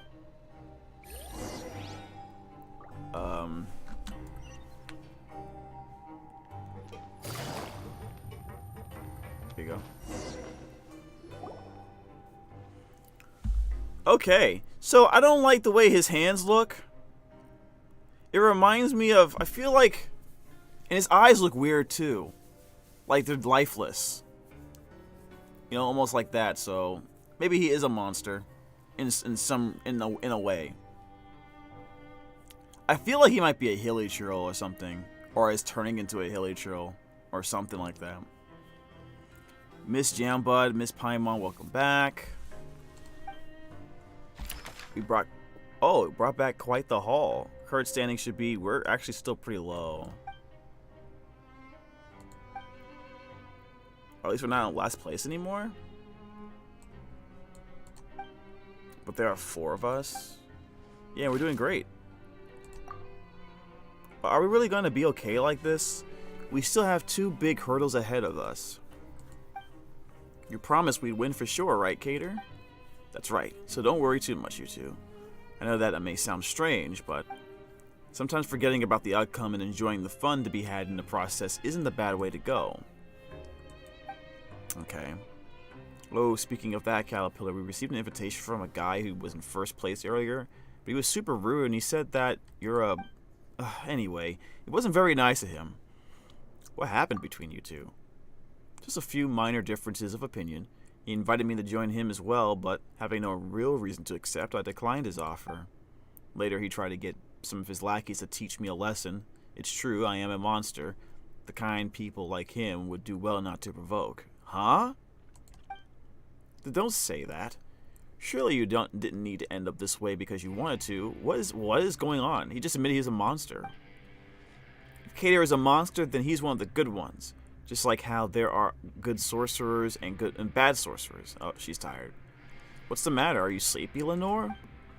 But I haven't heard the rest of yesterday's story yet. If you're tired, you should go for an early night. Will we meet again tomorrow? Yeah. Come on, bro. If you don't want to be on the same team with it. Oh, is she crying, bro? Someone stop this. I can't deal with crying children. What are you talking about? Didn't we say we get first place together? There are still 2 more teams ahead of us, so we have to make tomorrow count. You're right. I'm so sleepy. Let's do our best tomorrow. Sweet dreams, Miss Jambud. Sweet dreams, Miss Paimon. Is this supposed to be like a huge jail? Why are the kids here? I'm assuming this child didn't do anything wrong, but she's still here. She have no. I guess she has no relatives at the. I don't get it. So if you're born in the fortress of Meripede, you're just stuck there, even though you didn't do any crimes, or did she commit crime? Anyways, let's go and actually let me check something out first. There you go. Anything else? Oh, I haven't done a bunch of stuff. Shit. Whatever. I don't really care.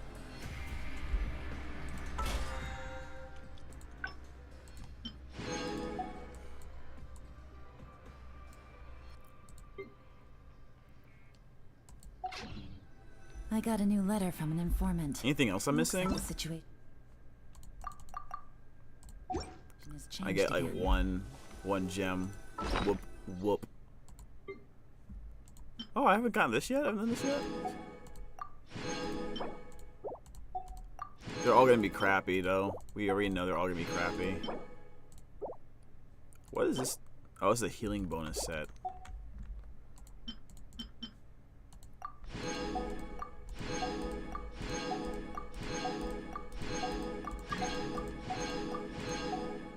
Who's this? Kai? What do you want, Kai?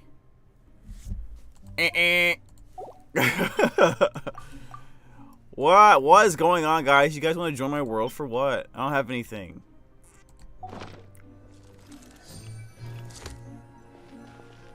What, you guys want to farm stuff?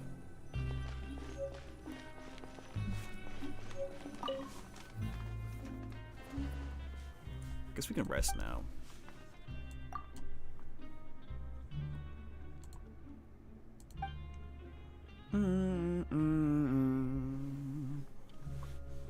I think we did Genshin for quite a few hours now. Do you guys want to go into Master Duel or no? I think we can go into Master Duel if you guys want. Oh, obtain 500 credit coupons.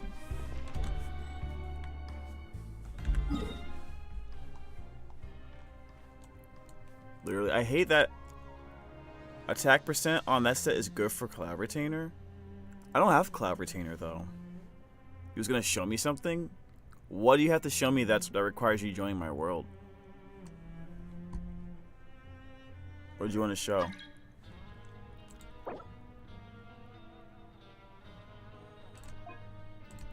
What are you trying to do? We're trying to barge in.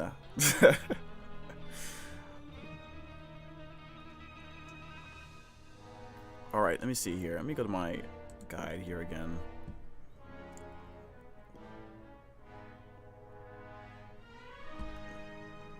Scenes from the life of Meripede, treat the symptoms. Talking to Lechalde in the production zone. Go to R to collect pure water and give it to him. Okay. It's a traveler thing? What do you mean? I'm off the bed, I get some rest, fun stream, have an awesome one. Thank you, Randall, for coming. Appreciate it. It's a traveler thing? What do you mean it's a traveler thing? Okay, you have 10 seconds to show me what you're talking about. If I get jammed, you're gone immediately. What are you trying to show me?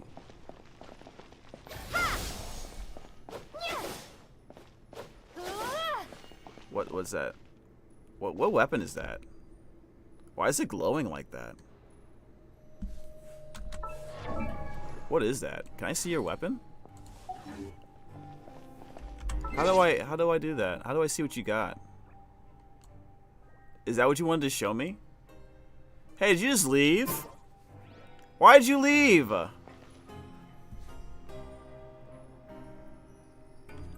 What is that? What weapon is that? I'm out of curiosity. I don't recognize it.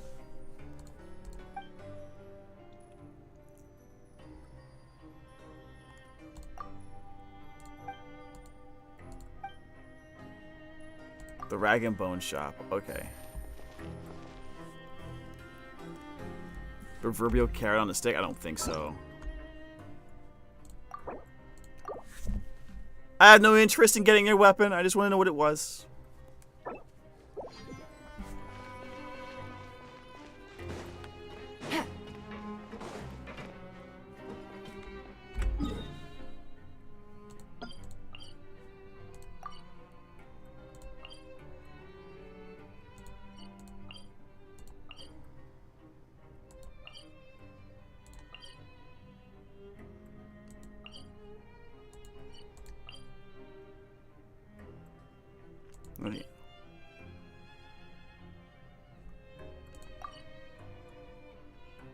guess I gotta go upstairs or something? Like, whatever. I guess I gotta go upstairs. It's a signature weapon for the traveler? What do you mean?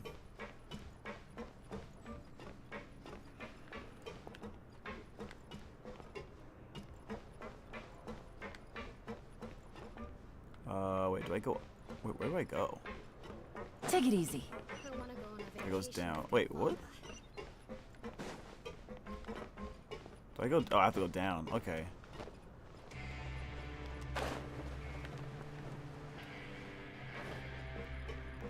You know how Kazuha has his signature weapon? You mean that 5-star weapon?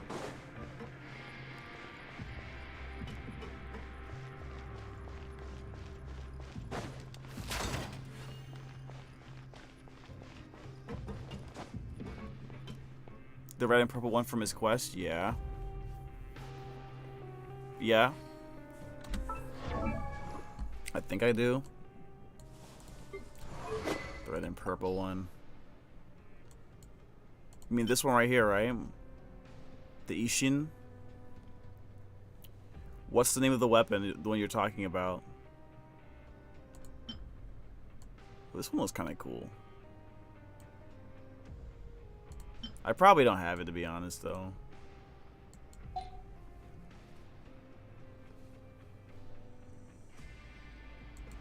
Navigating the world is a whole lot easier with a few different identities to choose from.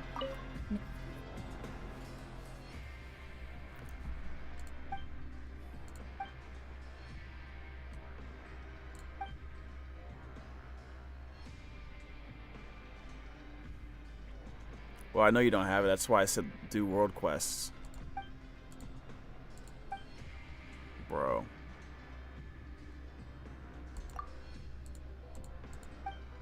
Alright, so what are we doing? How does this work? Don't remember how this fight happens. You are not welcome here. Oh, we just fight him like normal? I see everything. Quietly now. Game's up. Fun's over. Lightning Sheriff! That's it?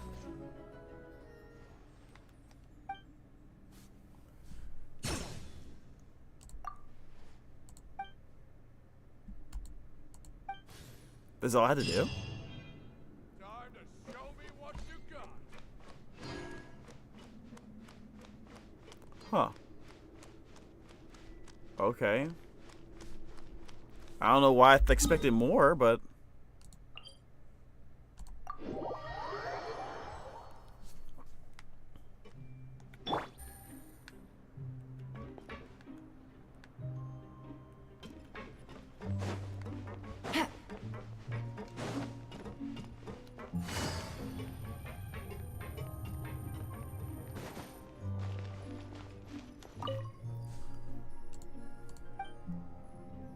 The north side of the production zone's lower levels.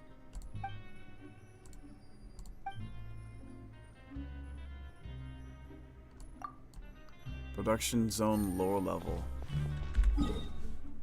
What's the production?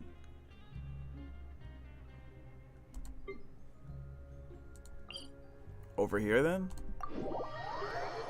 Your power does not let me get out of bed in the morning. Wait, what? Excuse me. Oh, okay. Why did I now just realize that the blackboard was giving me clues on where to go?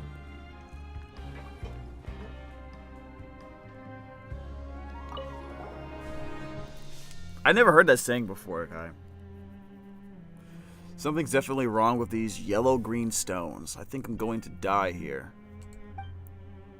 Are you alright? In the long run, it will all be fine, but I'm going to be fine before you are. Okay, then sure, bye. That's certainly one new way to use the word fine. You don't sound fine at all.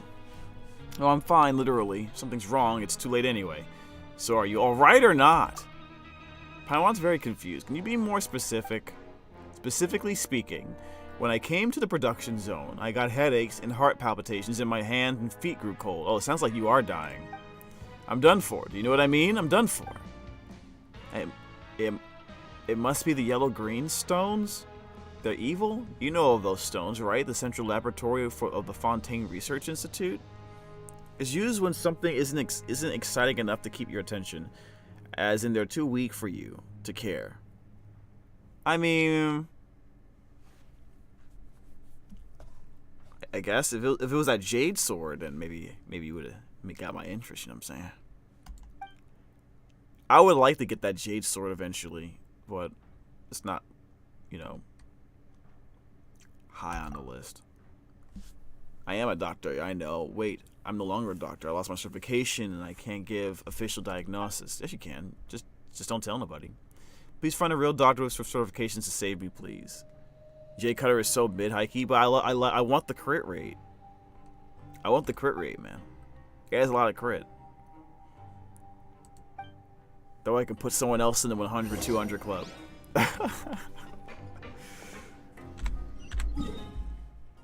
Oh, it's all the way over there? Wait. I'll go over here. They have to drop down. You're a big fan of things that are generalist, but BIS on everybody. On nobody. Yeah, because I can use it on more things. I mean, this game is just already too easy. Once you put enough resources and time and money, especially in the game. At this point, we're just doing it for fun, for story and stuff like that, right? Wait, do I go this way, right? Or do I drop lower? I don't... Do I drop lower? Like, it seems like I gotta go lower.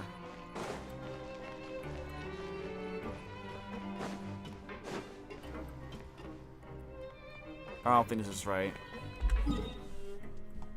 Yeah, I like generalist.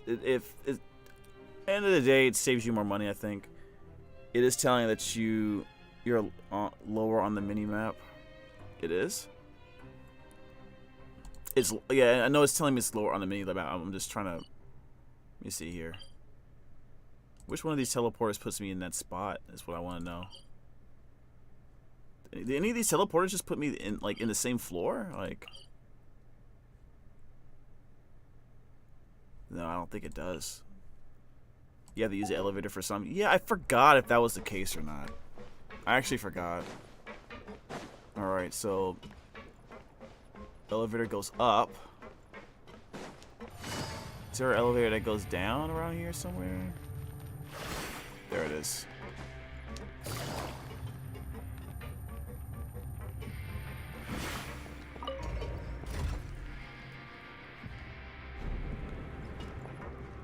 L3. That might not work for my controller, dude. I'm using a Switch controller.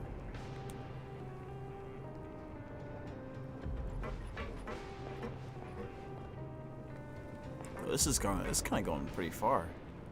Put Raiden Shogun on here. What's up, Raiden? Sometimes I feel like these models their heads are too big. Is that just me, or do you guys, anyone agree? Or their heads are like a little bit too big. They got big heads. I think they all have the same buttons though. Generally, left click, click on the left stick probably. Oh, I see what you mean. Oh, well, I changed the controls to fit how I want to play. I guess. Like, I guess I don't have that on here. All right, where are we going? There we go. There is no escape. I don't know. I did that. Take it easy. Okay, what's this guy about? Are you in trouble? Are others in trouble? You both look healthy, so it must be the latter. Indeed. Can you treat him? His headache or his delusions? Huh? You mean he's not sick? Based on his lab results, most likely not. I heard that he misdiagnosed a patient when he was still on the outside, ignoring some early warning results and health outcome. Well, he's been a little paranoid ever since. Dang. So he messed up on a diagnosis, lost his license, got sent to jail, and that's messed him up mentally ever since? Is that what you're saying? He's like that to others and worse when it comes to self. What about the yellow greenstones? No one else is having those same health issues, right? But I can't very well ignore him, so please give him this. Pure water? Okay.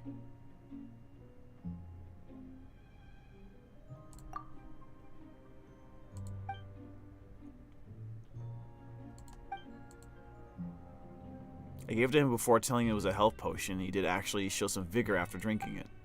Oh, so it's okay. Isn't it kind of like pandering to his delusion, though? Like, should we just tell him that he's not sick? Wouldn't that be better for him in the long run, or is he too far gone? Like, I don't understand. I guess we'll just go to him.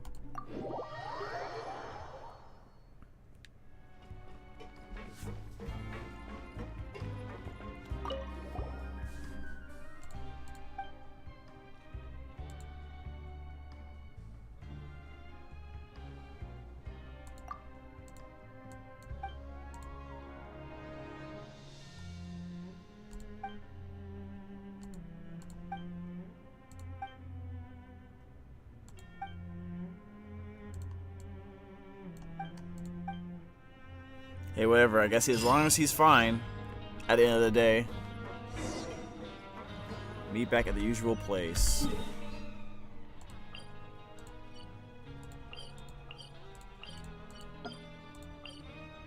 Wait. Is this lower level?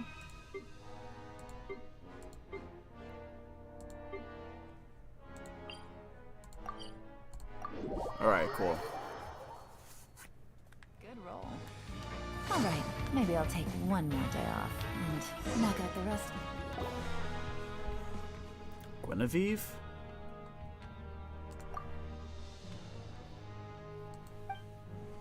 Alright, I'm hoping you'll join us in launching a protest against STN? Who's STN? Or STN? I don't know. STN. Sounds like a television network. STN. Since you're taking part in this game as well, I think you'll understand my position. The rules should be more open and transparent. What's the catch? The competition should restart with the new rules in place. What? What? Wouldn't that make all the hard work we've done so far be for nothing? What's so crazy about that? It happens all the time in academia. You realize that there's an error in your thesis or methodology, and it completely invalidates the conclusion you arrived at after years of research. Jesus Christ.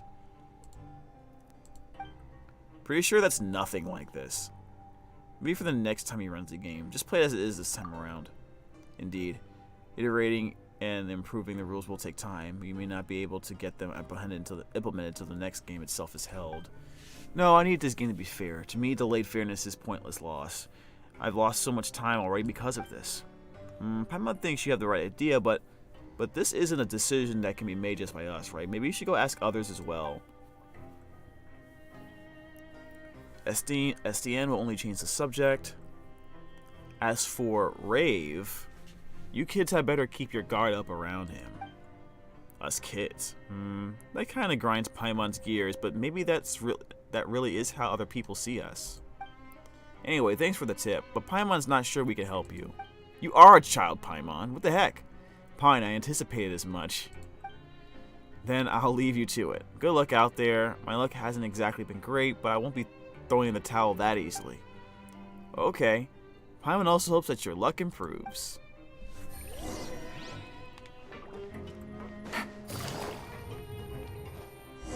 Wait, who is that? What's the guard doing here? Just who I was looking for. Did something happen? The investigation is ongoing, so I can't disclose any specifics to you. However, I'd like to ask you a few of my questions. As you probably know, the missing records need to be recreated. That isn't necessarily bad news for him, but without those records, he won't be able to leave this place even if he has legally redeemed himself. As such, I hope you can answer my questions honestly. Do you know when Caterpillar arrived in the fortress of Meripede? He just said that he came here a long time ago, so we don't know when exactly. Then I don't suppose you know the specifics of the sentence or crime. No, we don't. Do you know anything about this master he mentioned earlier? Paimon doesn't remember Caterpillar mentioning him before. Have either of you observed anything peculiar happen while speaking to him? The stories he tells have a rather hypnotic effect? Hypnotic? What stories? What are they about? They are just children's fairy tales. They're not about anything important. Well, children like you shouldn't even be here to begin with. If you end up leaving this place, I hope you don't come back. Uh-huh? Okay. That's enough questions for today. Doesn't seem like you know very much, but if you do notice anything strange, make sure you to report it at once. It's for your own good. And he leaves. Looks like we don't know how much about Caterpillar after all. But if he doesn't want to talk about this crime or sentence or anything like that, Paimon thinks we'd better not press him. I'm not really interested about any of that. He does seem a little suspicious. I guess so? Suspicious? Oh, well, he is kind of mysterious. But whatever the case, he's doing a good deed right now, isn't he? Lenore seems to really trust him as well. So he's probably not a bad guy, at least for now, right? You can never go wrong with a little caution. Yeah. After you patiently wait for a little while, Caterpillar and Lenore return. Miss Jambud, Miss Paimon, you're both so fast. I got carried away talking to Miss Galvana. She even gave me some candy. Kids and candy, bro. She said they're made from a fruit that grows on the trees in the desert oasis. I asked her what kind of place a desert oasis might be, and she said it's a little body of water surrounded by a vast sea of sand. Doesn't that sound just like the fortress? Except, opposite? Since this place is surrounded by water. Once you leave this place, maybe you'll get to go there and see for yourself. That reminds me, after all the hard work we've done, we must have advanced by now, right? Speaking of that, I asked Estienne, and here's where things stand at the moment. We're still at the bottom! I mean, we basically haven't advanced at all? How could this be? Looks like the competition's been hard at work too. Indeed, Rave has some contacts, and the researcher and detective's assistant will have their own ways. Surely this isn't the time to be singing our rivals' praises. Is there really nothing we can do? We're definitely gonna lose at this rate. We're gonna lose? But if we lose, we can all stay here in the fortress, right? We've talked about this before, Lenore. If we stay here, we'll have to worry each day about being taken away by evil sorcerers. What is he talking about? Oh, and I guess it would be better to leave. But Miss Paimon said we're definitely gonna lose. We're not gonna lose. The game's not over yet. There's still enough time. We're gonna win this. Yo, my throat, my sinuses or something like that. My nose is getting stuffy. Success. What do you mean success what? If we don't win this time, there's always next time. An underdog victory would be more exciting. The fact of the matter is, there are only 2 teams ahead of us. We've got nothing to worry about. There isn't much time left until the deadline, as Estienne said. Let's just meet at the message board in the admin area next time. Oh, there isn't much time left until the final results are announced, is there? Paimon has a feeling she's gonna toss and turn in bed tonight. You can... Boy, I'm tired. I'm not putting any effort into this. You can tell me in secret if you feel scared, Miss Paimon. Seriously? A kid like you worried about Paimon? Paimon won't get scared. You're the one who should be scared. Paimon hopes you'll have sweet dreams, Lenore. Am I saying... Is it Lenore? Lenore, right? Or is it Noir? Lenore, whatever. Don't worry, I have lots of nice ones. In fact, I wish I could give some to the 2 of you. Okay. We're going to take a break, but I think we're going to stop playing Genshin for now.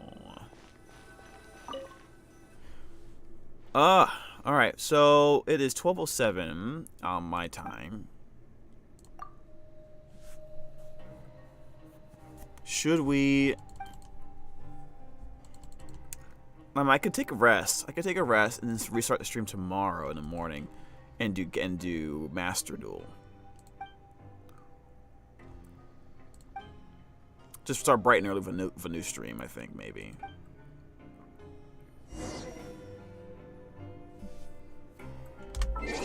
That's what I'm thinking. What do you guys think? I'm sorry. I feel like that might be what we do. No.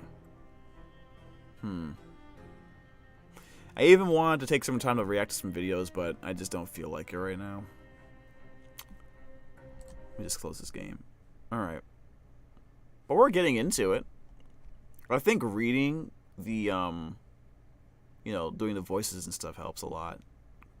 Get you engaged. If you're not feeling it is what it is. Yeah, I think, I think that might be it. Alright, so some games that we're going to try to play more in the future, since we're opening up the schedule for more streaming. I might go back to playing some more Power World for sure. There is another game that I was considering. I want to get you guys' opinion on it. Let me pull it up, the name of the game real quick. I believe it's called Content Warning. What do you guys think about that? Also, I'll be streaming. I'll be joining Michaela's stream every once in a while. I'll try to come in on Monday. I think she has a stream on like 3 to 5-ish, something like that. Just chilling with her for a little bit before I do my own stream. Yeah. So, also, I saw a game called... I saw a game called AFK something. AFK... Not AFK Arena. It's AFK something else. It seemed pretty interesting. Let me see if it's on Steam. Let me see on Steam. AFK something. You guys know what I'm talking about?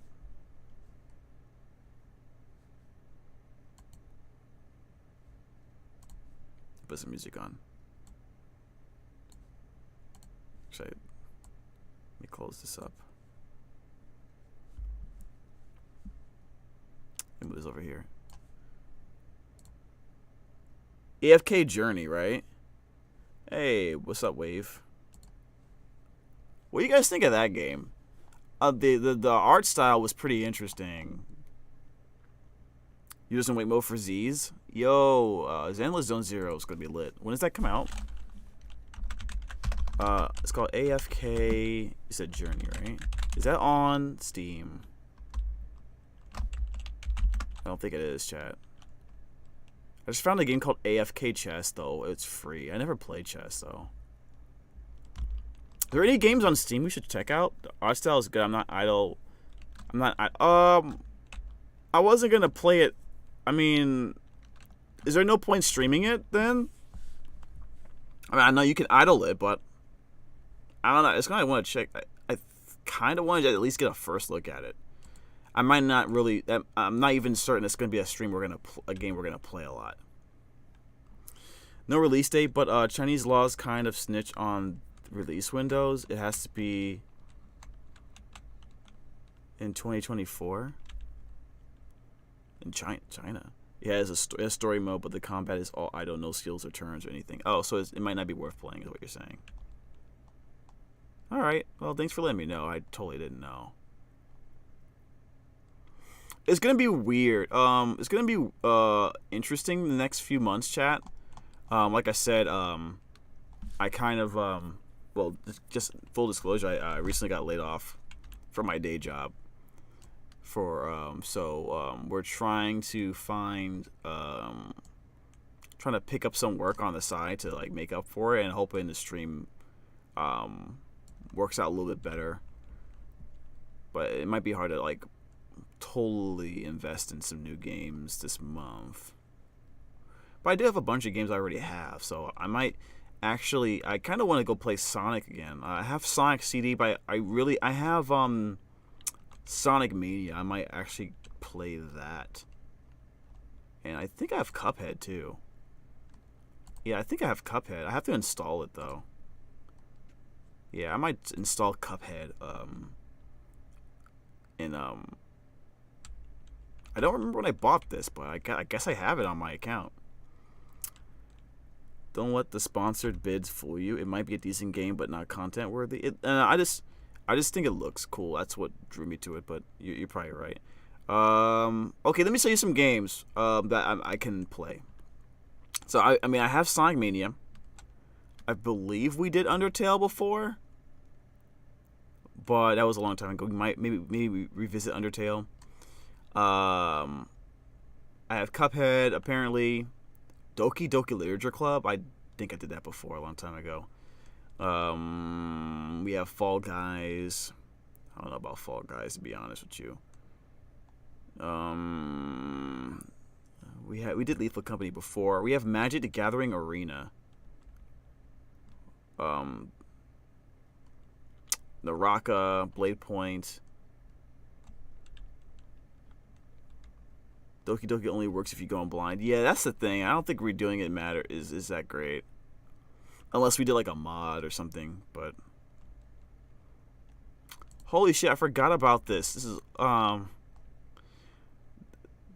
forgot about this game. I used to this is an old ass visual novel game that Michaela made. It's been such a long time. I played a villain in this game. I feel like listening to my voice in this game, it's been like a long time ago, would be mad cringe though. I'm probably not gonna listen to it. What is Vampire Survivors?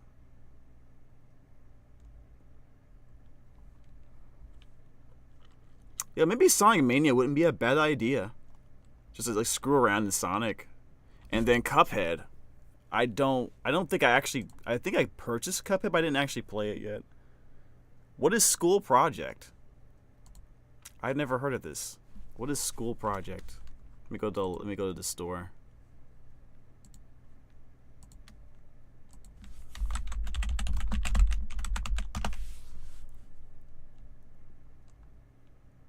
Is that even a game on Steam?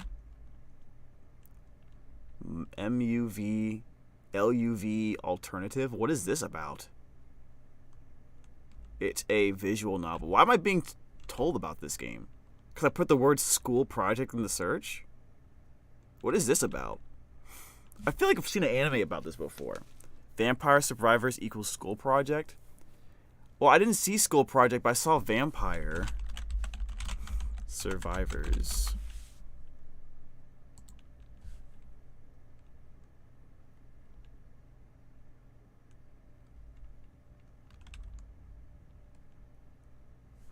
Let me put some music on. I don't like it being quiet.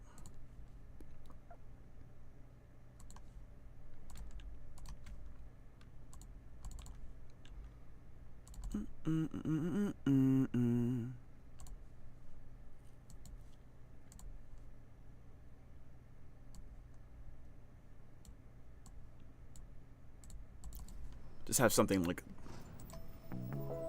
just like a little light music in the background. It's fun but time consuming. You know what? Do you guys want to react to some videos? We can do that. I think that's more or less chill. I have like 1 billion tabs open. Like, I had these energy drinks, so they're kind of keeping me up. At the same time, it's like, I don't want to do anything. Like, actively. Yeah. Let me close. I gotta close like 40 tabs. Chill. Just chill for a bit. Like, it's kind of crazy. I need to close like 45 tabs.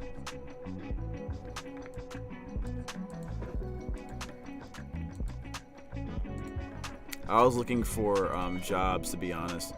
I was also watching videos about the WNBA. You know, I don't know if anyone knows about Caitlin Clark. I was watching a video. Well, I was starting to watch a video about Caitlin Clark. I don't know if anyone's interested in women's basketball or basketball in general, but 1 second, chat. Let me see if I. No, I didn't get anything. Okay, cool. Let me close this up. Why do I have so many tabs open, bro? It's wild. I actually have a tab open for a game that I was auditioning for.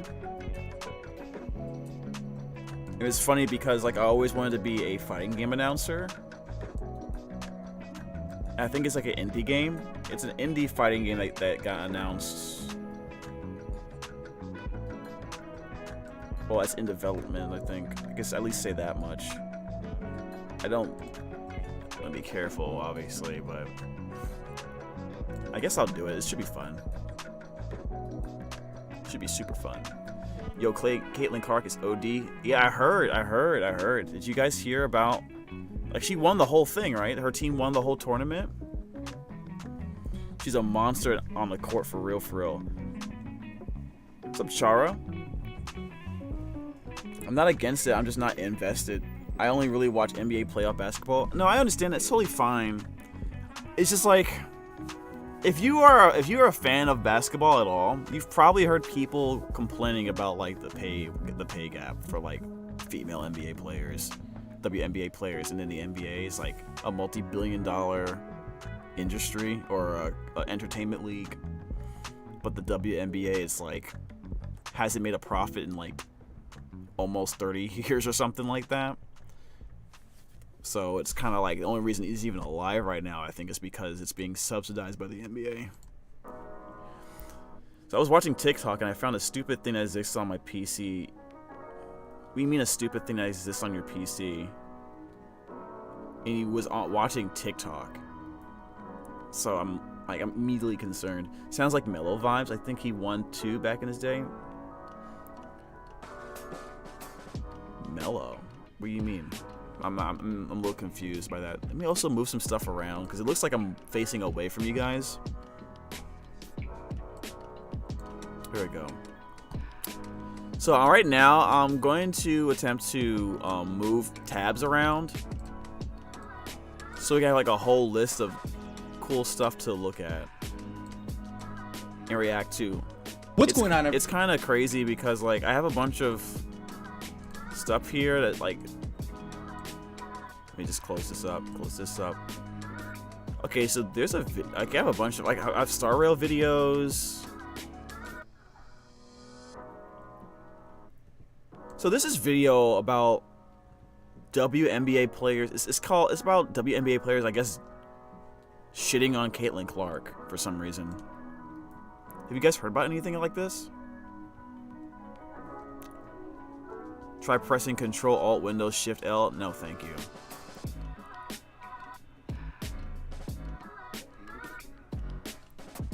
Trying to jam you live on national television. That's crazy.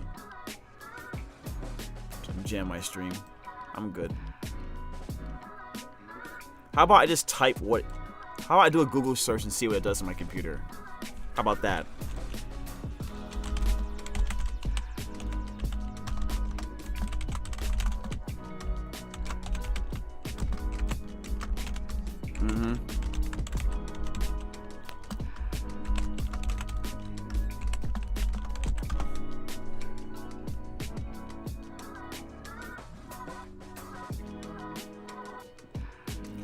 Wow, it opens up LinkedIn.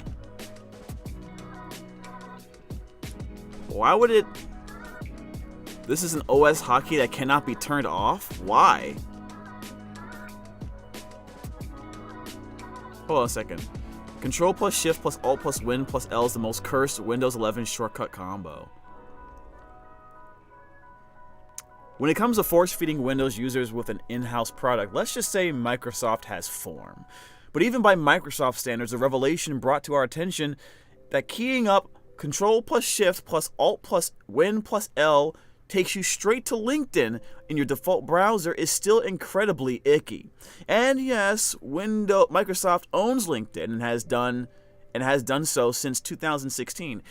That the default browser doesn't have to be Microsoft Edge is some small mitigation, but it does seem like a rather belligerent hard-coding of MSware into Windows, especially when you consider that Control, Shift, Alt, Win, L hardly trips off the fingers, you know? Surely 2 mouse clicks like Open Browser, hit LinkedIn bookmark would be easier.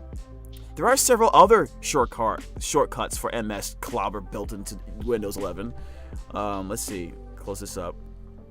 Control Shift Alt Win W opens up Word 3DS, Microsoft Word 365 on your browser, while Control-Shift-Alt-Windows-T opens up Teams in your browser, which seems a bit pointless, so you're going to use the Teams app, no?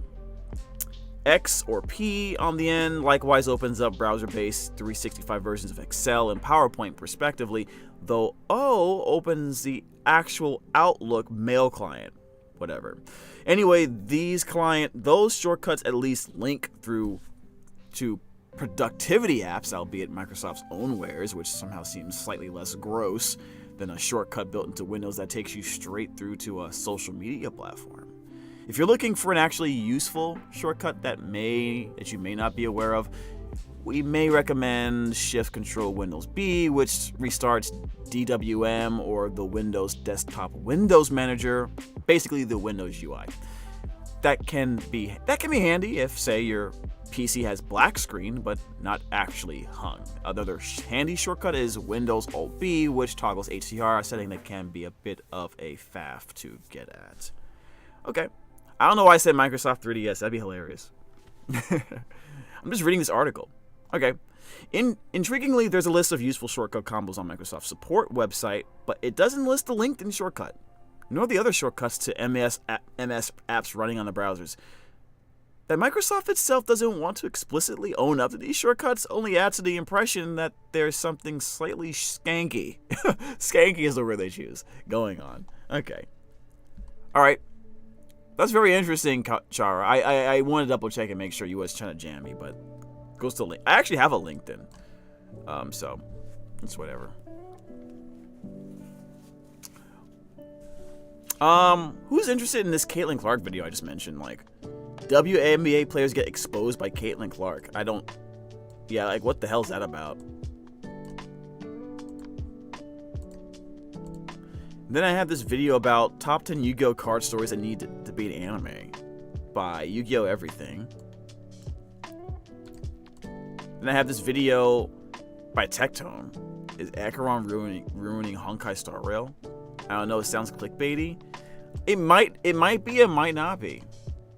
I mean, that's the risk you deal with when you're, you know. Do you just want to stick to honkaistarrail related videos? How about that? Hey, some of this is Tectone stuff. Like, a bunch of this is Tectone stuff. I want to do this. Yeah, maybe we'll look at this. And then this is a Yango video. I will watch Yango video for sure. I'm not a fan of Techie, so I'm biased there. Well, you don't have to be. We can just talk about the subject. You know what I mean? Don't hate the player, hate the game, you know? But seriously, though, I have like 8 million tabs up. I'm getting rid of all this. Man. I'm getting rid of all this. I need to get rid of this. My problem is when I'm working during the week, I don't like looking for stuff all over again. So I keep all these tabs open, and it's just not good. It's just not a good thing to do. Let's close all this stuff up. I think I will, yeah, I closed this one up. I think I was looking up some jobs, actually. This might be something to leave alone. Actively use bookmarks. I think I need to clean my bookmarks, actually. Clean them up. It's actually a disaster. Okay, this is a little bit better. Alright. Let's go back. How about we give the WNBA video a shot, see what it's about, and then we'll do a string of Star Rail related content, react to that.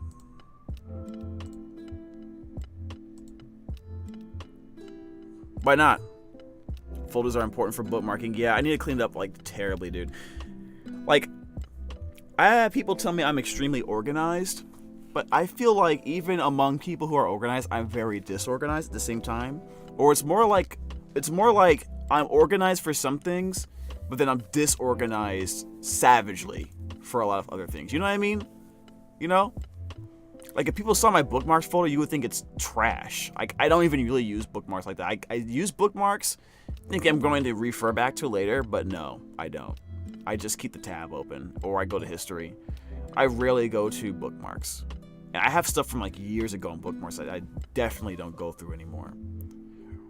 If it isn't organized bookmarking, you won't use it and you will get overwhelmed. Yeah, I have to clean it. I should probably clean it. There's probably a bunch of stuff on my computer I can just get rid of and never care about anymore, to be honest with you. But I'm always afraid something's going to be like missing on here that I'm going to want later.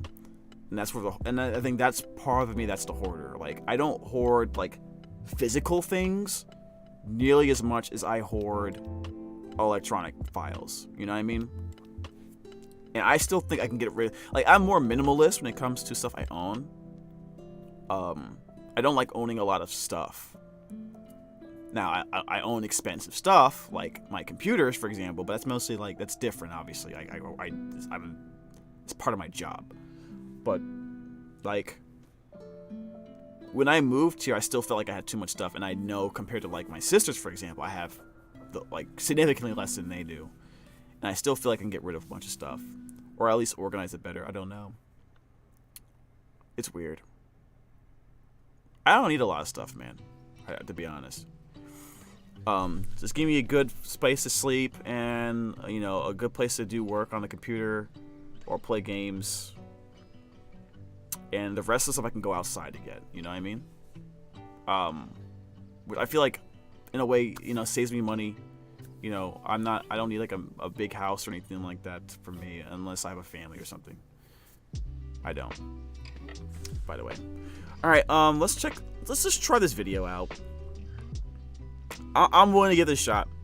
It's about WNBA. Let's react to it and see where it goes.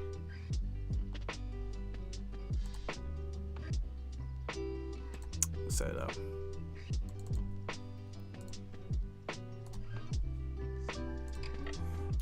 So we have a video here called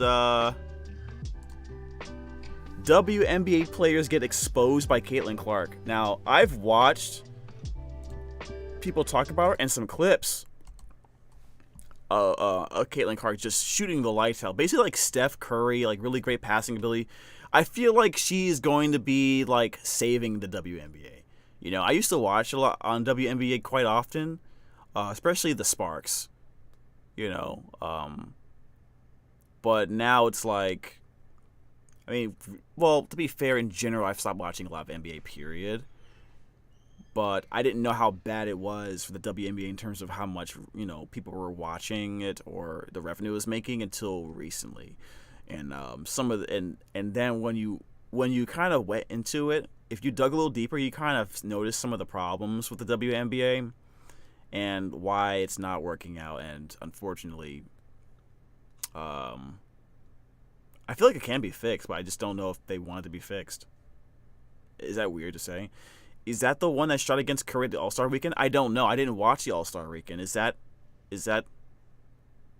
someone look it up? Did she really shoot against Curry? I don't think. For some reason, I thought it was only WNBA players that can, or and NBA players that can do All-Star Weekend. I don't think it's the same person because she's not in the. She's still in college basketball. All right, let's give this a shot. Let me change the. Can I change the? This is kind of blurry. I don't think. Can I make this better? All right, let's get this aside and see what the subject's about.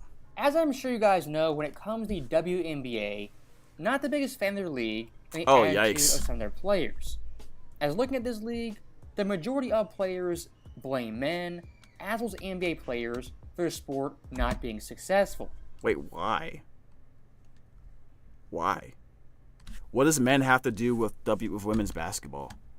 Unless you're talking about like the audience of people watching it or the owners. I'm sure there's some female owners, and there's gotta be, right? I don't know how many female owners are WNBA or in the WNBA, but I'm certain a lot of them are like the same people who own the men's version of their teams. But why would men be blamed for the lack of success for the WNBA? I'm curious. And one of the popular narratives is that men don't support us, men don't tune in, blah blah blah. Wait a minute, that doesn't make sense. They don't tune in? Is this guy speaking out of his ass? Because I feel like if you are running a women's sports league, like this logically, wouldn't it be more of a like objective to make sure women support the women's league at least? Like, you know what I mean? Like, obviously you want men too, right? But like, I'm curious to how many women care about the WNBA too, because that has to be part of the equation. This is a women's league, right? You would expect the camaraderie of women to coalesce in sports, if that's the case. Let's see what it's saying. Blame men, it's all their fault. All right, so hopefully that's not true, but that sounds really bad. Well, just last night that overall notion was completely debunked. As in a that's her, Caitlin Clark game, Iowa versus LSU, Caitlin Clark versus Angel Yo, Reese. she has good form. A whopping holy shit. 7 million people tuned in. 7 million? To square off. Compare that to the most watched women's college basketball game. That's OD. WNBA finals just months ago. That series. What? 2023 WNBA finals nets highest TV viewership in 20 years on ESPN. Each game averaged only 728K viewers? And that was an increase from 36%? That can't be right. But he just said the college women's game was like 7 million people. That's terrible by comparison. What's the NBA like? NBA finals, I don't know. That's terrible. That's actually terrible if that's the case. If you're comparing it to the women's college basketball. I would assume that the professional sports league would have more views than the college. I know college is like huge, like March Madness and all that stuff. So I'm not saying like, okay, I'm not saying that college basketball is not viewed or shouldn't be viewed as much as men's basketball or whatever, women's basketball in the professional leagues. But it just feels like that huge gap is absurd. Like, I don't know if you can be proud of that. Couldn't even crack 1 million viewers at their best. That's terrible. And you gotta ask the question, why can a WNBA series not get as many viewers as a college game with quote-unquote worse players? Yeah, that's what I was literally just thinking that, because the WNBA has, I mean, you would think that's the best of international and college players over here in one league, so you would assume it'd be better, right? Or at least more skill intensive. So what's the deal? Why is that the case? Well, the answer is more quite exciting? Simple. College basketball has Caitlin Clark. No, but okay, so what you're saying is it's star power. If you watch this girl play, she hits 30-foot bombs. Holy shit! Like magic, and handles. We might have to watch like a clip. We might have to watch clips of this game. I want to see how she strokes it from deep, dude. Like a female Steph Curry. Female and Steph unlike Curry. The WNBA, women's college. No. She literally just passed half court and was like, "I'm jacking it up." Are you serious? Look at her form, though. What? You see that? This is literally what Steph Curry does. College basketball. They have that looks clean. Dude. You have to guard her from whoever gets her is going to be amazing, because she's going to stretch, like Steph Curry, she's going to stretch the court so much that the driving lanes are going to be so wide open, because you have to extend the defense to stop her from just jacking it up and hitting 40. Actual superstars and recognizable team. Oh, Sabrina versus Curry would probably surprise you too. Yeah, if she goes in, I'm sure Caitlin's going to WNBA, but guaranteed her first year she's going to be in the All-Star game for the NBA, right? They're going to have her versus Curry guaranteed, right? You have to. Like Iowa, USC, South Carolina. How come no one's This is what bothers me. Like, by now, people should know who she is. Why are people not guarding her up closer? Some people still do that with Steph sometimes. Especially UConn. In a lot of ways, women's college basketball with superstar talent far superior to even men's college basketball. Is it? You mean like in terms of watchability, or how many people are watching it? Looking at the best men's players. That's weird, right? That women's college basketball does a great job with viewership, but the WNBA is having issues. I wonder if they've tried to mimic certain things to take advantage of that. A lot of one-and-done guys, ton of roster turnover. Oh, that makes sense. So people don't like the fact that they're leaving 1 year out of college. But here's the thing, though. I feel like if you're a really good player, no matter what, men's league, women's league, I feel like if you're really good, you should just be allowed to go. Yeah, but there's a reason why men's players don't stay. Like, why should they? They don't give them any money. They don't pay them anything. And then the league is like, yo, come through right now. You may not be ready, but you're going to be making millions of dollars while you're, if you're one of the better players. So if you're a guy that, came from like a poor neighborhood, basketball is your one chance to get your family back, get your family, help your family out. And they're like, come now, you'll get this money. You're like, okay, I may not be ready to become like the next LeBron James, but at least I'll get paid. Like, of course they're gonna take it. Why wouldn't they take it? Like, they're not thinking of the fans. They're thinking of their immediate family and their financial situation. So that makes sense. They get paid now. That's old stuff. But your point's like, do they like a stipend? What, they get like $300 and a McDonald's voucher? Like, what did they get? Because I know that was like an excuse they were using for like a long time. These colleges, oh, it's not a professional sports. This is I forget what their excuse was, but they made some dumb excuse to not pay their kids anything, while they made billions of dollars off of TV deals. So I know that was an issue that was brought up a while back. So I guess you're saying they adjusted that better. I don't think they should make $400 million a year or anything like that, but they should be making pretty good money so they can go to school and get paid and, get better training, better food regimens, like stuff like that. There was this, I think one of the arguments I heard for not giving kids that was that, well, they don't know what to do with their money yet. They're not responsible yet. And my answer to that was, so what? We have adults in the WNBA in the NBA right now who don't know what to do with their money. They're like 25, 26, 30 years old. They're just wasting it away. No one says anything then. The age don't matter. Plus, you're still taking advantage of it. Like, I can't believe that they were willing to make those kinds of excuses to take advantage of kids. That basically is what I was thinking. I was completely dumbstruck. NIL deals are how they get paid now in the big college sports. The biggest college football star, Caleb Williams, was fifth highest earner in 2023 when I Googled it. He was making $2.7 million, and that's pennies. If you really think about it, that's pennies compared to what he could be making, even in college. College football is ridiculous.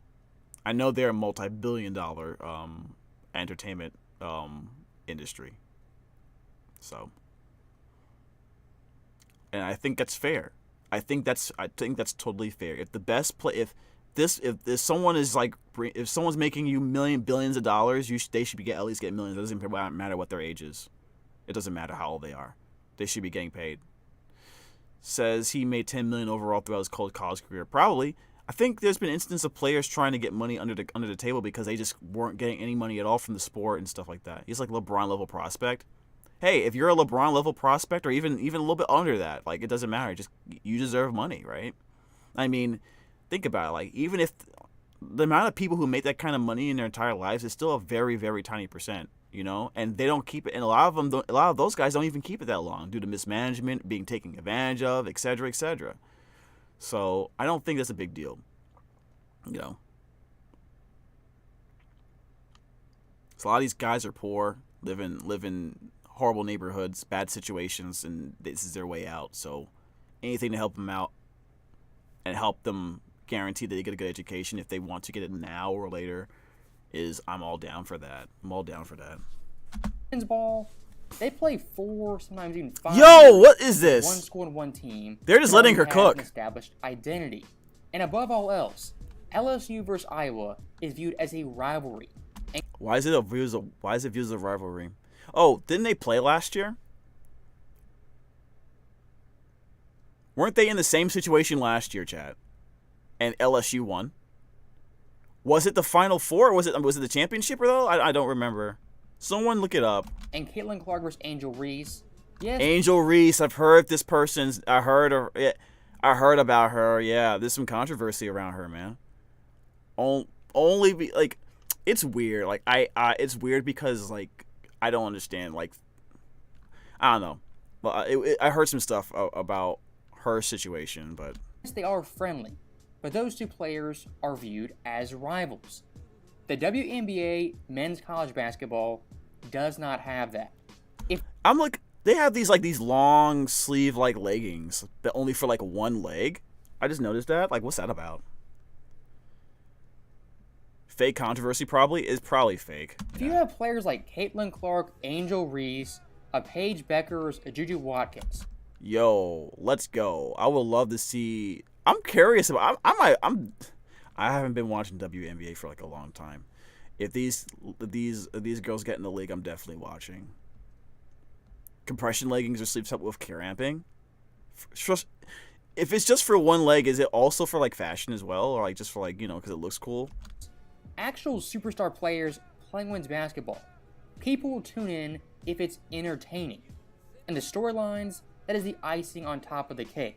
The big-time problem with the WNBA, over the past 20 years, nobody's invested in these teams or really knows where they are. I mean, teams like the Connecticut Sun. But that's like kind of the result of more of this like willingness to like the player movement is much more free flowing in the NBA now, right? A lot of people blame that on LeBron's trip to Miami, like the decision. He's definitely had an impact on making people more willing to move from team to team more often. And the reason for that is before LeBron's decision, it was more of a stigma, which I think was artificially manufactured by teams to keep players in line and keep them on certain rosters without having to pay them more or without more incentive to do so. But it was like if you left the team that you were drafted, you were looked at as like a traitor, mercenary, like all negative, nothing positive about it at all. Like you were only allowed to do it if you were old and run down and you were basically not a star anymore, right? Then it's okay. But if you were like almost on your way out or if you were like leaving your prime, then it was okay for people to move. But in your prime, if you left, you were considered some type of monster, which I never understood because it's a business, right? Like it's only a business when the teams and the billion dollar owners do grimy things, but when the players try to mimic the same strategy, they looked like monsters. And I think that is like well played strategy by the media and the owners to manipulate their audience. That's what I think. So that's why I think a lot of people, but to be fair, a lot of people would like, you get attached to a team, and you would rather see the team stay the same. And when you see a superstar player, let's say on LeBron's level, leave your team, you pretty much, I get the feeling like you're never going to win again, creeping up in your mind and reacting like a crazy person. Even if you're a big fan of your hometown team, for example. Sometimes, yes, men's players used to wear a sleeve because Allen Iverson did. Yeah, he did make it cooler to wear the wear certain things, right, or act a certain way on the court. I think he's been credited, Allen Iverson specifically, to bringing more of making hip hop more relevant in the NBA, right? Like that kind of flair, that style, that energy. Yeah, it's weird compared to the world. In foreign sports leagues, they don't really do drafts. Young players just sign where they want. The bad teams just stay bad until they get hometown stars who are actually willing to play for them. But the bad teams stay bad because there's bad management. That's the real reason. Like, who told you to skip Michael Jordan in the draft, you know? Who told you not to get LeBron James help for 7, 8 years? You know what I'm saying? Like, no, seriously. You thought, like I wasn't surprised when LeBron James left. Not for Miami, but I mean, when he left, I was like, of course he wants to win. Cavaliers suck as a management in terms of managing back then. Probably still do now. Oh, they're probably better now, though, but still. But yeah, like, why would anybody be surprised? Just because he lived near the area when he was born near the area? Like, no, that's stupid. Business decision. But you see how they treated him for a business decision, right? Yeah. No one said anything about. No one treated Mark Cuban, for example, nowhere near the same way. When he won the championship against that same LeBron James Miami Heat, I remember in 2011 or 2012, something like that.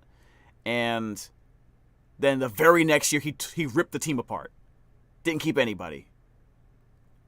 Instead of running it back. That was dumb. That was for Tyson Chandler or some shit. Like, it was really stupid.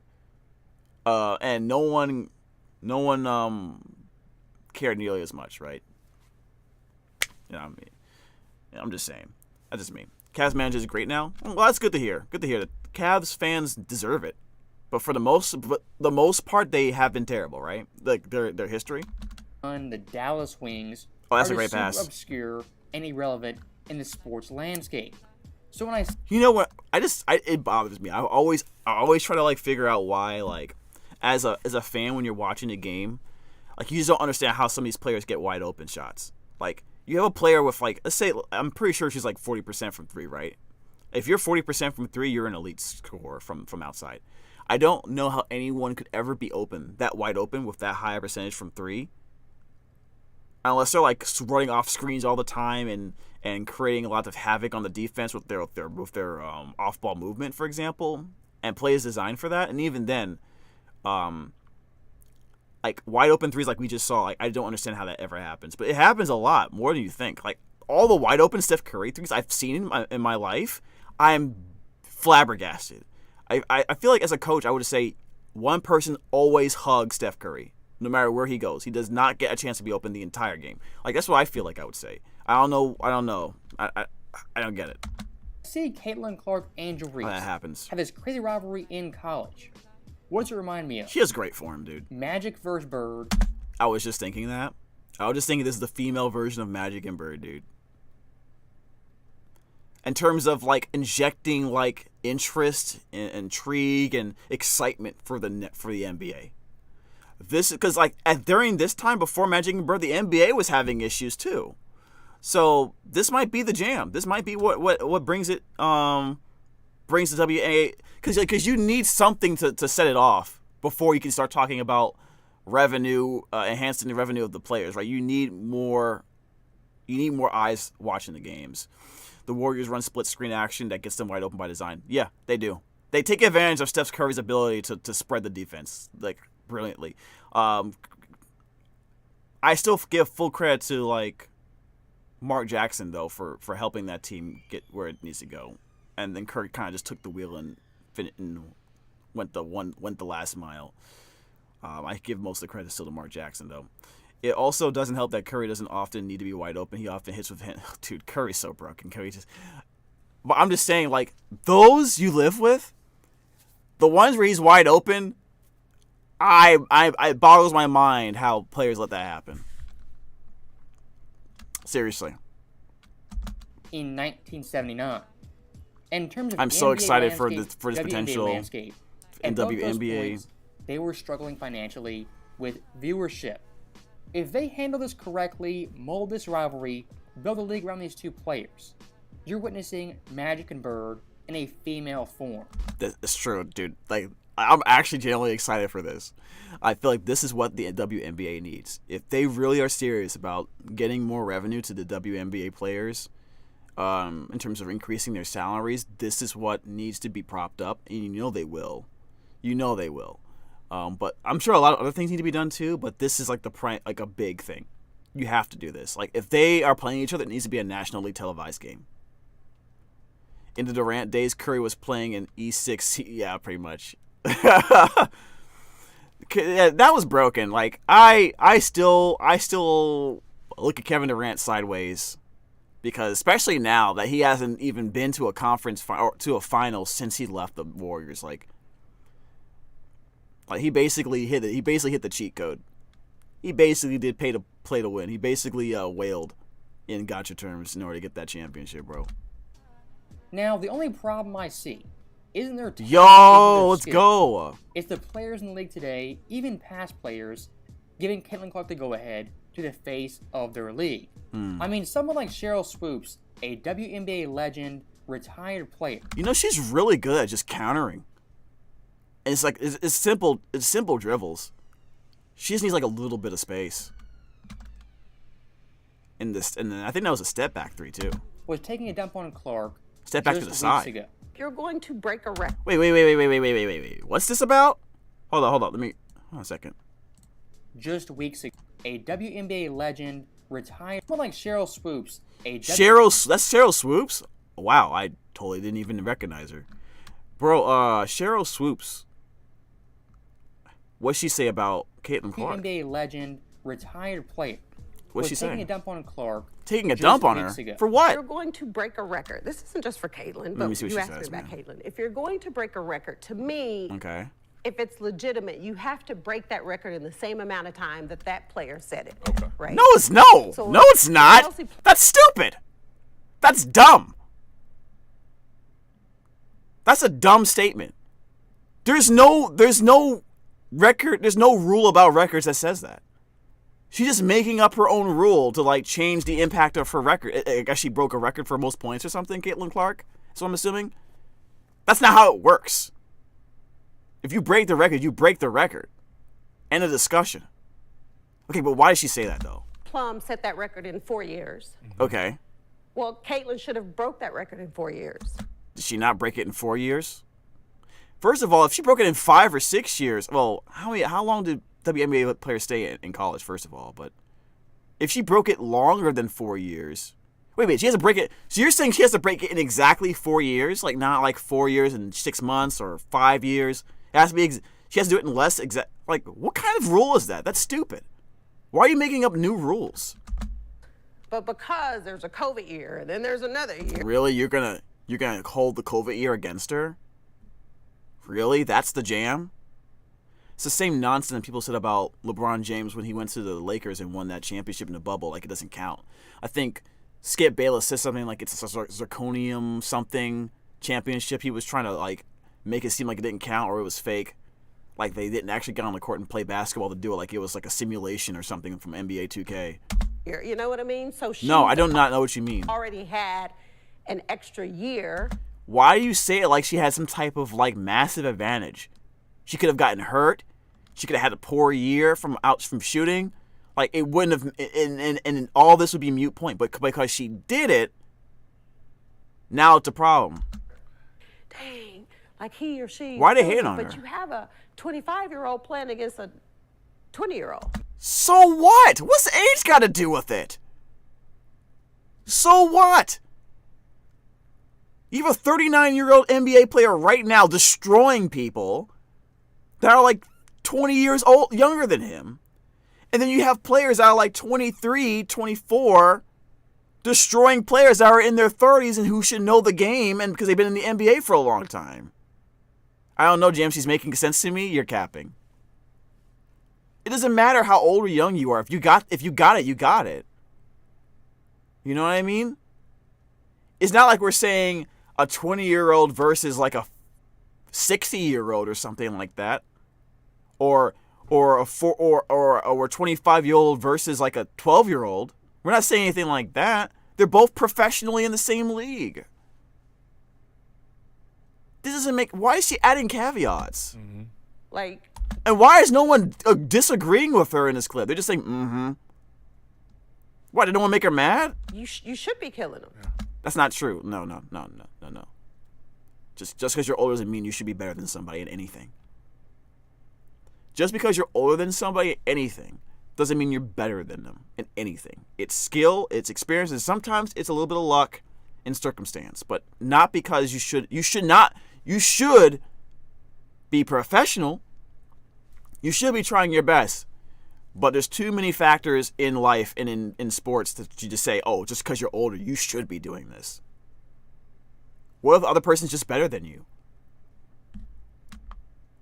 And she said 20 to 25. Is that even true?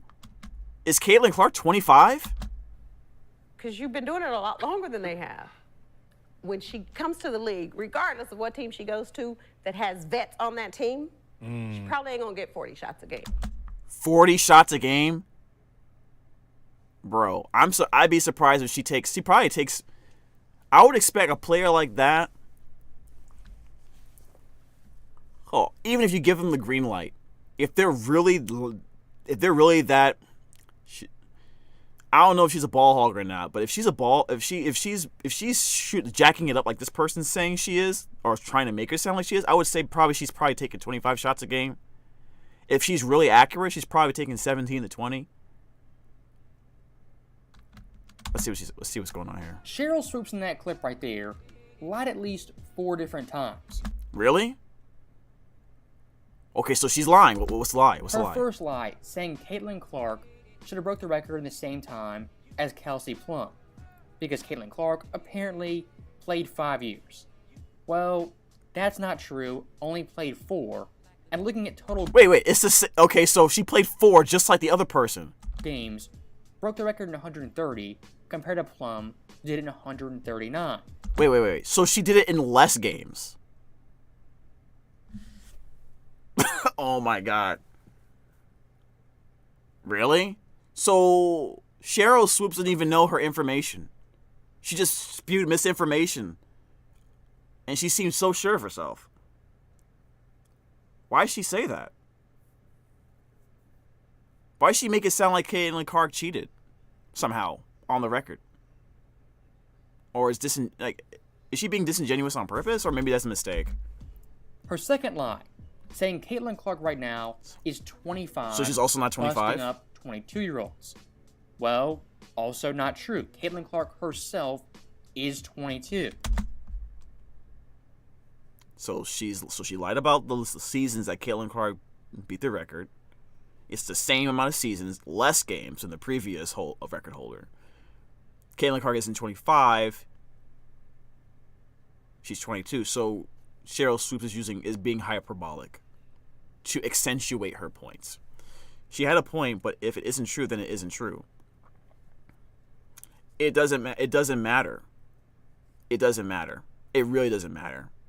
You give credit where it's due. You don't try to take it away from just because you don't like the person. You know what I mean? Plus, she lied twice already so far, so her point is already destroyed. I think the 25 thing wasn't being literal. No.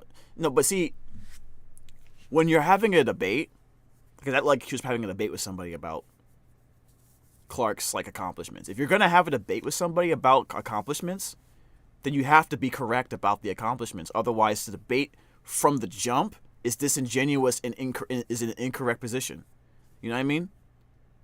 If I had a debate with you about any topic, and it was based on an outright lie as the premise, then there's no way we can come to a conclusion. Then the whole conversation from that point on, especially if I don't get called out on it, what's the point of having it? It's wrong. We're wasting our time. People who are listening to that conversation and trying to make their own opinions based on what you're saying because they're expecting you, in this person, Cheryl Swoops, a legend in WNBA lore. It's already messed up. I mean, that's our Star Rail discussion. Shut up, Kai. Now, her last lie, saying Caitlin Clark... Taking 40 shots a game. Bro, Allen Iverson was a ball hog and he didn't take 25 shots a game. 40 shots a game. Takes 40 shots per game. Again, not true, inaccurate, and false. The most attempts she's ever taken is 22.7 this season. So she takes 22 shots a game. And I think nobody has a problem with that. Nobody in their right mind has a problem with someone that good from 3.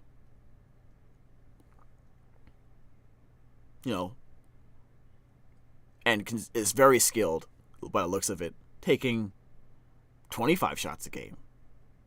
22 shots a game, which means she's very accurate. I assume they play 40 minutes like the men instead of 48. Maybe. I mean, you're probably right about that. Yeah. Like I said, I haven't played like to me that's irrelevant. To me that's irrelevant. She's saying 40 shots. 40 shots is a lot, even if it's 35 minutes, 40 minutes, 48 minutes. That's still a lot. That's a lot. So if someone's taking 40 shots, that's usually not a good thing. Even if they're your best player. Usually something's going on that's wrong. And her overall efficiency with that many shot attempts, definitely pretty impressive. From the field, above 45%, and from 3, just under 40%. She's just under 40%. Remember I said earlier, if you're like a 40% three-point shooter, you're elite. So she deserves to get to these shots from the sounds of it. So you gotta ask yourself... And she's shooting long ones. Not like at the line. They're like several feet away. Who am I gonna pass? Kobe is something else though. Like why would someone like Cheryl Swoops, an ambassador for her league, a retired let me see legend, this. Is she gonna shoot from right there? About... Okay, someone look at this. Someone was like, they saw the ball going to her from this distance. Then she ran up, she's like, no!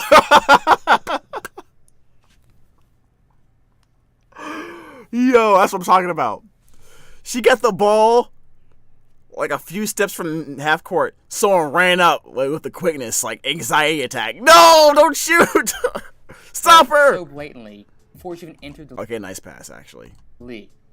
Well, here's my theory. You see how she stretched the court like that? If that girl was further away, go back.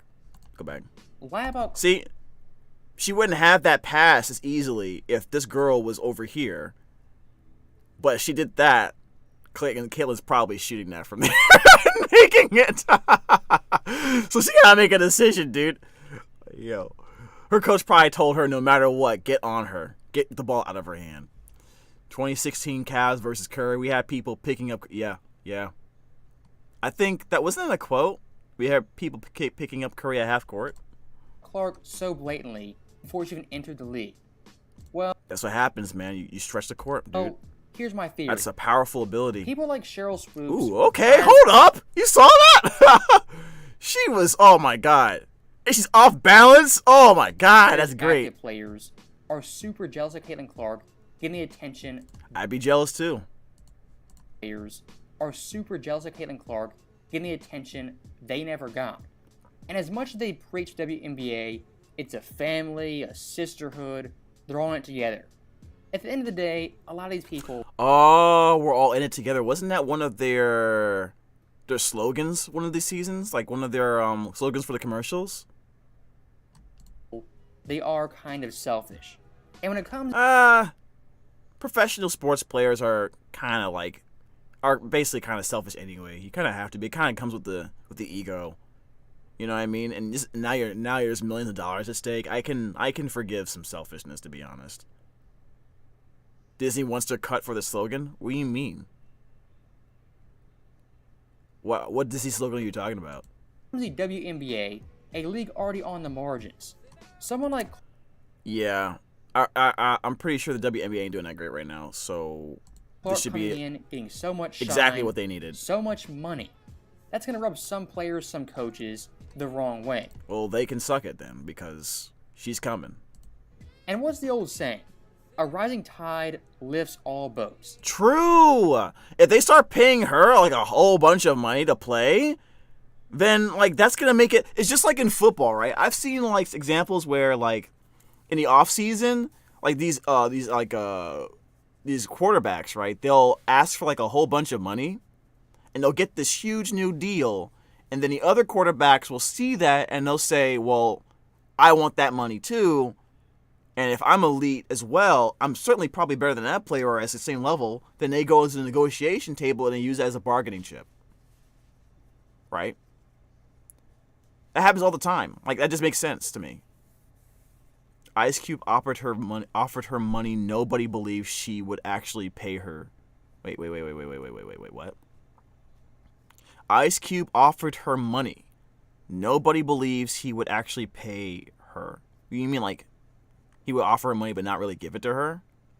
That was the controversy around the money. If these players were smart, they'd attach their ship to Caitlin Clark and ride it into the sunset. No, but come on, we know the deal with We know the deal with people, man, with humans. Like, when LeBron James was coming into the league, I remember watching clips of, like, Cavs players, like, you know, busts like Darius Miles and Carlos Boozer. You know, well, Carlos Boozer was kind of good.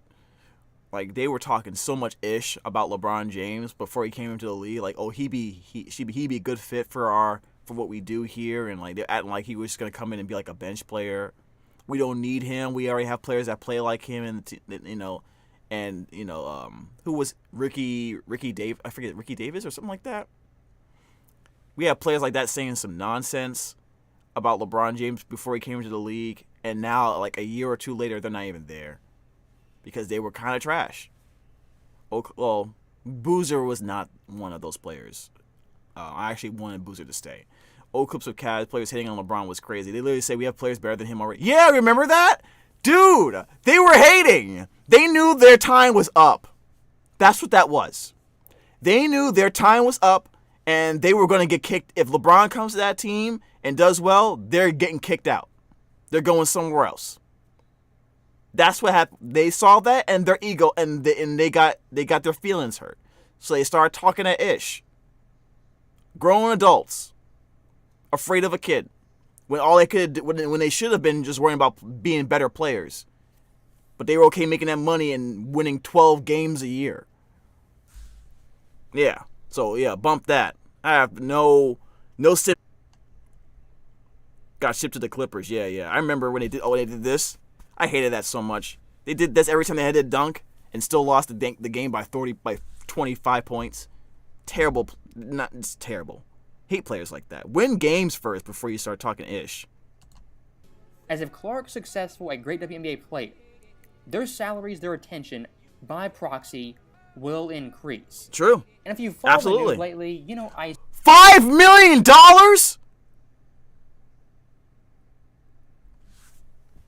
Dude, really? It was a good day. Isn't that a line? Okay. That's pretty good. That's a good title. Ice Cube's Big 3 League extends $5 million offer to Caitlin Clark. She hasn't even hit the league yet, bro. You know what? I would take it. I would play WNBA, and then I'm assuming the Big 3 is kind of like in the off season. If it is, that will work out perfectly. So she don't even have to go overseas. She can just play in the Big 3 league and make that money. That's perfect. And so wait. So Big 3 is men and women can play together, right? Or is it like a women's Big 3 and a men's Big 3? Or is it like you can play, men and women play together, right? People were saying she should call his bluff and force the WNBA to wait for her. Wait, they would have to wait? Now, there's overlap, I think, but she probably has the star power to force them to accept it. No. She should 100% take this deal. Because then if they want that star power, they got to pay her. And then other players, star players that come after her on the negotiation table can do the same thing. You pay Caitlin Clark, I won a championship from you. I've been here for a few years. She just got here. Where's my money? That's what I'm talking about. That's the jam. That's what you do. Because I guarantee you, when she joins the league, viewership's going to be as high as it ever has been. Viewership's going to be as high as it has been for probably the last decade, and that's not saying much in some degree because it's been terrible for like 25. But you know what I mean, right? This is perfect. She takes this deal, and then viewership skyrockets for like the next several years. Like, this is going to be a great bargaining chip to take for the next bargaining agreement. Like, please tell me I might not have it exactly right, but like, is my optimism completely misplaced? Like, if she plays for Ice Cube and says, I'm ready for the WNBA now, what can they do? Not put her on a team? They wouldn't dare. Exactly. They wouldn't dare. Especially if she plays well. I thought maybe she could do both. That was my premise, so I could see how that could be an issue. But I also feel like you can probably do a thing where she just does plays big 3 for some of the year because she's that big time. And then when the WNBA rolls around, she can still do that. Right? And just have someone replace her on the team. Because they don't just have 3 people on the team, they have some backups, right? I'm sure they'd do something like that. Now it gets in the way. That's theoretically why Oscar. Okay. So the $5 million is to steal Caitlin Clark away from the WNBA, is what you're saying. This is very hilarious because this puts pressure, like you said, on the WNBA to like start paying people like Caitlin Clark, and you would imagine there'd be more players like her and down the line, right? I feel like some of these players, some of these women are looking a lot better temporarily. I don't know, man. I would call the bluff. I don't know. I think here's also the thing. There's also the possibility that this is just for show in an attempt to put pressure on the WNBA to raise their salaries as well. This could be part of a ploy as well. That's totally possible. A business-related ploy. That's totally possible. Like, this by itself, this article is going to get more eyes on the big 3, right? Whether Caitlin Clark accepts the deal or not, right? Because now you're going to see potentially other players that are women looking at the big 3 and seeing if they can get something similar. Even if the Caitlin Clark thing doesn't work out. He just wants her for his league. Of course he does. Why Ice Cube would care? I'm pretty sure Ice Cube has probably tried to make some type of deal with the WNBA in the past. We don't know. We don't know why he would care. Other than he's a businessman. He's trying to make business decisions and, spark interest and create headlines, right? Because that's just part of it, right? There's a reason why he has that kind of money and we don't. I'm assuming. Let's continue. Offered Caitlin Clark $5 million to win the Big 3 men's league. I think that's so cool, though. I would love to see her make $5 million a year. Just to see what would happen. Like, just to see the haters or the people celebrating. Just like the chaos that would occur if she took that kind of money. Whether it's in the WNBA or in the Big 3. Anywhere, really. Just the chaos that would happen in sports news because of that. I'm for it, to be honest. Now that offer by Cube, out of left field, surprising, but definitely pretty impressive for Caitlin Clark. And take a wild guess. Was Cube's offer received applause? Was it downplayed and diminished? I'm assuming it was downplayed and diminished, because the way your voice said that. Let's see what they say. Well, here's your answer from active player in the WNBA. If you're going to say that it's for that, then stand on that. But I don't think it's, I think he's trying to make a business decision. Of course he's trying to make a business decision. He owns the league. He's a businessman. It's in the word. He's a black businessman, too. It's a black-owned business. So I'm definitely surprised they're starting to hate on this. I thought he was trying to... Never mind. I'm going to keep it. I'm going to keep it to myself. Which he's a businessman, that makes sense. But to mask it in this, I want to uplift and support WNBA. Why can't you do both? Why can't you do both? Why can't you want to support women's basketball, but at the same time want to make money? Because if Caitlin Clark goes to the Big 3, he can negotiate with the big sports networks on future deals as well. So obviously that makes sense. Like at least set the stage for it. Oh shit! My bad. I went back too far. $5 million to win the Big 3 men's. If you're gonna say that it's for that, then stand on that. But I don't think it's. I think he's trying to make a business decision, which he's a businessman. That makes sense. But to mask it in this, I want to uplift and support WNBA players and women athletes is kind of a cop-out, I think, and I don't think it really makes any sense. It makes lots of sense. You're just being a hater. It makes lots of sense. It's called making money. I've said it before and I'll say it again. With these WNBA players, damned if you do, damned if you don't. Someone like Andre Iguodala gives a player on... I remember that. I remember the Andre Iguodala situation. He was giving someone credit for their play, and they got mad at him for the dumbest reason. On Twitter, props says, "Way to go, number 23. You're playing great." What do? Accept that praise? Of course not. They respond to Iguodala, attack him, and say he's, quote, disrespecting them. You know the worst thing is? I still don't remember the player's name. But I remember their attitude in response to Andre Iguodala's compliment. That's sad, right? I can't even remember the players' names. I can just remember how much of an asshole they were to that response. And I think that, at the crux of it, is the problem with the WNBA from a fan standpoint. Imagine how many... Because, like, every... I guess like, for anything in regard to entertainment, or... especially for sports, you're trying to like get more people watching your league. You got fans that you know are legacy fans. They're gonna watch you no matter what. They're there for the long haul. You've established them as your market, your base. They're there. You can pretty much expect a certain amount of revenue from them.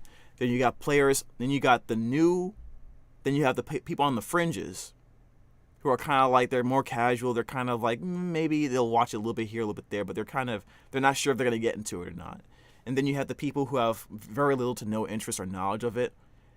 And you're trying to do everything you can to get those people into the fold. You're trying to get new fans and new people into it. And you're using your marketing strategy. You're using your star players as to prop your league up to show these new potential customers the best of what you have to offer to entice them to spend time and money on your product. So when you have those types of players that you would want to prop up, your best players, your stars, so to speak, acting like assholes, then the fans are going to say, first of all, whether it's WNBA or NBA or any sport, these tickets, going to these games, spending $15 for like a drink and a hot dog, if that, or some pop, that's expensive. For the average American, that's expensive as hell. You know, these authentic jerseys, all this stuff they want people to buy and spend hundreds of thousands of dollars on, those are expensive. Most people can't even afford rent, but they, you know what I'm saying? So you really got to make them want to invest time in your product. Especially when it comes to sports, where the people are the most important, commodities, and for them to have zero like understanding of how that looks, like that Andre Iguodala thing. I'm sure there's more examples of that. Like, to have no clue to what that looks like to potential fans actively prevents your league from growing commercially, you know? Like, imagine if LeBron James was, like, presented himself in a way that had, like, the worst attitude, ungrateful, shitting on everybody, I'm talking about, like, outwardly, right? Like, part of what makes LeBron James, for example, LeBron James, is the way he conducts his image, right? That's a big part of it. That's for marketing purposes. That's how he was able to make a lot of money, because he seems very marketable. It's not just that he's very successful. That's probably a big part of it, but there's that marketability as well, right? And then you have situations like this where I heard about this and I was like, who the hell are you? That was my first response. What was the problem with the statement, number one? And then number two, who the hell are you? You know what I mean? I imagine how many people who are on the fringes or new up to the WNBA's existence saw something like that and was like, that's kind of weird. That's kind of messed up. Why would I want to watch players like that? I want to spend time watching people like that play. That happens. Potentially millions of dollars were lost because of that. for example. At least I feel like there are people whose job is to handle that kind of stuff. They will look at it like that we just lost millions of dollars because of that idiot's comments, right? At least maybe, I don't know. I don't know if there's, I don't know. I don't know. I feel like that would be the case, right? I mean, these players... Was the issue that he didn't call her by her name? Bro, it doesn't matter. People do that all the time in sports. They don't say their name every single time. You think they said Michael Jordan's full ass name every time? They say Jordan, number 23. Like, come on. I was watching. I remember watching a LeBron James game where he went for like a high flying dunk, slammed it in.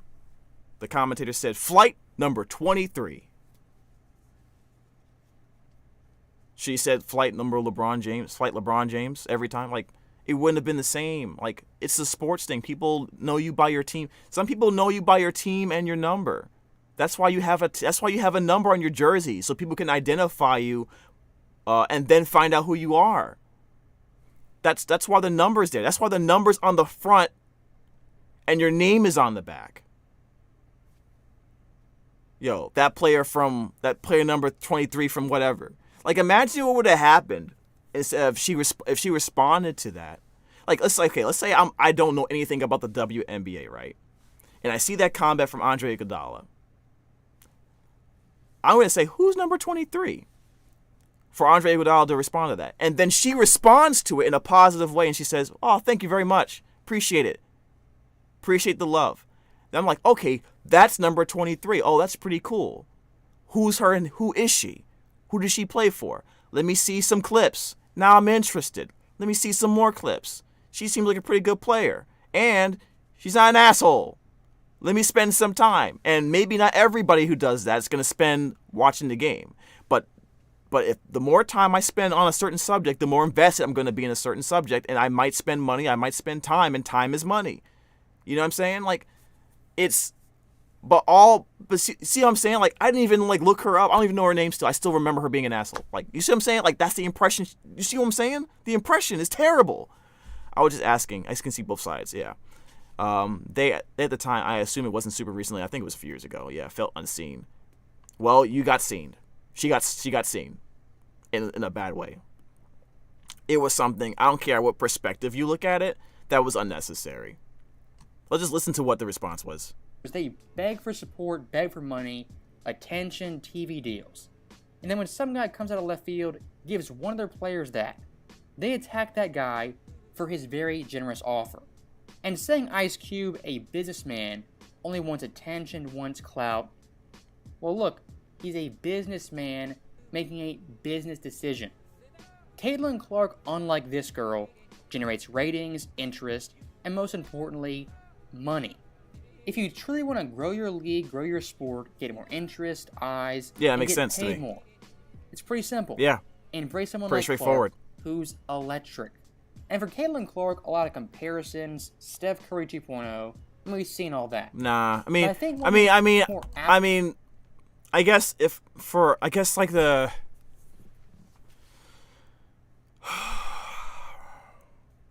I feel like her dribble isn't the same. Like her style of dribbling isn't the same as Steph Curry, but I think it's when people say Steph Curry, they're just talking about the long range shooting. I guess it's maybe not the fairest comparison. Let's see what he compares her to. Comparisons that hasn't been made is comparing her to Pistol Pete. Pistol Pete?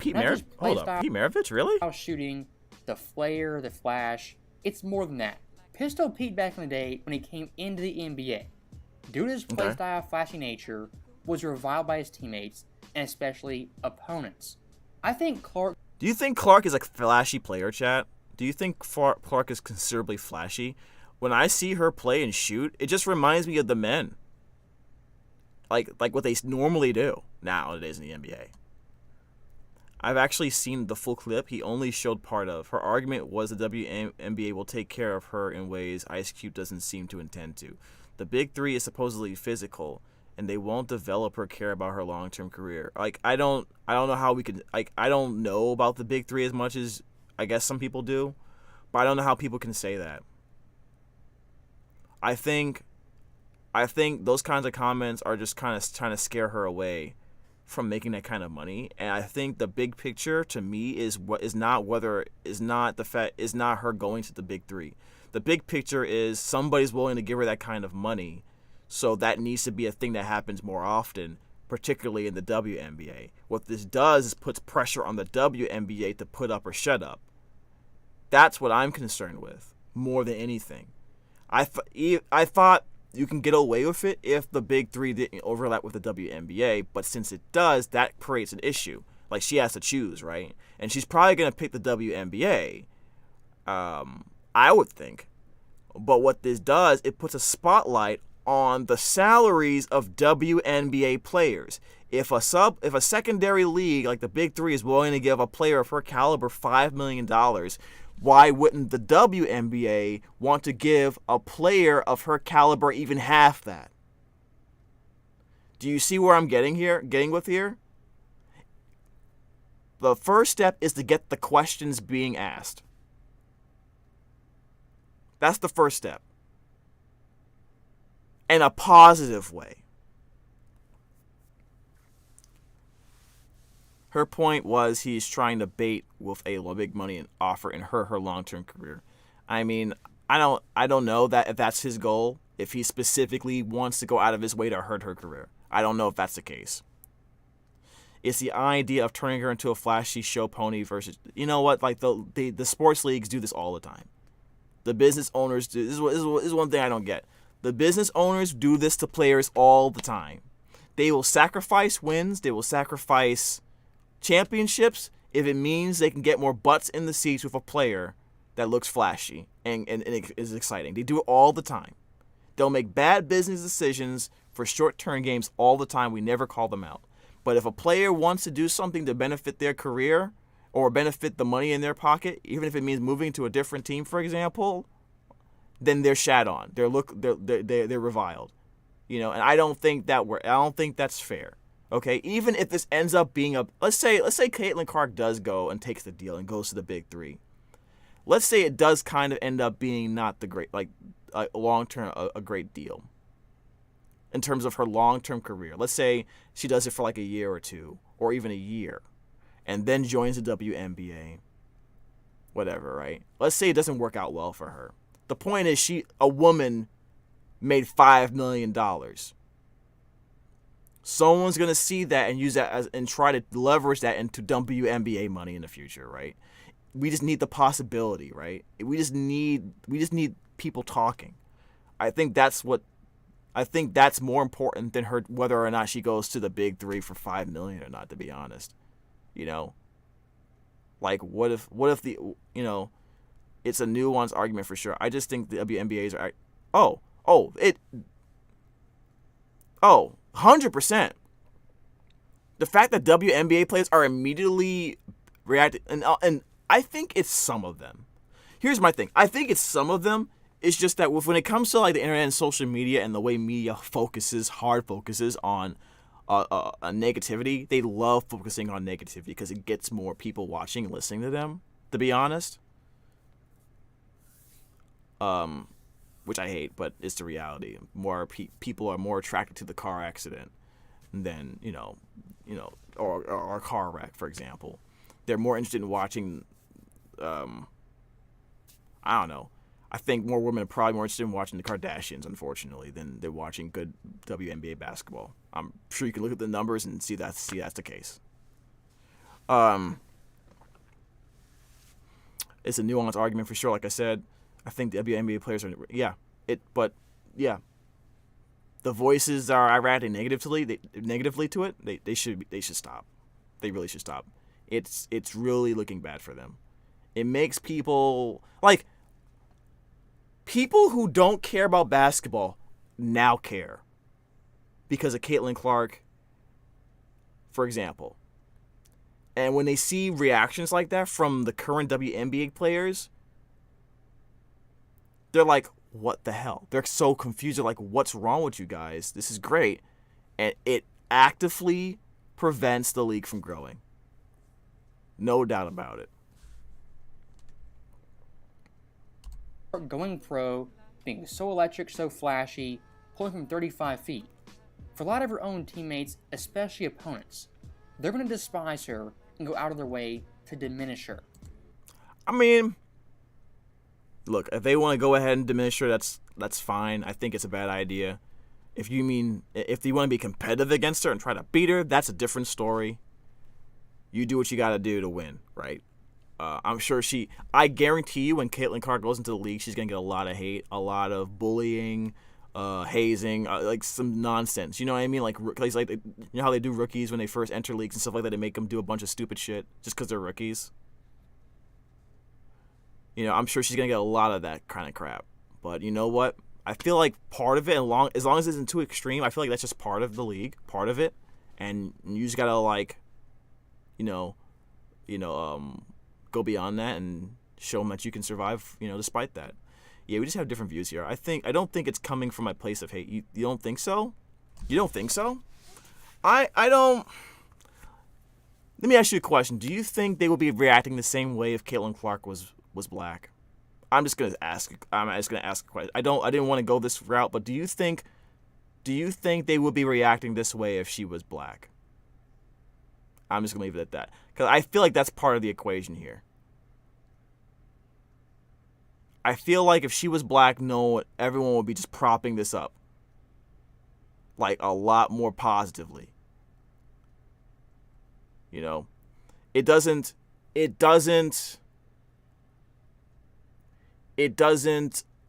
escape my notice that the two examples, this video, which probably isn't the number one video to look. I mean, I'm pretty sure we should probably look at more videos for this subject, but it doesn't escape my vision that the two examples of players they showed hating on her didn't look like her. And I wonder if race is playing a component in this as well. WNBA players talk about how supportive they are. They don't have that 80s, 90s basketball mentality. I don't know if it matters to me if they do or not. As long as the league is successful, Again, that one clip, she wasn't hating in the slightest. Are you talking about the lady? Are you talking about Cheryl Swoops? That entire argument was based on falsehoods. So that goes in the trash for me. Like, I'm willing to the one from Gilbert's podcast. I think they were both Gilbert's podcasts, actually. I felt like the perspective of the second clip was like, why didn't you give one of us that kind of money? That's what I feel like she was saying. Like, her energy was telling me that. She was saying one thing, but I feel like her energy was telling me something else. That's just my personal opinion. You know what I mean? I don't know. I don't have a problem with, like, even if let's just say for the sake of argument that Ice Cube's doing this as some type of stunt, and you're right, let's say he doesn't give a damn about Caitlin Clark. He just wants to take advantage of her to get views on the big three. Let's say pessimistically that's what that is. It still opens up the question, why can't another lady get $5 million from a league in the future, or half that in the WNBA or whatever, right? It still opens up the door more than what it was before, I think. Just having the question, the eyes on the controversy of the situation helps in that regard, even if there's negativity to it. The question posed to her was, should she take the deal? And why do you think? I want to see the full clip then, eventually. I don't know if we'll spend time doing that. And my question is, I hear what you're saying about how she responded to the question. I think it's more important that whether she, like I said before, whether she takes the deal or not, the fact of the matter is the deal was made. This is out there, right? And I told you how that's important. Like, whether she said she should take the deal or shouldn't, that doesn't matter. I think it more matters. Like, let's go back to that clip. Let's go back to that clip, dude. 'Cause I feel like she was hating a little bit.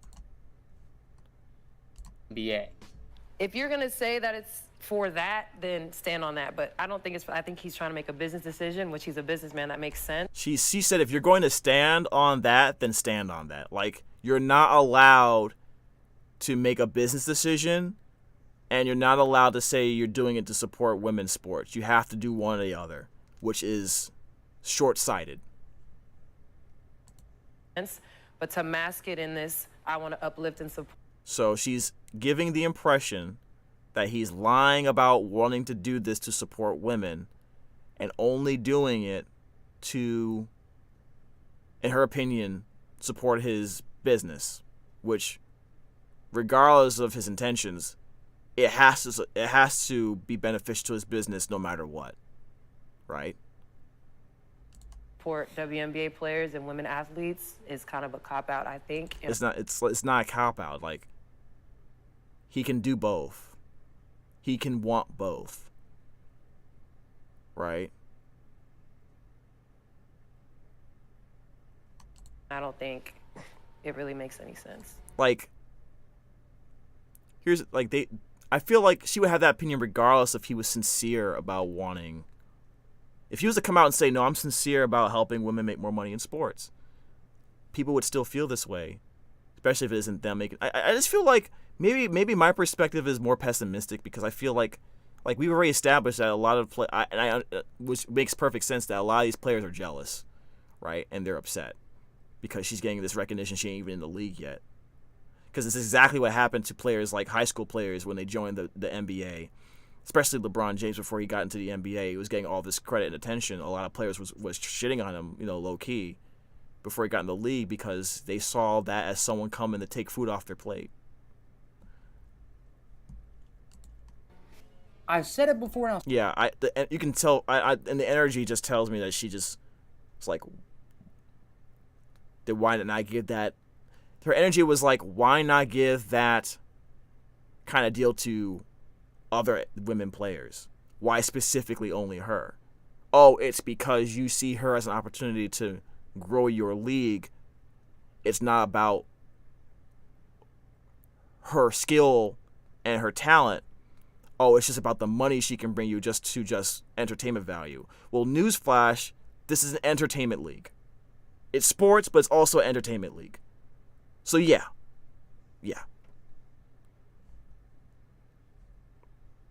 That's the deal. Even if Caitlin Clark was a worse player than, let's say, player X in the WNBA,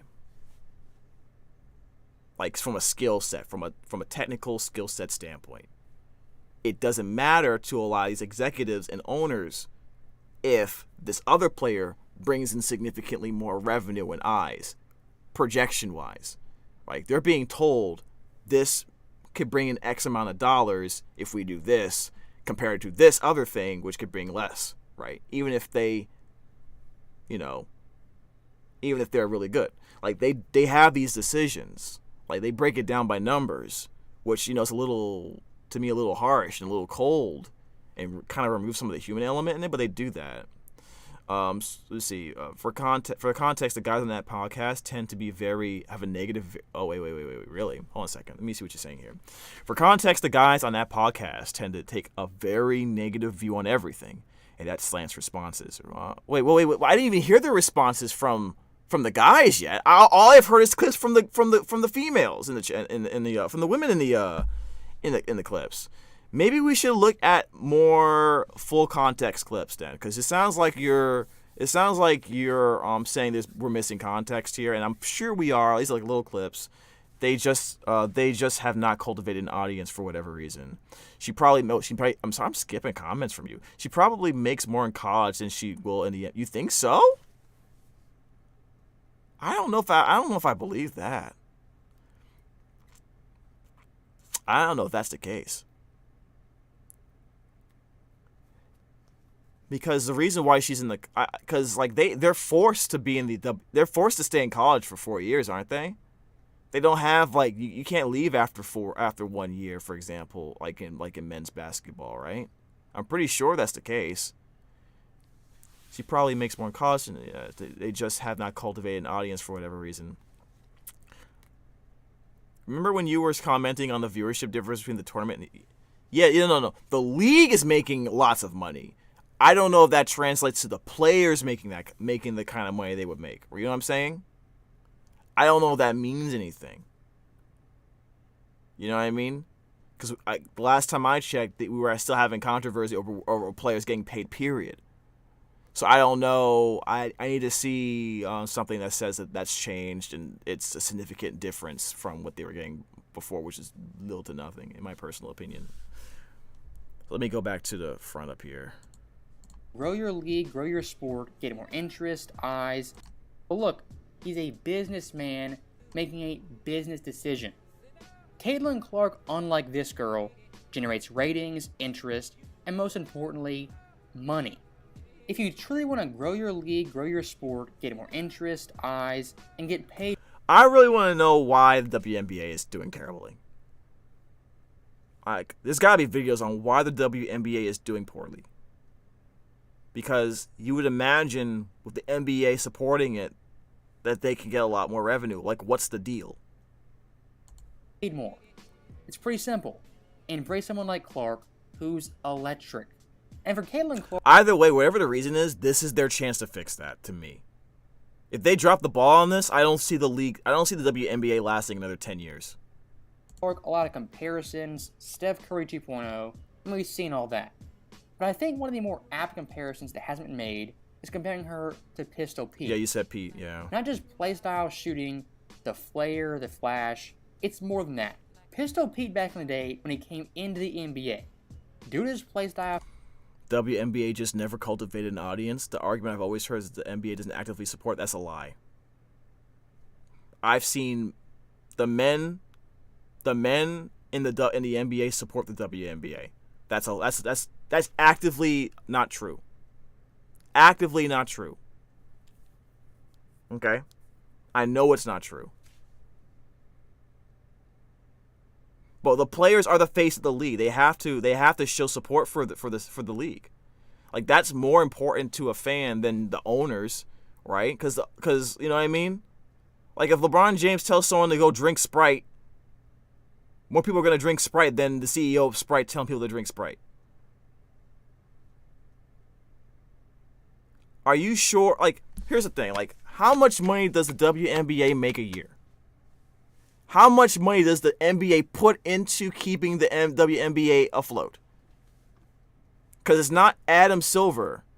Adam Silver is employed by the owners. These are millionaires and billionaires.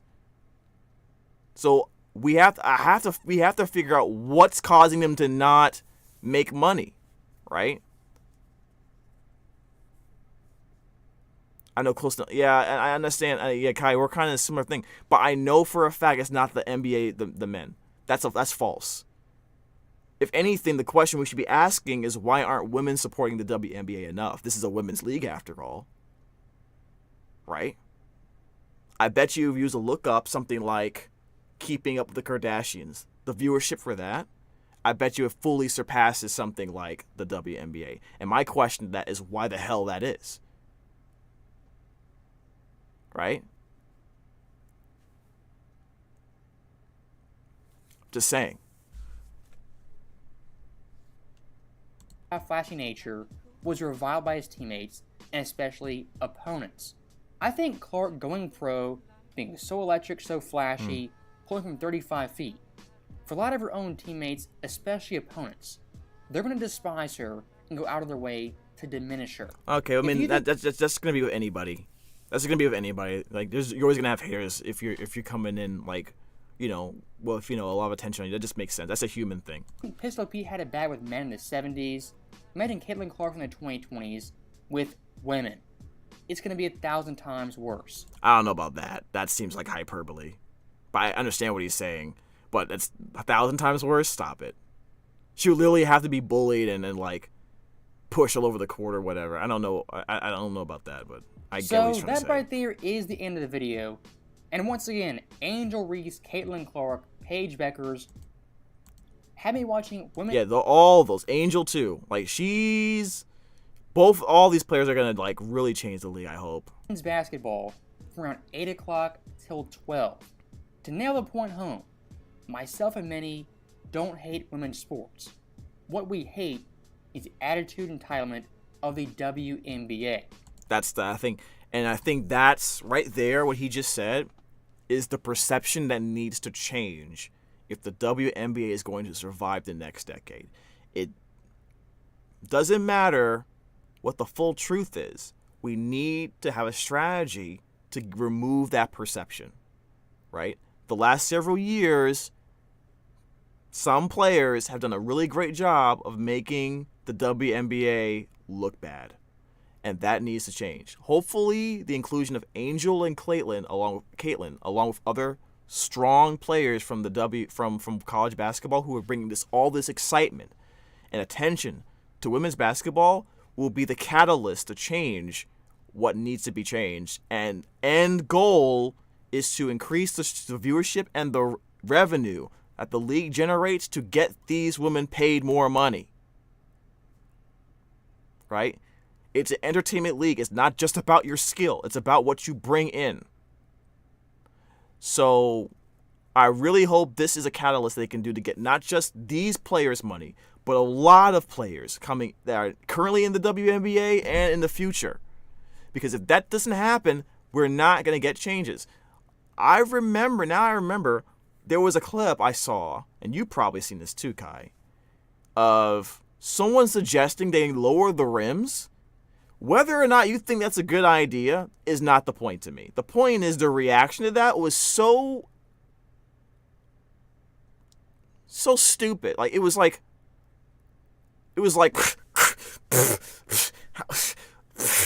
lower the rims. How dare you say that? Oh, terrible. Like, oh, now I have to reach. Oh, I can't believe you would say that. Like they wouldn't even discuss. They wouldn't even discuss the possibility. Because the guy was like, oh, it was Tracy McGrady. It was Tracy McGrady. He was actively trying to have a conversation on, like, okay, let's try to figure out what we can do to make it more exciting for people. Let's figure out this thing. How about we lower the rims a little bit so there's more dunking and there's more exciting? I know in my league when I was playing, that was one of the most exciting things people enjoyed about it. Let's see if we can get some of that in there. If we lower the rims, it should be easier and stuff like that. And this lady was like, so I'm just there to dunk? Oh, that's all I'm there for? I was like, yo, like that attitude right there is why people don't watch y'all. Even if you disagree with it. That attitude right there, that entitlement, is why people don't watch y'all. Straight up. You know what I mean? Like, they could not change I think if they changed the rims, it would be difficult it would take time for the players to get used to the rim changes in terms of the long distance shooting, and that would suck. But I'm just saying, like, bro, like, don't act like that on television. It gives the wrong impression. Jam, again, I can kind of see both sides, though. Imagine being a woman and someone treating you with kid gloves. It's not kid gloves. Like, okay, here's the thing. If someone told you, I feel like, okay, I bet you, let me put it this way, I bet you they would be fine with it if the league said we'll increase all your salaries by $3 million on average. If we do this over the next 5 years, I bet you they'd do that. Also, the NBA has made several changes to rules quite often. I think they've already done this, but I think they're considering changing the type of balls they use in terms of the material and everything. They changed the type of rims. They changed the materials. They changed the types of the materials, the floors. They changed the All-Star game. They changed some of the rules regarding the defenses and all this stuff, and people just had to deal. They changed the way they call plays. The style of the game has changed drastically, and you just had to adapt, or you just got phased out. And you had to deal with it. You know, it's not kid gloves. You're asking, because think about it this way. You're asking millionaires and billionaires to put more money in your pocket at the end of the day. and you're not willing to budge on anything, on the court, I mean, no one gives money away for free. Nobody.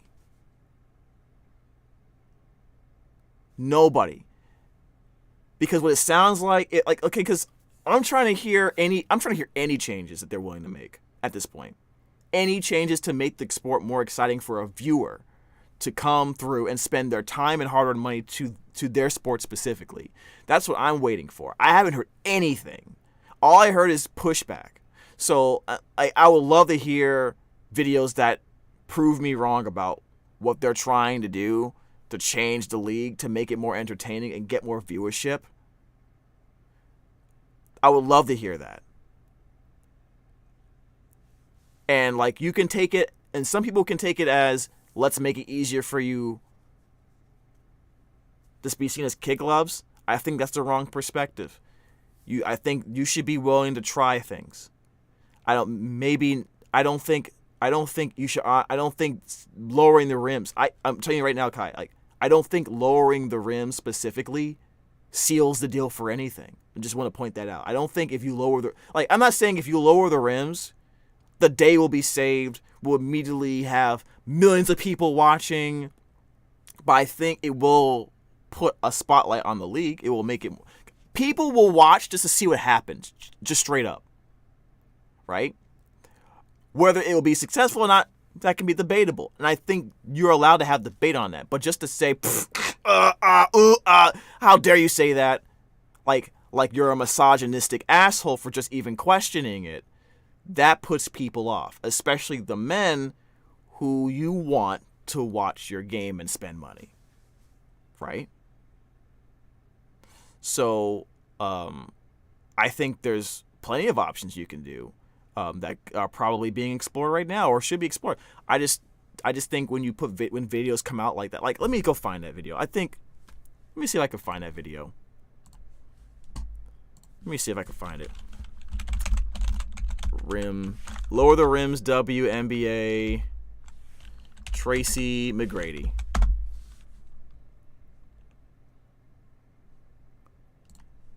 Found it. I think this is it right here.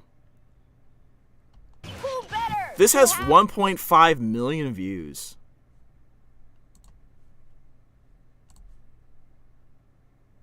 Okay.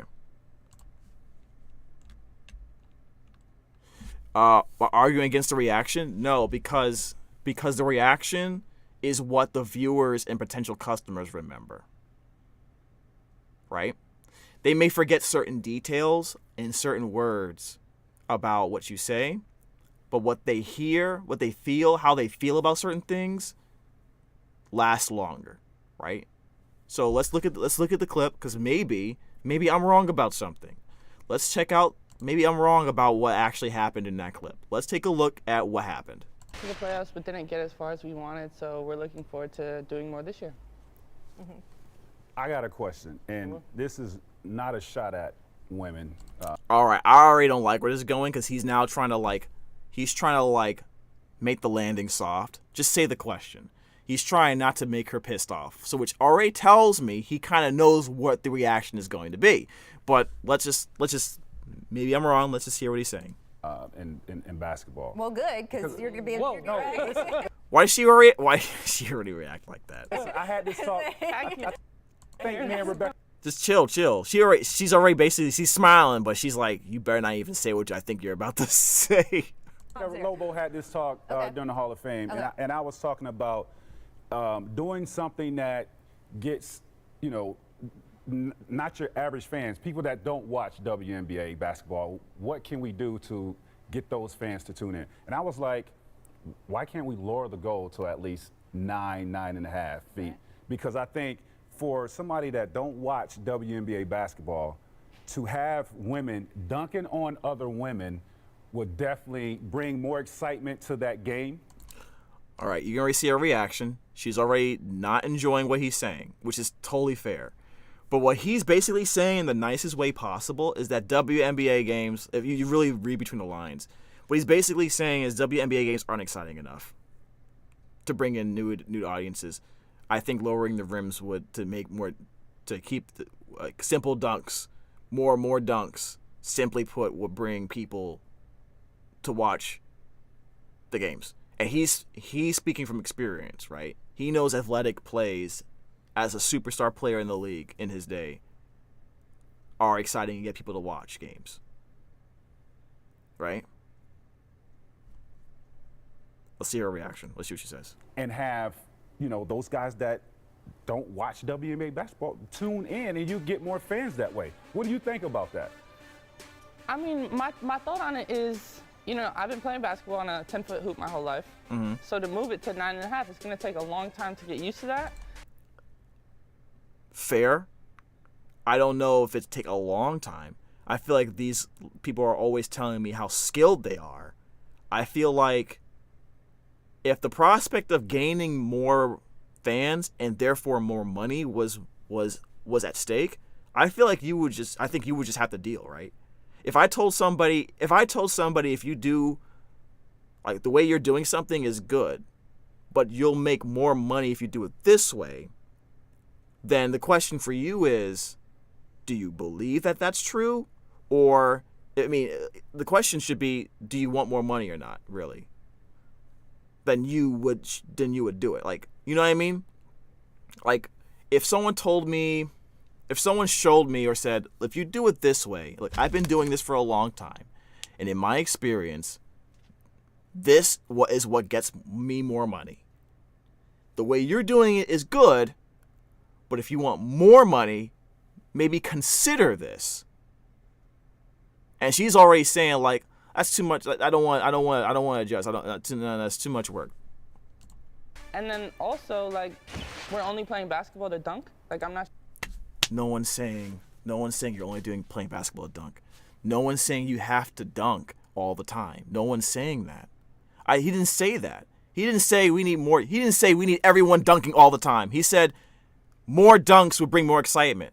I only play basketball to dunk? No one is saying that. Not sure. No, you plan to. Like, you just want to see me dunk on somebody? Like, I don't know. The skill. He said yeah. He was gonna say yeah. You heard him, right? He was gonna say yeah.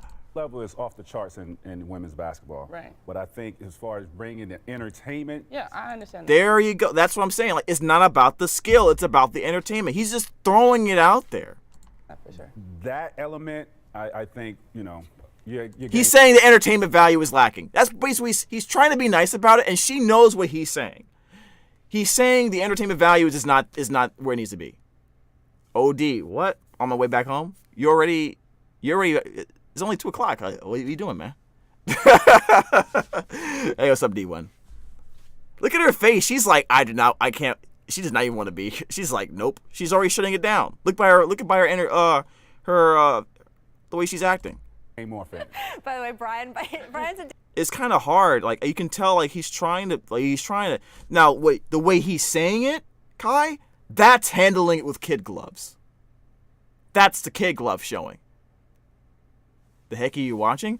We were watching a video about Caitlin Clark, and it was a video about quite a few things, but I think a lot of it was about just the problem she's going to face getting into WNBA, players being jealous, not supporting her as a way to help raise the awareness of the league.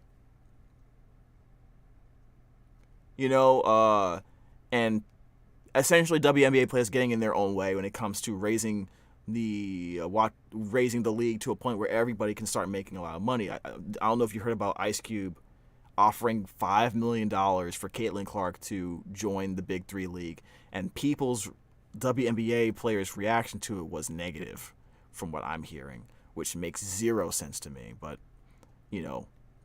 it's very interesting. But Kai, that's handling with kid gloves. You see how he wouldn't say it straight up? Like, what he basically was saying was the WNBA isn't entertaining enough despite the high skill level of the players. Based on my experience as a WNBA player of the highest caliber, what brought excitement was this: let's find a way to bring more of that dunking and expression of athleticism into the forefront in a women's league. Because women are as physically capable as men and at the high levels of athleticism. If we lower the rims, that will make up for that difference in athleticism and allow similar plays to be highlighted in women's sports. That's basically what he just said while being the nicest way possible. And you saw her reaction to it. That's kid gloves.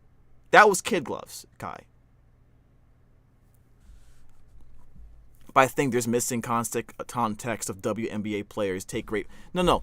I understand the pride part. When you're in those kinds of leagues, especially when they're touted as like the best of a certain sport, like the NBA, for example, is touted as the best basketball sports league in the world, right? If you make it there, man, you are something. Even if you're on like the lower levels of the bench, you did something that a lot of people are never going to do. And we're talking about people who've trained all their lives to make it. So there is going to be some ego. There's going to be ego there, period. I understand that. That being said, the NBA is a multi-billion dollar league, right? Or millions at least. I don't know the full number. I don't know the actual number. The WNBA is bankrupt. They're not making any money. It's at a deficit every single year. They're only alive because of the NBA. That's not right? So even if I have ego, instead of just doing the same thing over and over again and expecting a different result, how about we explore some things before it's too late and this thing is basically a dead patient on life support? That's what I'm saying. I'm more concerned with the league staying alive and growing than hurting some WNBA players' feelings. That's what I'm getting at. Right? And this is someone who does not watch the sport but sees that there's value there and still wants it to grow and wants to get back into it when players like Caitlin Clark and Angel are showing up and about to wreak havoc. Yo, I'm like, you know what I'm saying? Like, my fear is that those two players and some more and even more are going to show up and they're going to get and they're going to just disappear. It's not going to and it's going to get ruined somehow. That's what I'm afraid of.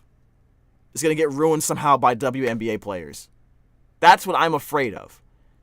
And it's mostly due to the energy you just saw in her and what you just saw from Miss Stewart here. Like, this video has 1.5 million views 5 years ago. If we go, I wonder what the comments say. I wonder what the comments say about this. Wow, I would deadass rather find a $5 bill on the ground than get a free WNBA ticket. Holy shit. That was the nicest way of saying your league is lame and we should change something. Props to McGrady. Comment. This. Wow, that's kind of disrespectful. Do you play basketball the dunk? Was Air Jordan a layup? Okay. If the NBA was the old style like the 1940s, I wouldn't watch it because they didn't dunk. Well, you're just saying this this is a comment from 2 years ago. I would deadass watch Katie. I would deadass watch Katie's toilet flushing to the WNBA game. These are disrespectful comments. But you see what I'm saying? This comment took me out, whatever. Tracy McGrady would average 250 points and 300 rebounds and 0 assists in the WNBA. He was so careful and respectful, and she took it so bad. That is their problem as a league. This is what people are saying. They feel that energy. They see her. They see how she's acting on the camera. Like, you know what I mean? Like that nonverbal language. That's an issue they have to overcome. This is what they see consistently, so it leads them to being defensive. Like, yeah, but you see how reciprocal it is? The comments like that are from watching reactions like that, and then they see those comments, and then and they get more defensive, and their ego gets hurt. It keeps on going like this, so nothing's stopping. Remember, they're trying to get those fans to spend money on their game, so they can make more money. That's the problem. The problem is they need more fans, right? Not these fans need them. They have to generate the value to make the fans want to go give them the money. You know what I'm saying? That's the problem. Comments like this don't happen just because men bad hate women. That's lazy. That's lazy, you know what I mean? Like, so, like, I just hope we can do something, man. Maybe it's not changing the room, but you can't The T-Max sipping like tea. look at this guy over here in the middle. He's just sipping. He's literally the Kermit meme right now. He's literally the Kermit meme right now, chat. And she's like laughing and turning away. Tracy McGrady's like, yikes, I stepped on a landmine here. She's like, oh, let's move on to the next subject. You can tell. They skipped that comment mad quick. That question the mad other quick. day. He's just sitting there. He's leaning on him. He's like, where's my support, buddy? Why aren't you jumping to save me? He's like, no, you're on your own, buddy. You see this pink shirt I got on? I'm not going to do that anymore. So, how about those Yukon Huskies? I mean, it's equally lazy to put the blame solely on them. No, it's...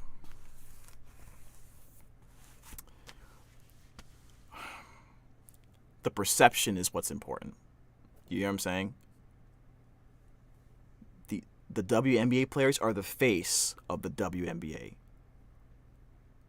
What they exude to potential customers, the audience, is massively important. And it's not like nobody knows their league is hurting in terms of viewership. So, if people didn't care, you wouldn't see comments like this. Clearly, enough people out there care, and they just need a reason to go at one extra step.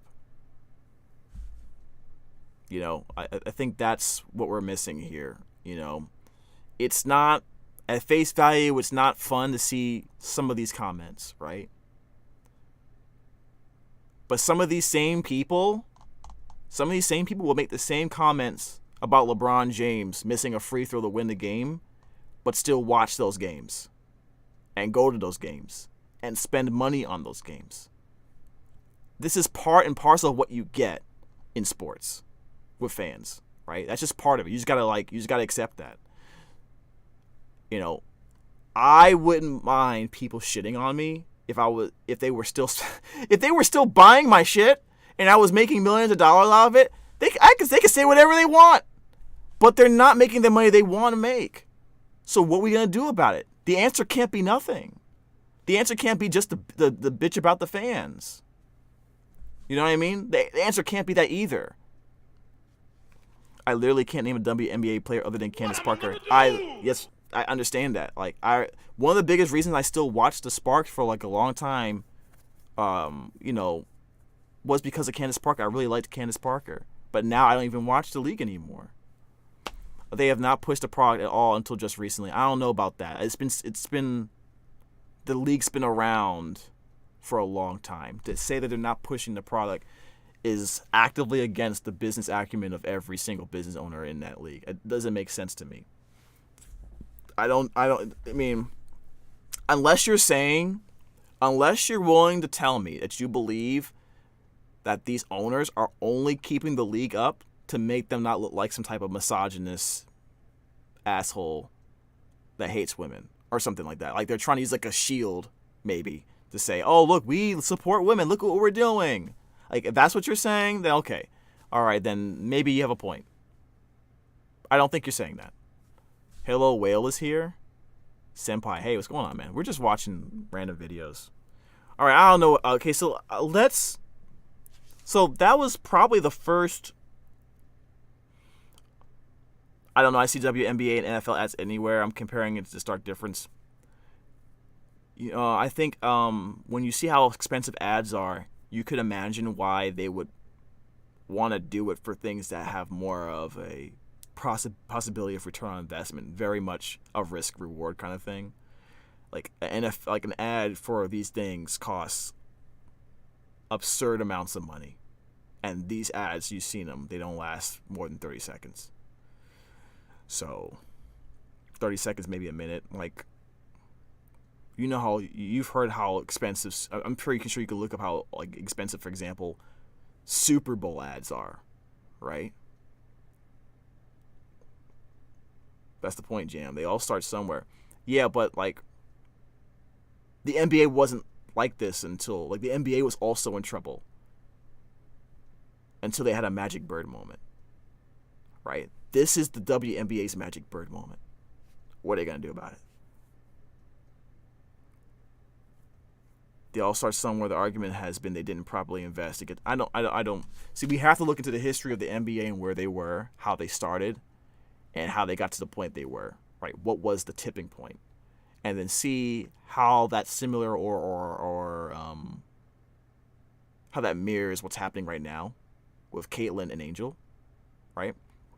I think it's probably that point right now. Right? So I want this to be the chance. I'm gonna check more stuff about the WNBA this year. I want to see it do some things. I think this is their chance, right? And I don't think they have to lower rims. I don't think they have to do that. I just didn't like people's response to it as if they're fine where they are, because they're not. But in terms of, if the goal is to make more money for the players, anyways.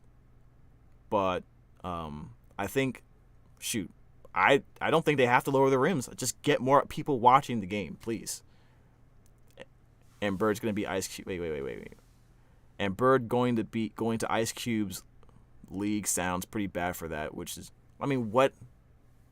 They don't know. They don't know. They only made a big deal of it because it was $5 million. I think that's the part people you're probably ignoring a little bit, maybe a little bit, like a tiny bit. It's not the fact that Ice Cube wants her to play in the league.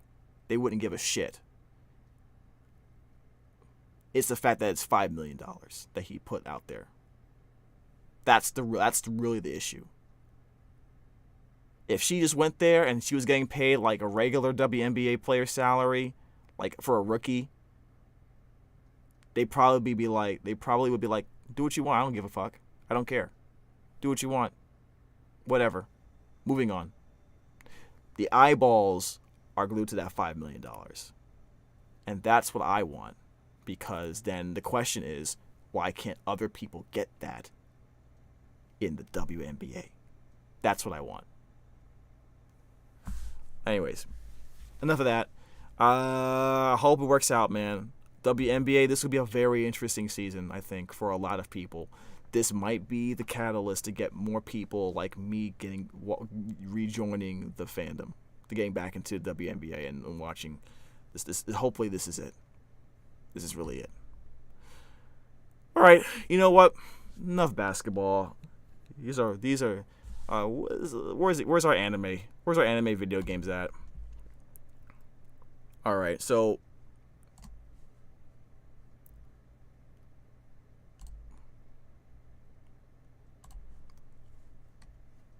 All right, freaking Iongo. His hilarious content about Ruin. What is this? I really hate Ruin May in a major way. He always says stuff like that, in a major way. He always has this, like, he's about to say some really nonsensical stuff, isn't he? Let's see, what's wrong with Ruin May? I bet you it has nothing to do with her abilities in the game. It's probably something random. And I expect to see him walking under a bridge or some type of dark tunnel or some secret passage in the city at some point as well, and poaching off someone's internet. I don't know. Let's see what he's got to say. Ruon May is an autistic bitch. She has...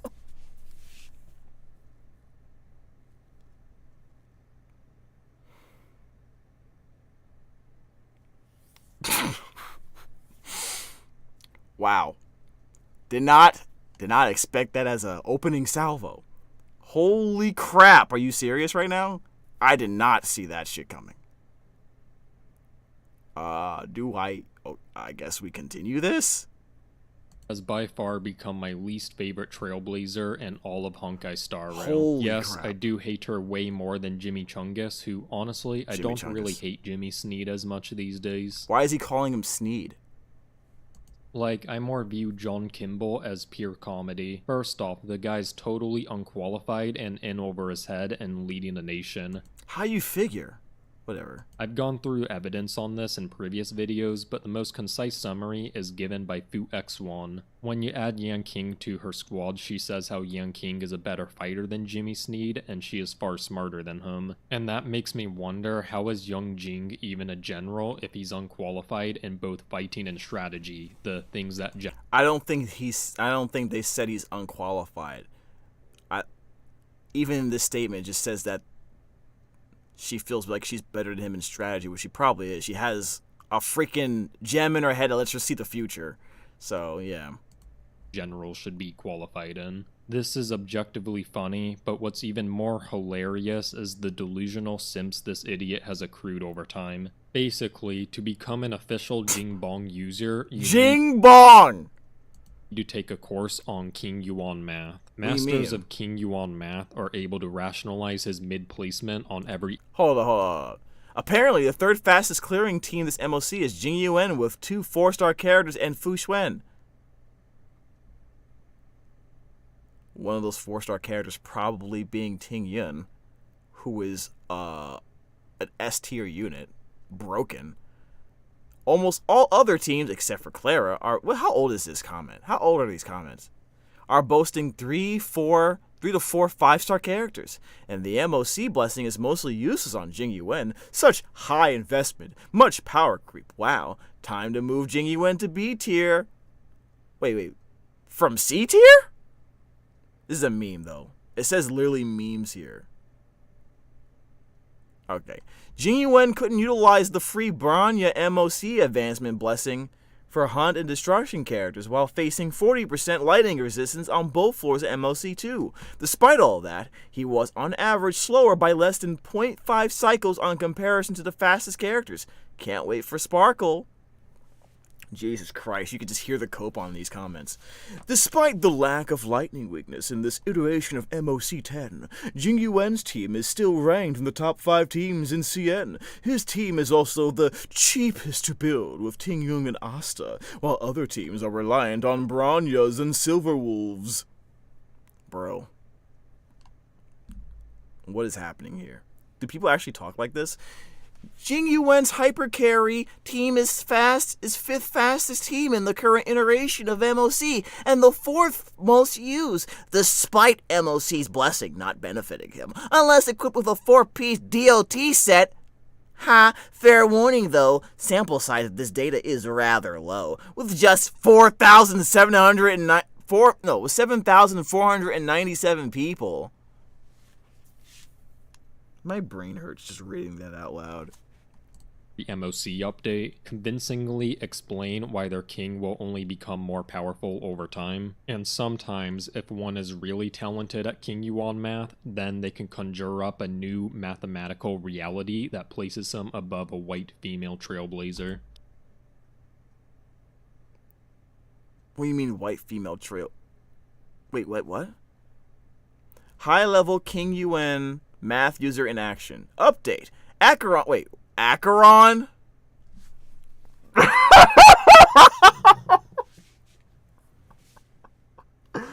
I'm not even 2 words in. Why are we comparing Acheron and Jing Yuan in any capacity? Are you on crack? Oh, update. Acheron E0 with the Lycone. Jesus Christ. Versus Jing Yuan E0S1 and 400 AV MOC theory crafting. Results. Acheron first wave, 1.10 million damage. Acheron second wave, 1.06 million damage. Acheron total, 2.16 million damage. Jing Yuan total, 2.5. There's no way they're trying to tell me that Jing Yuan is a stronger unit than Acheron in any capacity. TLDR, in this simulation of a low cycle MOC clear against 3 targets evaluating Jing Yuan's current best E0S1 team and Acheron's best E0S1 team on her release, Jing Yuan is calculated to deal up to 16% more damage than Acheron, depending on how agreeable you decide to be with both of their stipulations. Well, and then this comment at the bottom. Well, damn, thanks for all the work. That was an interesting read. Now I can't justify going for Acheron even more when I have a fully built Jing Yuan.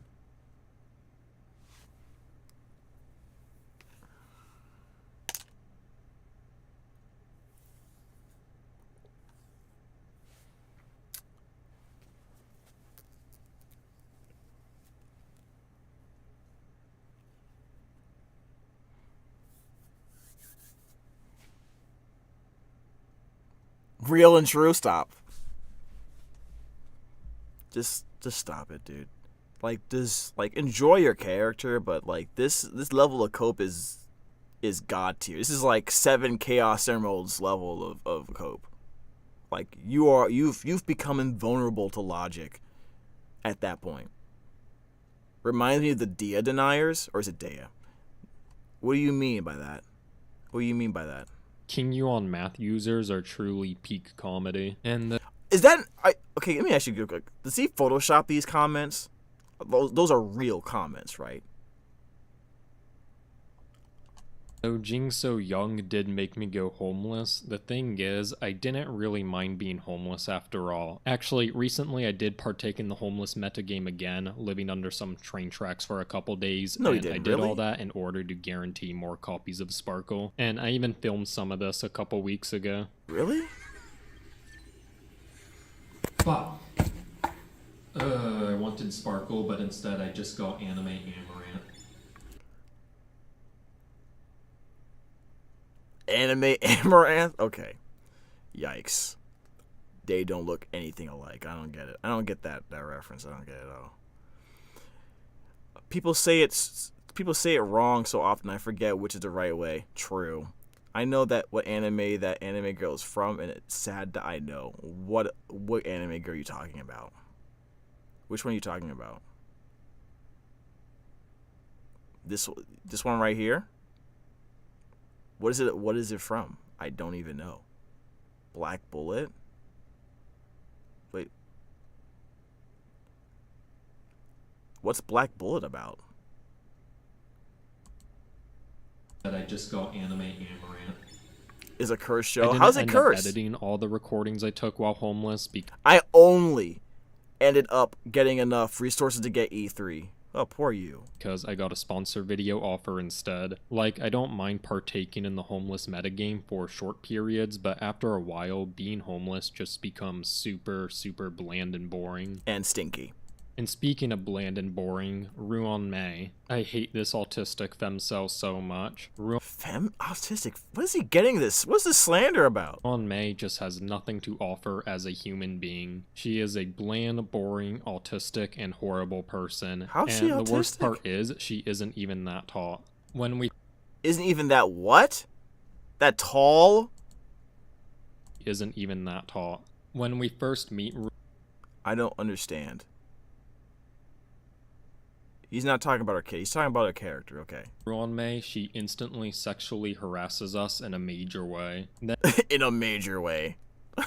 Okay. Then she excuses the inappropriate behavior as a work habit. This is basically Ruan Mei trying to use her autism to deflect from her sexual harassment. I don't know how comfortable I am with this line of thought, to be honest with you guys. And as someone who takes a strong stance against sexual harassment and isn't afraid to admit it, I just find this behavior to be absolutely unacceptable. Sexual harassment is wrong no matter how autistic you are, and that's a hill I'm willing to die on.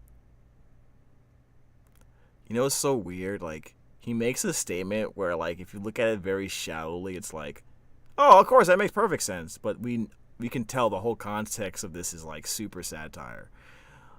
Yeah, I'm slightly uncomfortable. I think that's the point of this. Ruan Mei then proceeds to roofie us in a major way by hiding a drug and cake. She did do that, though. She did. Oh my gosh, she did do that. That Steph, she definitely drugged us. I thought that was weird. I remember reacting to that, and I hated Ruan Mei for this. Now I'm starting to agree with this guy. Isn't that weird? she forces us to eat. This makes us Does she unable really to force to eat answer it? questions related to Ruan-mei, and to have the effect removed, we are forced to do her bidding. And initially, it just seems like we have to collect her retarded life form creations she Jesus Christ. Are you serious? abandoned. But what Ruan-mei doesn't tell us is Oh! that she also cloned Satan, who She also cloned Satan. Yeah, she didn't tell us about that, did she? But I didn't know. seeds do nearly kill us. So she basically has put the space station at risk for all these years and refused to tell anyone. But upon defeating Satan, now we've learned of this, so surely we can hold her accountable for being such an autistic bitch now. Well, no, this is the best part. Upon cleaning up her mess, Ruan-mei gives us an antidote to erase the truth serum from us. But the thing is, it also makes us forget about her existence, so she can never be held accountable for her horrible actions. Wow, I forgot about that. I forgot about that, chat. I didn't know why people kept saying she assaulted us. I guess I know. Yeah, he has a point. Okay, I thought this was kind of satire. There's a little bit of truth tinge in that. That's kind of messed up. We have to admit that. Personality-wise, that kind of fucking sucks. And the huge problem with all this objectively horrible stuff Ruan-mei does is that she isn't adequately attractive enough to get away with it. Huh? I disagree with that. Entirely. What the fuck? I feel like that's the worst charitable view of what happened.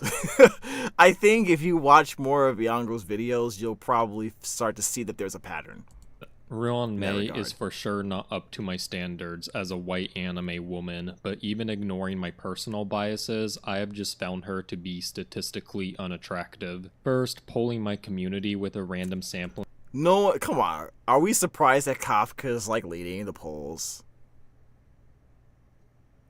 Are we surprised that Kafka and Acheron are leading are like the two highest numbers? Is this a joke? Where is Bronya?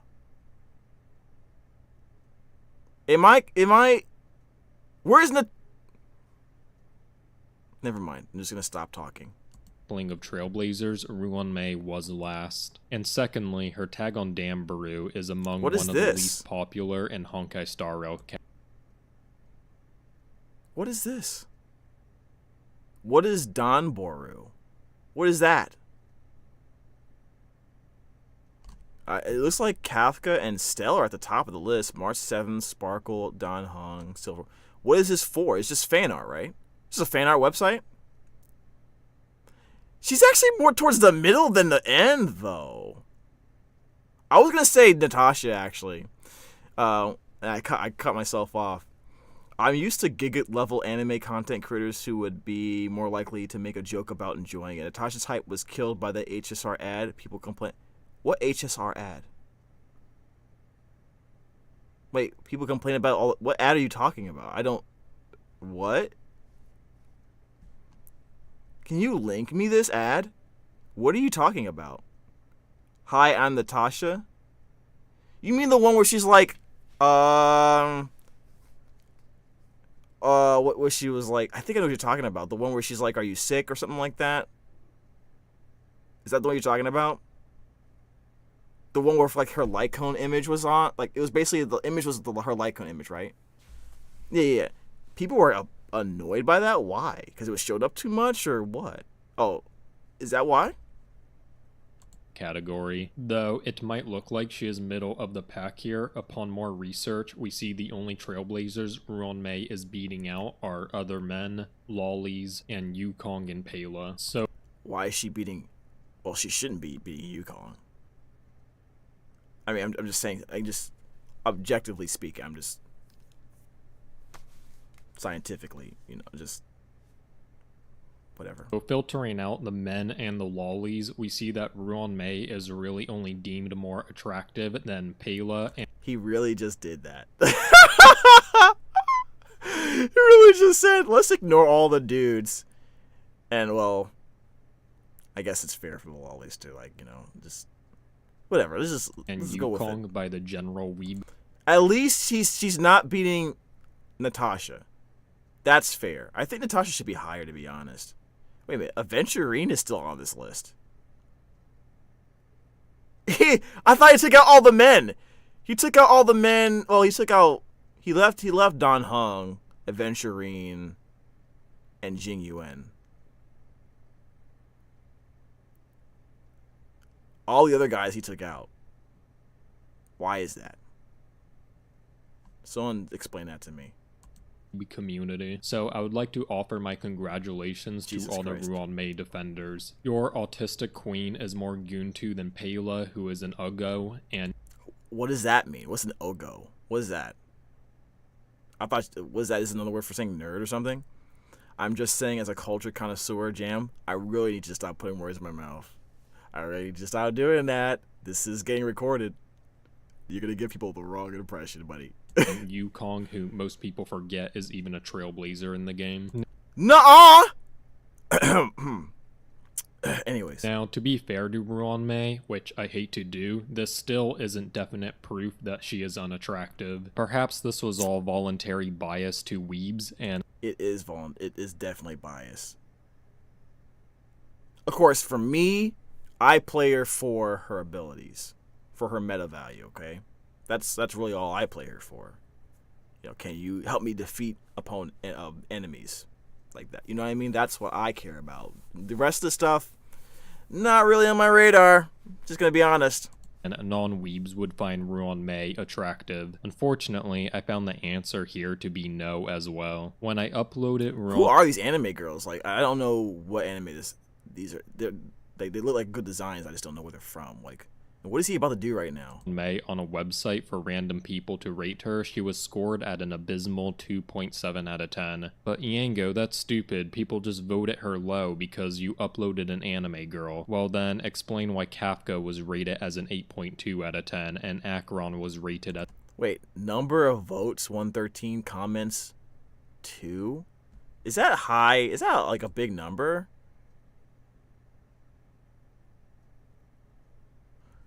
Is it just me, or is he like... I feel like part of it is like he purposely manipulates, like... I mean, this is supposed to be for fun, right? I don't know. Sample size below the basement. That's what I'm saying, right? I just like looking at the pearl necklace she has, HSR players. I don't think people are looking at her pearls, though. Actually, it's kind of funny I forgot she wore pearls. I totally forgot about that. As an 8.2 out of 10. I wonder why that is. Acheron was rated as an 8.4 out of 10. Acheron's At this ridiculous, point, though, we can never make an objective claim on it. I think we just have to admit that Ruan Mei is just a statistically unattractive trailblazer. And that just makes what she did in the story so much worse, morally speaking. But what really ignites my I'll agree on what she Ruan did Mei in the is story. not that she is evil and unattractive. Rather, what I hate most about her is that she is broken. Ruan Mei... Okay. Alright, now we're getting somewhere. But why would you hate a character being broken? Let's hear his thoughts on this. This is actually we've halfway through the video, and hopefully now we're getting to the part where it's starting to make some sense. Okay? I wouldn't be mad if she was hot, he said the quiet part out loud. Wow. Is an absolutely broken trailblazer. She has always been broken, and I've really not wanted to promote that she is broken to my viewers because I hate her. That is why in my initial review of Ruan Mei, I didn't focus on her kit at all, but instead attacked her physical. Half of this video didn't focus on her kit either! Appearance in a major way, because I am fully aware that her kit is amazing, and the thing is, people have caught on that Ruan Mei is broken, so I just have to be honest now too. Like this tier list people caught on. What is this tier list? Whoa, I just realized what this is saying. Omnipotent at the top, you have Sparkle and Silverwolf. He really loves him some Silverwolf. Strong, independent, white DPS females. Okay, Jingliu and Acheron. Double lesbo tempos? Good grief. Bronya and Sela, although I think people use Sparkle more for the Quantum, but yeah, Zila and... All right, I'm just gonna ignore that one. 5-star white females. Okay, he doesn't even have her low on the list. Like, what are you talking about? All other Trailblazers. He doesn't have all the Trailblazers on here. Arlon and Jing Yuan. He has Jing Yuan at the literal bottom. This guy's an asshole to Jing Yuan mains for sure. Shared in another video is a lie. Above Omnipotent, we now have a new tier called Bullshit, which is where Ruan Mei resides. Yikes. What? Order. Shut the fuck up, please. Today we gather at the request of Lady Bronya, who is suing Professor Ruan Mei for being apparently overly overpowered and broken. I declare this trial to now be in session. May the prosecution please present their case to the public. What is going on here? Gladly. Miss May, is it true that you can increase the entire team's damage, break efficiency, resistance penetration, and speed, all while magically delaying enemy recoveries? I would say I could manage all that and more with ease and at a healthy SP surplus. And to be clear, those buffs... That sounded so nerdy! Oh my god, I can do all that and more and be SP positive as well. Are team-wide, are they not? Yes, my basic skill buffs 4 Trailblazers at once. That's 4 more Trailblazers than Bronya. Merg. What do you mean 4 more Trailblazers than Bronya? You mean 3 more? Wait. Yeah, okay, this is making me question math in general now. Hold on a second. Bronya buffs 1 person. Ruan Mei buffs 4 people. Except for the speed, which buffs 3 people. That's the joke, right? I love this image of Bronya. She seems legitimately mad. Providing team... God, I gotta say this voice acting is peak. I gotta send this guy an audition. Wide buffs while remaining SP positive already puts your power level into question. If she was SP neutral, she would still be broken. The fact that she saves you skill points by doing this is absolutely absurd. And her Eidolons, her early Eidolons are on... I can't believe you get that much value from her early Eidolons. I don't get it. But my team also uncovered something even more questionable. QQ, roll the tape.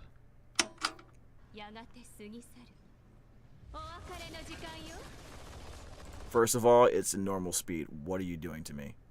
I feel like someone just played Chaos Control on me right now. What's going on? Pause it. No, not there. Go back a little. No, you just overshot. Go a bit forward. More forward. Forward again. Why are you dragging it? Back. Right there. No, forward. Okay, you're just fucking with me at this point. God, I hate this intern. They assign me so much. Miss May, explain. Oh my god, look at the break damage!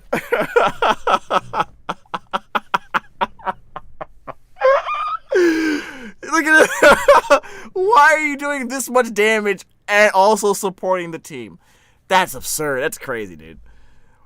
They'll power creep her the same way they did Bennett and Genshin.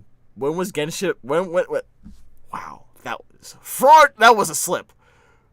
What? When did they power creep Bennett? Who does what Bennett does but better? Make that make sense. More niche supports that do more in their best teams than general supports like her do. Cloud Retainer. Wait. Okay. Out of the 2 characters you just said, which one of them heals and buffs at the exact same time and requires low investment to do so? What are you talking about? Now, if you want to tell me that they have more teams that don't need Bennett, I'm totally down with that. That's literally... Wait. Doesn't Cloud Retainer, isn't she a support for people who want to do, plunges? And I've seen that some of her better teams also still run Bennett, by the way. So, moving on. Explain what? Was it the Kafka that broke the enemy in the footage? Yes. And yet, it appears you are also Yes. doing break damage to the enemy here. Isn't that so? Yeah, I am. How absolutely absurd. Miss May, why are you doing more break damage than a DPS Trailblazer? Is it not awful?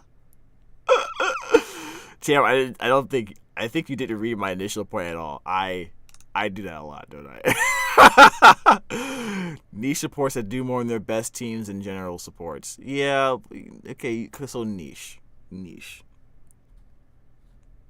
Okay, got you. Obvious by now, you fool. It's because I'm bullshit. I'll be dumb. Wait, what is Genshin doing, dude? Bullshit.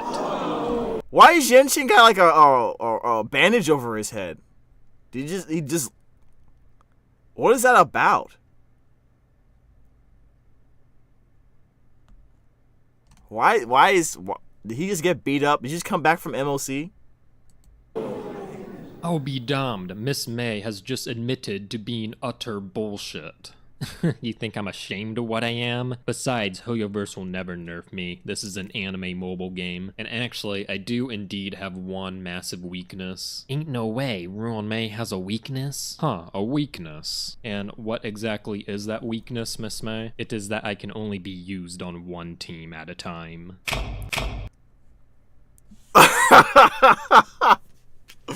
Bro actually just said that with a straight face.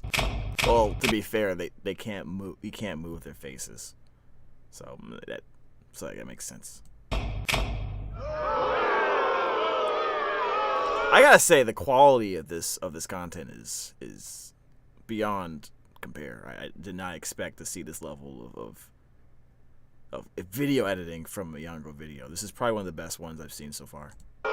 Shut up, shut up, shut up, shut up, shut up, shut up. Oh, you suck! Using this trial to make a mockery of others. How unruly. You can tell like the slight changes in his voice are used for, like, he slightly modifies his voice for these different characters and it just fits them perfectly. This is stellar. Be gone, autistic witch. Jimmy Sneed, you are nothing without me. Nothing, I tell you. I said be gone. Heh, I'm still here. Duh, she's so OP, I cannot defeat her. Help me, Fushwan. Order, order, order. This is so dumb. Trial has been decided. The defendant, Roa May, has indeed confirmed herself as being bullshit. And because this is an anime mobile games, unfortunately, we can't do anything about it. I feel like that was some top tier brain rot. Roa. I feel like that was some top tier brain rot.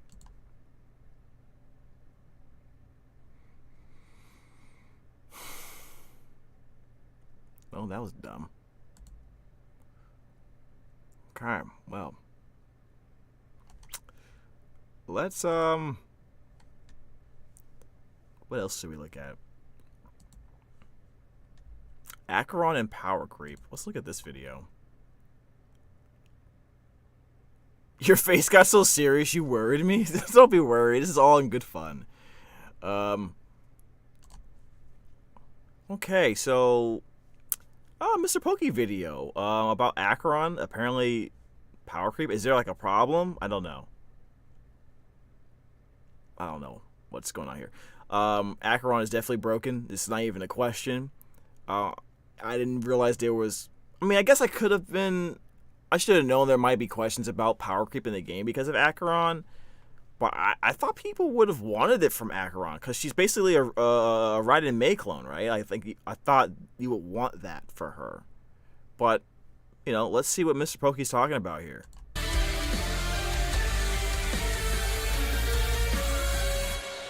Really? I am the storm that is approaching. Really? Okay. Okay, well, I mean, I accept this.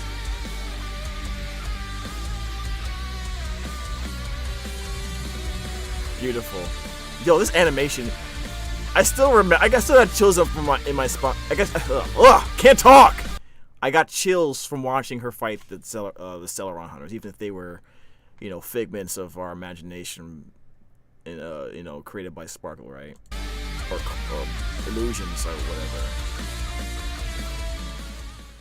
Subscribe! Sparkle fleshing out hyper carry. Hey guys, Mr. Pokey here. Yeah, I don't know. They're fleshing out a lot of teams, fleshing out DOTs with Black Swan, Nihilde, and Acheron. Nihilde with Acheron. Follow-ups with Topaz and Aventurine. Sparkle fleshing out hyper carry. There you go, point. Yeah, I feel like we're in a good place, to be honest, but it does make... I feel like Acheron being Nihilde kind of puts Nihilde in, like, a really ridiculous place because, like, you have a lot of backloaded damage, and then you have a lot of front-loaded damage now, and then you have, like, this ridiculous burst option that can be played on that team, you know, and then you have... So you can play dots, you can play dots, you can play Nihilde in a dot fashion, like, some of our best supports for building for damage on hyper carry teams like Pela, Silverwolf, even Gweniphin. Like, Nihilde's everywhere now, almost as much, if not more, than Harmony. Harmony's still busted as hell though, so I can't even say, like, I don't even know what to feel about that. Back with another video, and this is going to be a follow-up video to something that I've made about 3 months ago.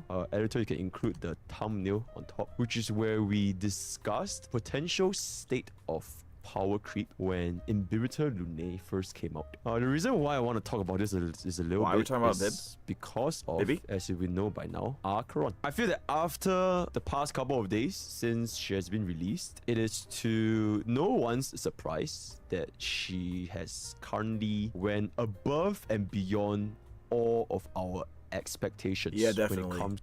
Look at that, look at that, look at that. This is the prior one tier list, right? So I need to look at the tier list. But what it's saying, this makes sense to me. So we have Acheron as... I feel like Acheron should be on her own tier, to be honest. Although these are also super strong as well. I'm personally very happy I skipped Bibi. I'm totally okay with this. I'm glad I went and got Jingliu. I think she's cooler than him. Well, cooler than cool, let's say that much.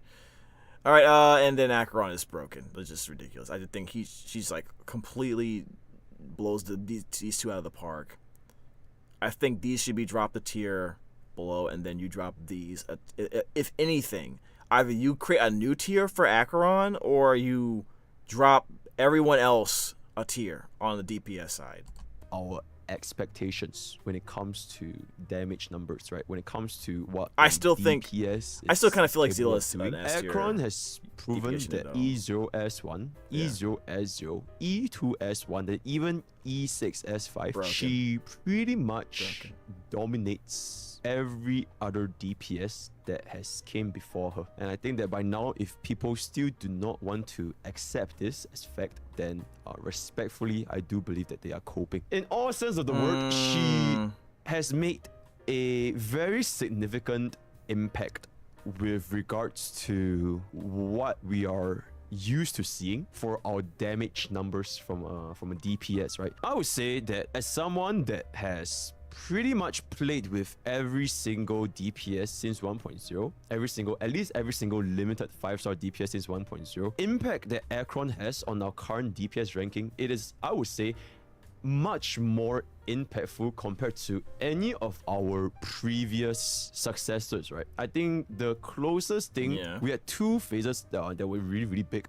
The first one being Imbibitor Lunae, which at his base form was a very big step up compared to our previous DPS classes, such as Scylla, Jingyuan, Blade, all that kind of stuff. Definitely. And then came along Jingliu, which wasn't that bad, but she was still really, really strong in a sense where she offered a very low barrier to entry for. Yeah, that's what made that's my thing about Jingliu being better than Bibi, because it's so much easier to build her and get the high damage. And Bibi was, at the time, more unwieldy. Like, it was more difficult before Sparkle came out to really abuse what he does best, right? In my personal opinion, right? I think most people agree with that, actually. I still consider Jingliu higher than Bibi, but I think Sparkle probably changed that for him. Although he needs Sparkle to work. new players, for players without good relics. Zilla is not in building a Daniel good in hybrid Dan carry team Hunk's. comp No, because of of course her not. free 100 crit value or 50% crit rate. So even though Jingliu came after in Pivotal Rune, it was still pretty clear that both of these units still shine quite well in their respective. She needs Bronya so it's equal. Zilla? Pretty much almost every DPS that's not Acheron, either one's a Bronya or a Sparkle or both, right? So like that's probably a good reason to separate the tiers for Acheron compared to every other DPS. Like, you know what I mean? I don't think she needs Bronya or Sparkle to do what she does. Actually, she probably needs even less than everybody else in order to put higher damage numbers. So fields. But now with the introduction of Acheron, her damage output is so high His to rune the is point almost where dead. very few, if ever, any DPS can come close to what she has to offer. Not simply from a perspective of a final damage output, but also from the perspective of what is required for Acheron to do said damage output, which is yeah. I think I saw a video maybe a week or two ago where, like, if you look at Acheron and what, like, she is like a new player's dream because her best character, one of her best supports, Pela, is on the banner. Low investment, high reward unit, fits the Nihility path, which gives her the buff. Defense shred, AoE, perfect for what she does, and can run resolution. That's like and E4 gives another debuff, I believe it does. And that's insane. Like, a lot of stuff she can do in one unit. And then you have the Trailblazer, right? The Trailblazer is for a new player, perfect. The Fire Trailblazer, because yeah, you have to run. Yeah, you do kind of want to get the trend light cone, just like you want to get the resolution light cone eventually. But like the taunt counts as a debuff. If you get trend, that's free debuffs for you. Instead of just some crazy AoE nonsense, like, your team is gonna be fine. Early game, it probably won't make a difference for most. And then that third spot, I mean, you could put another DOT unit, a Nihil unit if you want to. You don't have to. I'm just talking about, like, just new players, right? Like, you may not have another Nihil unit you want to use, right? That's what I'm saying. So, like, that by itself is just, you're good. That third spot, it could be anything, almost. For the new player trying to get in the game and just starting to, like, roll or rank up and get the materials and everything, that's beautiful. And you'll get high damage at very low investment. That's a perfect storm for everybody. I think that's amazing. So, like, by comparison, I think, and I'm gonna be completely unbiased here, like, Zilla, from an investment standpoint, is more significant. She's really stupid once you hit that investment, but let's be real here. It's the amount of investment you need for a Zilla is not the same as an Acheron, not even close. So, like, that's absurd. Like, just, and that lets the new player save a lot of resources to build other characters and teams that they might want to build in the future. It gives them a lot of flexibility to play the characters they like playing while still having this core unit of these core team of characters that can get them through the content to get the materials they need to build those said teams, right? That's what I think is, like, more than any character in the game, she enables that for them, and it's just beautiful. She's one of the key strengths of Jingliu, which is you can get her up very, very easily, and she can do a lot of stuff, right? So for Aircron, she pretty much offers everything that you would need in a DPS. I don't think we need to talk much about damage numbers because I'm pretty sure you have seen by now the ridiculous amount of damage that you can output from E0, S0 all the way to E6, S5. Numbers that you have pretty much never seen before in your entire lives until Aircron came into play. Though I do want to point out a lot of these damage numbers, one could say they might be inflated because... Yeah, they are inflated.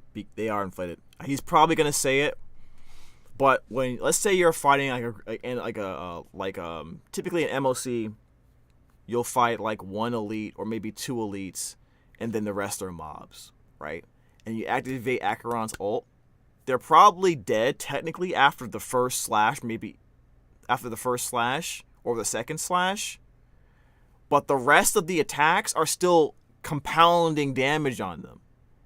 Normally, once they're dead, they're off the screen, so they're not absorbing damage, which kind of inflates the numbers, right? So that's kind of true. It's still cool to see the big number though. Like I don't really mind, but that's kind of true. If he was gonna say that, then that's fine.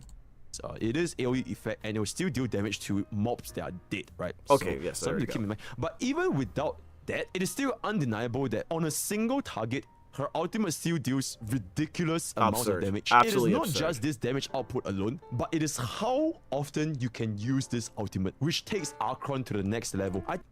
Yeah, I think the fact that she can spam her ultimate, it feels like you can spam her ultimate if you got the right team setups. It's crazy because, like, you would think, usually people would say, okay, I have to run these speed boots, get her to 135, 134, so she can go twice in one rotation. And it's like, even without her light cone, you're getting her ult pretty fast. Pretty absurdly fast. Regardless. Yeah, it's so spammable, it works in perfection. Yeah, it's ridiculous.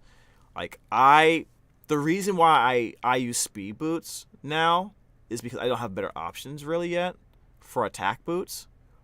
But initially I went for the speed boots because I thought maybe I would need to do it because I'm still stuck in the old mindset of like, okay, I need 134 so I can get two attacks in the first rotation, right? In the first cycle.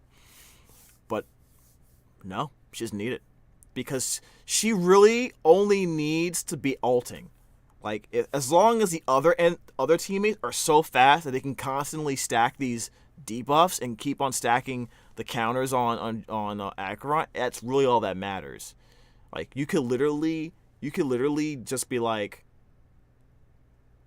you probably can get away with just only leveling up Acheron's talent and her ult for the short term while you're building her up, and as long as the other characters are fast enough, you should be straight. Right, so like for me on the team I like running the most, which is the Acrodot team. You know, Ruin May, Acheron, Black Swan, Kafka. My Black Swan are ridiculously fast, right? And my Ruin May I think has Von Whack on, but it's like that's really what's doing like that combination is so good. Like Black Swan and Kafka on just stacking debuffs over and over and over. It doesn't matter how fast, to be honest, Acheron is. And I still have her at like 134, which, to be fair, I really want to get better boots so I can just use attack boots and just see even bigger damage numbers, but it's still absurd for MOC.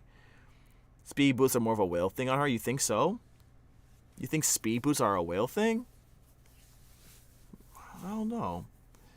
I think it's just, for me, it's just like you use what you got, but I would rather use attack if I can get better boots for it. Yeah, higher Eidolons, they switch the speed. Oh, I see what you mean. Okay. So, that, I didn't realize that actually, but, probably because I didn't look into her Eidolons too much. I mean, because I knew I wasn't going to be able to pull for more, right? Like I was just talking to someone earlier today. Like I didn't even realize she gets more crit. I didn't realize she gets more crit off of the fucking off her Eidolons. All I heard was the one that gave her less requirements for the for in terms of the Hildy characters on the team. And I think that was Eidolon 2. So I didn't even realize her first one was that crazy.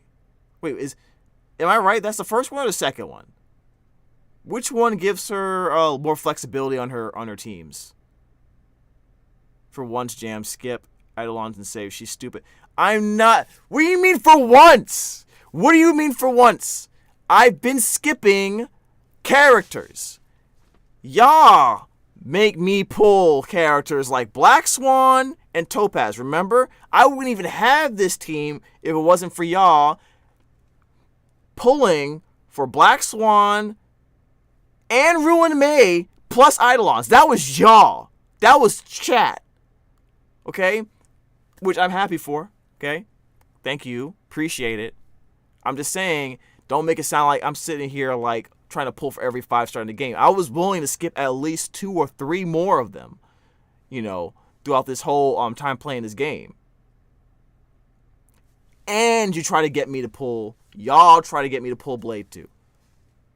On the Ruin May banner, by the way. You wanted me to get both. Name an E0 that you have that isn't Topaz or Ratio. An E0 5-star character? Let's see. I think it's you're talking about Japard, right? Japard's one. I don't know who else. Excellent comparison with this icon is like. Can you imagine it? I think every character that I've gotten Eidolons are. Oh wait. Kafka's E0. Black Swan is E0. What do you mean? Yeah, like I don't understand. What your point is. I think you think my point is the opposite of what it is. I always suggest more characters, less Eidolons for you. Yeah, but the thing is, I was willing to like skip characters. Period. Right? I didn't know what Eidolon Sparkle had at the time because she wasn't out yet. I was just willing to hold off on just getting other characters. I didn't know anything about her Eidolons or her Lycone. I just wanted the character. So, like, you know, but hey, it ended up working out. So I'm not really too mad about it. I'm just saying, like, don't just make it sound like I'm out here, like, you know, trying to, like, E6 everybody. Which I know you're not. I'm just saying. In Rune, can use his 3 skill point enhanced basic attack. I mean, I skipped Dan Hung. Dan Hung was broken. Dan Hung is still broken.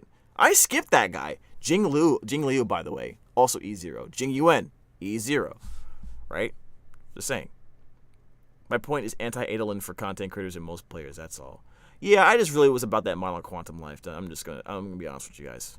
Singleton. It is pretty much like E2, but you have this at the get-go at E0 because you can make this a reality using the right setup. And we have seen... Wait, what was he saying? Use his 3 skill point, you can use this ultimate, which takes Archon to the next level. I think an excellent comparison with this Archon is like, can you imagine if Rune can use his 3 skill point enhanced basic attack twice in a single turn? It is pretty much like E2, but you have this at the get-go at E0 because you can make this a reality using the right setup. And we have seen, after playing honkaistarrail for a while by now, you can achieve this with Pella, Silverwolf, Black Swan, even Gui Naifen, and she can very, very consistently get a 1-turn ultimate. I do think that this high frequency as well as high damage is what makes Akron such a leaks above the rest compared to the rest of the damage dealers. In fact, I would say that for Akron specifically, she's probably deserving of her own tier. For the first time it happens, yes, I absolutely genuinely believe that she deserves a special tier for Akron alone. She's just so high up. Emanator tier, man. Emanator tier. E tier. E for Emanator. Let's do it. I totally 100% agree with this. This should be what the tier list should be for DPSs and in most of the content. I don't know about Pure Fiction, but she's broken in that too. But everyone else just it doesn't make sense for her to be in the same class as Ibutulu and Jino at this point. And that's just for the damage numbers alone. So now let's talk about did the video just speed up a little bit? What the heck was that? The issue of not issue, her ease of access, right? Her ease of access, which is she's able to make use of units that players previously were not able to make use of. And there's a point that I've brought up frequently in that's one of the things I appreciate about Acheron, like preservation units like Fire MC and Japard that were kind of getting you know, put in the bench a lot for a lot of people. They get a boost in playability and value because of what Acheron's playstyle requires and what it can do. Certain light cones, like the trend light cone of the trend light cone for, I forget what's the full name of it. Of the, I think, Universal Market, I think is what it's called. Like, they get additional value, you know? And I think that's cool. I think that's really awesome.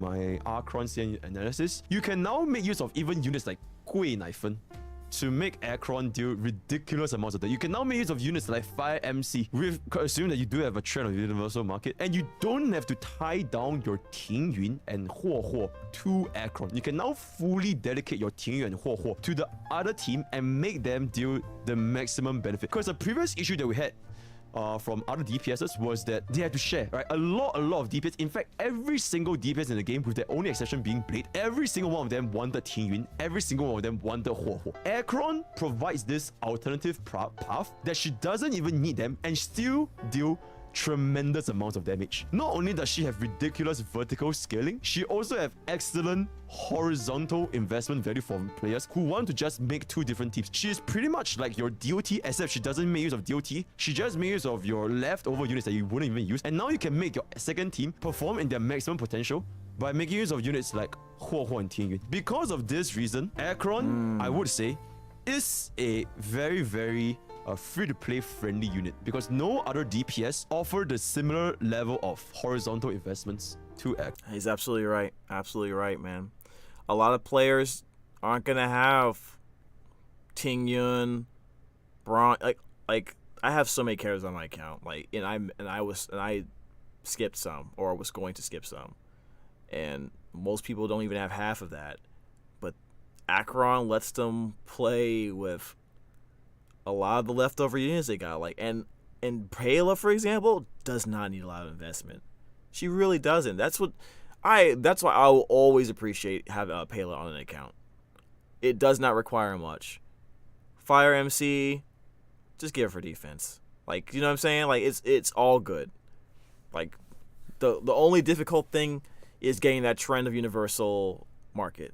Really, that's about it. Like, you don't even. It'd be great if you got resolution, but you don't necessarily have to have it. You could take your time to eventually get it. Yeah, the game forced me to build Tingyun, even though I don't like her. Yeah, you should just build Tingyun regardless. And Tingyun isn't even good for some characters. What? Yeah, no. That's not true. Tingyun's broken, dude. I understand you're not liking Tingyun, but no. Acheron. But of course, we can't just talk only about Acheron's strength. We do have to talk a little bit about weaknesses, right? Because this is not an Acheron dick sucking competition, right? We do have to talk a little. I don't play Tingyun nearly as much as I used to, Kai. But even I can see the value in her abilities. Like, if I wasn't into Mono Quantum like I was, and I was like, let's say I was into more a Jing Yuan main or something, like literally almost any other DPS, I probably would, like, if I was Ratio, Clara, you know, a whole bunch of other DPS, Tingyun would be like top on the list, one of the tops. Despite all her glory, there are still some downsides to Acheron, although without E6 doesn't fully charge some characters' ult. That's true. It's still broken. Giving people a huge chunk of energy is still stupid.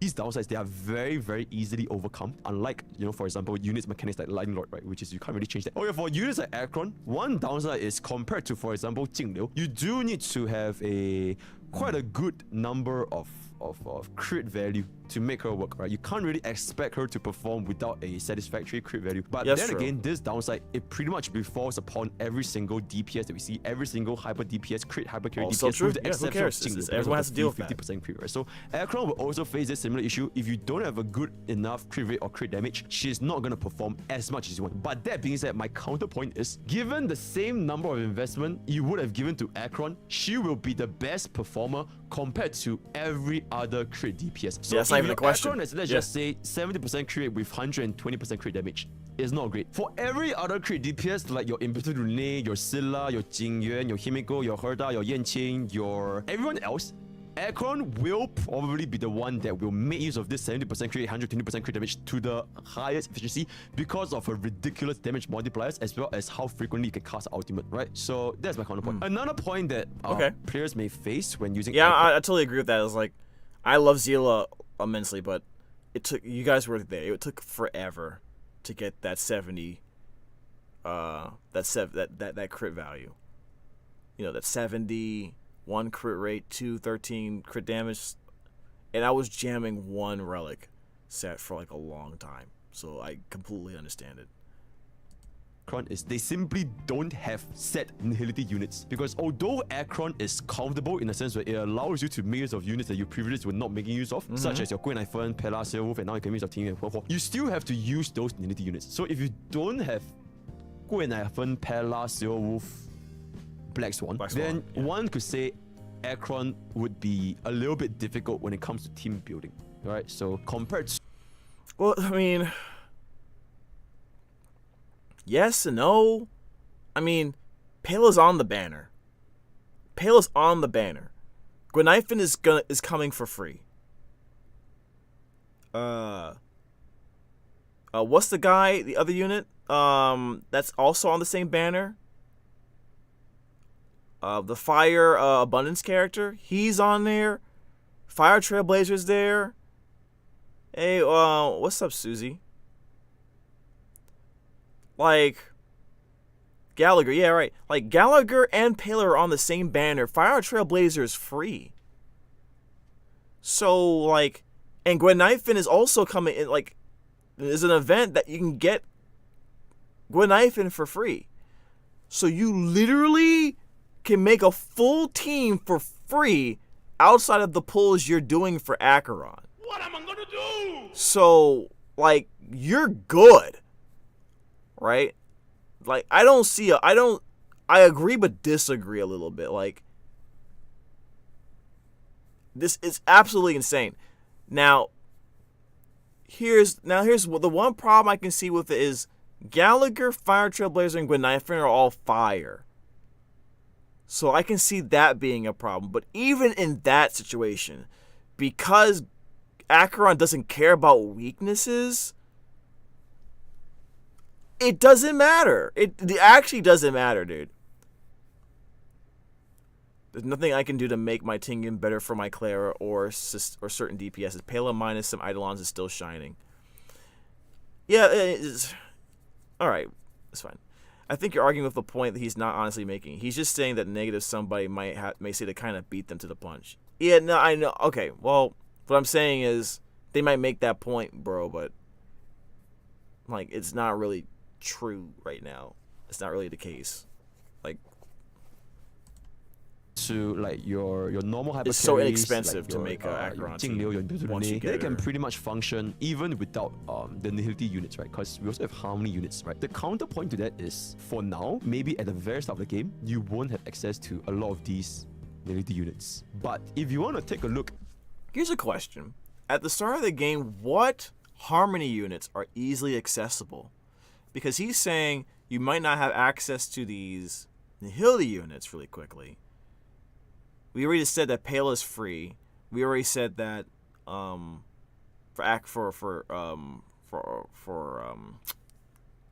mean, not Pela's free.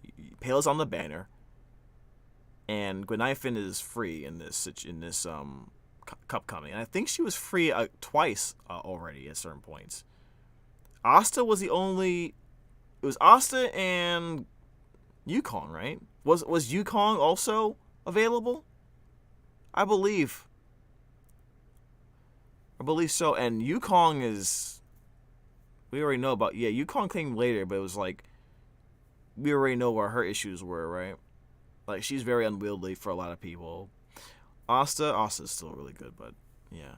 His overall point is that other characters take more time to function, which was the context and why I mentioned E6. I feel like when you say Tingyun's E6, I almost feel like you're saying Tingyun's E6 or bust. And I don't know if you're in the majority for that, right? You know what I mean? Like, I was using Ting Yun before E6, and I was happy with that, man. It was great. I just didn't like the enemies trying to kill her so fast. It was weird. For some characters, it is in comparison to Acheron plus Pela. Alright, let's continue the video. At everybody at the same starting line, which is if nobody have any of the units, like if you don't have Ting Yun, you don't have Brownjr, you don't have Sparkle, then even your normal hyper carries, such as let's just say like your let's just say you're starting this game right now and you were to pull for Jingliu, right? If you don't have Ting Yun, don't have Brownjr, don't have Sparkle, don't have Pela, you only have like, let's just say you only have like Asta and like I don't know, like Hanya. Or let's just say you have like Asta and Hanya, or like Asta and Yukong and Yugioh Yukong. Jingliu herself would also not perform as up to par as you would like it to be. Right? So this problem, it doesn't just... I guess that could happen, right? If you could pull for Acheron and not get a single pill, I guess that's possible. I mean, I haven't gotten a Gallagher yet, so I mean, this is within the realm of possibility. I guess like if you look at it that way. Also, I just realized these enemies aren't casting a shadow on the ground. Is that weird? I just thought that. Is that weird? Once again, it also plagues your other hypercarry DPS units. So once again, although this is a weakness, it is not a weakness that is only shared by Acheron. I think that is pretty much most of it. The fundamental point is, for Acheron, I do believe that she sets a slightly concerning future for honkaistarrail, which is how are we going to balance the future units as well as previous units going forward. If we were to set a precedent now where Acheron is extremely strong, how strong will future DPS units be in comparison with Acheron? Yeah, that's gonna be a problem. Because you don't want to make characters too much stronger at this point too soon. Because then it's like, wow, if they make a character a DPS that's like way stronger than Acheron, like not even 3 months from now, that's gonna be like, wow, why did I even spend money on Acheron or Jingliu, for example, or Dan Heng when I could have gotten Acheron, this character? But if they don't make a character like noticeably stronger than Acheron, like let's say 3-4 months from now, then all people are going to do is say, I'm not gonna spend any money. Or resources. I'm just gonna wait for the Acheron rerun. So that's gonna be interesting how that's gonna work out. I think I don't know what they're gonna do. The next DPS, 5-star DPS that comes out, I don't even know like what the hell's gonna happen to this game. Because the way they introduced Acheron, like, there's no way the next 5-star DPS is going to be on Acheron's level, right? No way. And then people are going to pull for them and be so upset. I don't know who's skipping Acheron right now, because that's dumb. But there are going to be some people who skip Acheron. They're going to be like, I want Boothill or something. You know? And he's not gonna be like Acheron level, for example. And they're gonna feel like they're gonna get pissed off, you know, or maybe let's say Boothill is more. Let's say Boothill ends up being more broken because power creep is a thing. Power creep exists. Boothill is like more broken than Acheron. Then we're all gonna be like, what the fuck's going on with this game? Like it's lost its damn mind. This is chaos, you know. I should have skipped Acheron for this character. You know, it's always a weird. It's always a weird conversation to have because on one hand, it's like all the Raiden Meis are popular characters, right? For example, like you want them to shine through. You don't want to have a situation like with Zhongli where you underpower them and then like there's a whole like panic because of the character, what they represent or how popular they are, right?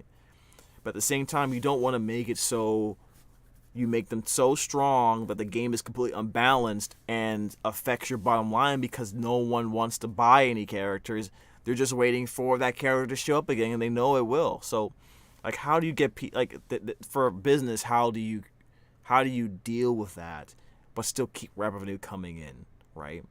And I think one of the ways you do it is kind of what they did with Acheron, actually. You create different ways of answering an equation, answering a problem. You create different mini games or in the kit in terms of how they operate that check certain boxes or you know, like for me, like I think Aventurine, for example, having stacks and able to doing a follow-up attack and having a little bit of a gotcha element in his kit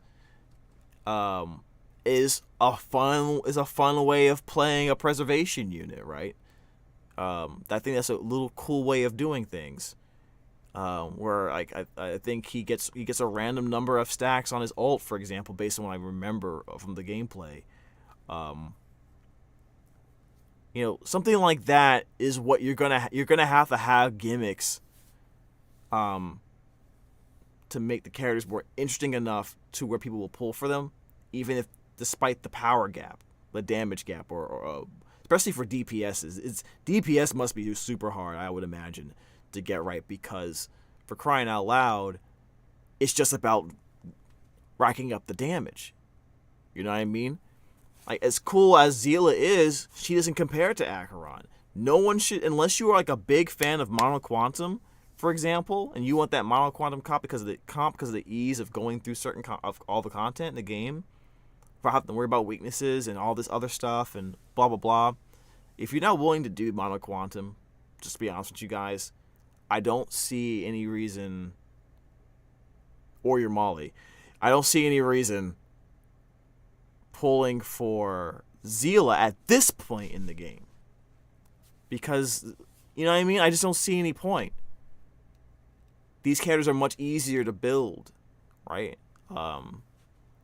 So imagine the next Zila banner that comes through. I don't imagine anyone pulling on that banner, right?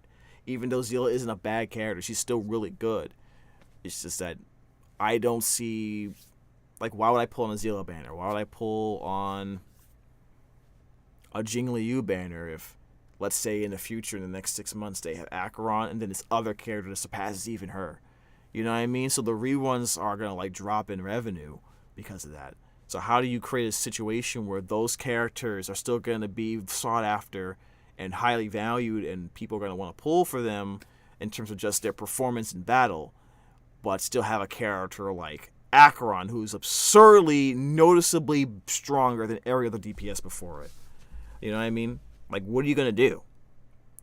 Because if I make a new, if I'm someone in this making this game, if I'm on the production side of this game, and I know we have to make this a new character sell for DPS, like, one of the ways you do it, one of the surefire ways you do it is you got to make them stronger than everything that came before it. But with this high ceiling of Acheron, how are you going to do that without being absurd? Like, without being ridiculous? I don't know what the answer is to that. Would it be the same? Would it be worse? Would it be better? And relative to that, how will our older DPS units perform compared to the newer DPS and Acheron, right? So, example, if you were a player that, okay, as much as we don't want to compare these two, we have to compare these two because they are the only two units that share so much in common. Jingyuan and Acheron. They are both lightning, they are both crit DPS, and they both function as a hyper carry, right? For a player, let's just say you're a player who only picked up your Jingyuan. Because I played a lot of Kafka, Black Swan, Acrodot. I call it the Acrodot team. I don't think you could run Jingyuan in the team like that, right? I think she's a little bit more versatile. And it feels like to me, you guys can agree, that Jingyuan needs a lot more to get going than Acheron ever does. As your other limited DPS, and you compare it to a friend that just joined the game. They just joined the game and they picked up Acheron as a limited DPS, and you yourself, you're not putting for Acheron because you have Jingyuan, right? You're gonna notice that the player that started later in honkaistarrail, they're gonna have a much easier time clearing the content because of her relative strength compared to Jingyuan. It is nothing personal, it is just a matter of fact, right? So I am a little bit concerned, even from my perspective, right? Because I'm not gonna hide it. my chat decided to be an excellent community, and they decided to support my funding for my own E6S5 Aircron, I would. Wow, that's a nice community you got there, buddy. Wow. That's crazy. I wish I would have seen the polls. Did he post a video for that? I would say that I feel very, very fortunate, very, very blessed for Aircron, or Alcron as you would say, to be my first E6S5. Because God forbid if I were to ever E6S5 any of the previous DPSs, such as Scylla, Jingyuan, Blade, Imbibitor Rune, Jingliu, all these crit hyper carry, they are not even close to the amount of damage that Aircron at E6S5 is gonna perform. I believe it. And that's just one example I'm seeing. So even for whales, it might not set a good taste if... Oh, I can see. Okay, they might feel ripped off. Well, first of all, you should probably feel ripped off regardless. I mean, this is a gacha game. You should know what you're getting yourself into. Most people don't, though, which is, you know, a problem. Another problem we should probably save for something else, another video. But yeah, I can imagine some people saying, "Why did I spend all this freaking money on the game when I could have just waited for Acheron and get a lot more for my money?" I can feel that resentment. But does Acheron prevent you from still enjoying the characters you played before? You know what I mean? Like, you can still get, like, these guys that he's talking about, these whales, like, they probably can also still go after Acheron. Like, I don't know if it... I know they might feel a little something about Acheron being way better than the Jingyuan they got when the game first came out, but I would imagine you should expect that in a gacha game. You should expect that. Like, I knew getting Zila and working on her, she was going to get power crept. Like, guaranteed. Like, there's no way she wasn't going to get power crept. You know? That's why I put so much effort into her and her team to make up for it, you know? Because I'm keeping that team for the long haul. You know? Whatever happens, happens. I'm keeping that team for the long haul. So,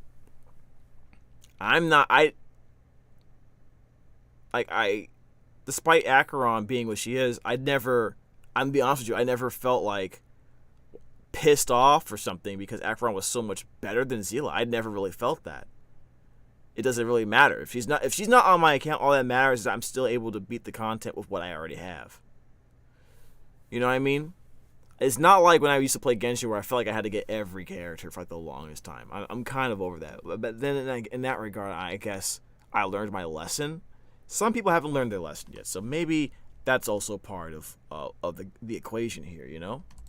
All their previous E6S5, they're not even close to the amount of damage that you're going to be dealing with Acheron, right? Although at this point, it is completely irrelevant because at this point, you're just putting for who you love, right? If you love a unit, you're going to E6S5 then, regardless of how much you're going to do. But going forward into the future, if like this is gonna be the I guarantee you I will never E6 for players that don't care about like the Wi-Fi house bundles and they want to care about like meta, they want to care about min-maxing, how would they go about trying to justify a DPS pooling option? Will you just say, oh shit, maybe next time miHoYo will just release like another unit that's like similar to Acheron or even stronger than Acheron, so why would I ever need to pull for any of the reruns, which by the way I don't think you should ever pull for reruns in honkaistarrail, but that's a completely different matter. Yeah, so like it makes players wonder, right? It makes players wonder like was their investment this entire time really worth it when like a brand new DPS just completely like stomps the But that's like the curse of gacha games though in general. You know? This is a tale as old as time. You're always gonna have this issue no matter what gacha game you play.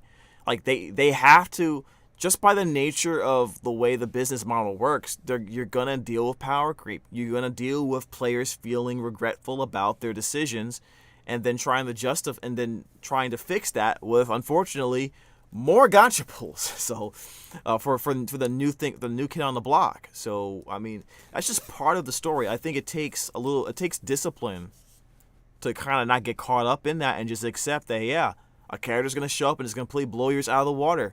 I don't have to pull for that character, you know. But it's rough, man, because like I used to play Brave Frontier, and that was very rough. That was very, very rough because almost daily they were introducing new units that would just that that made you feel like you had to have them or you were never going to beat certain things ever. Period. You know,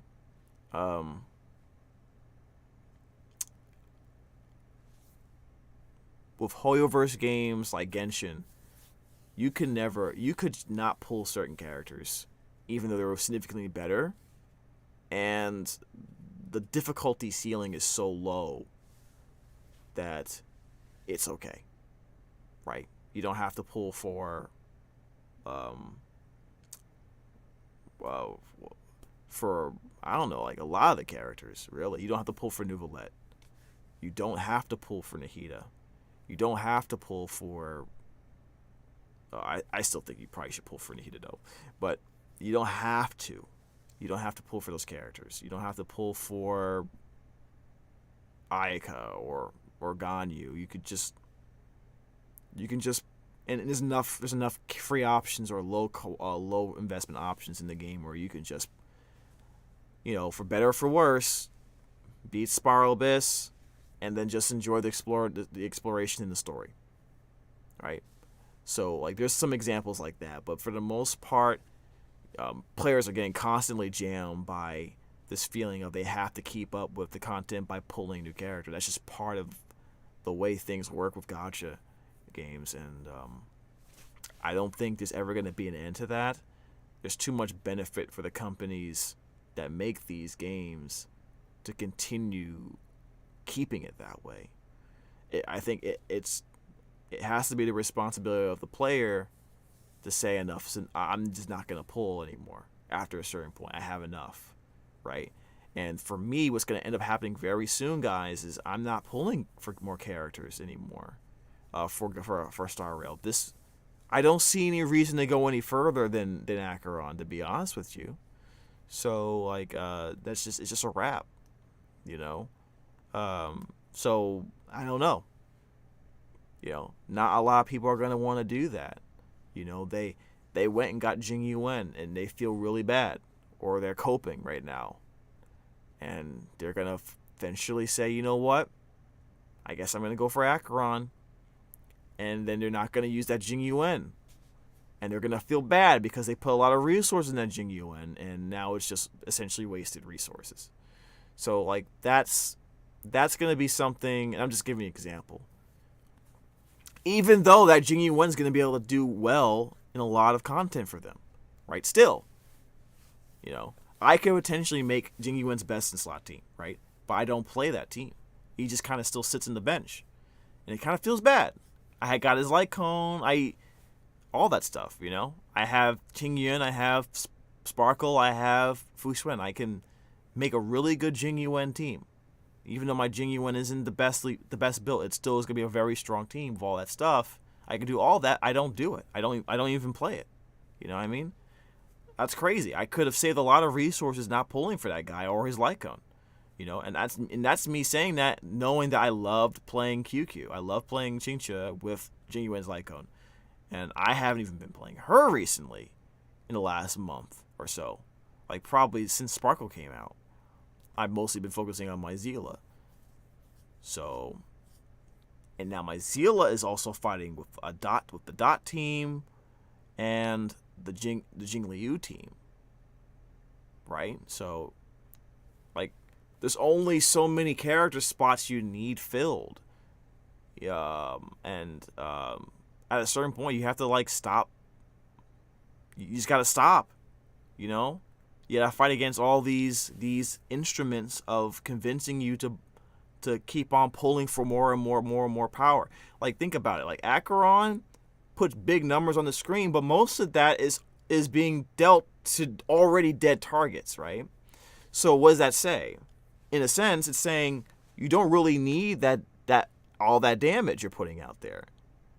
You know, for someone like me who's been playing since almost pretty much the beginning of the game, I don't need that because I've put so much time in investing that even if I never get a character like Acheron, like I can still have fun and like kill all the content. But like the new players, they're gonna love her.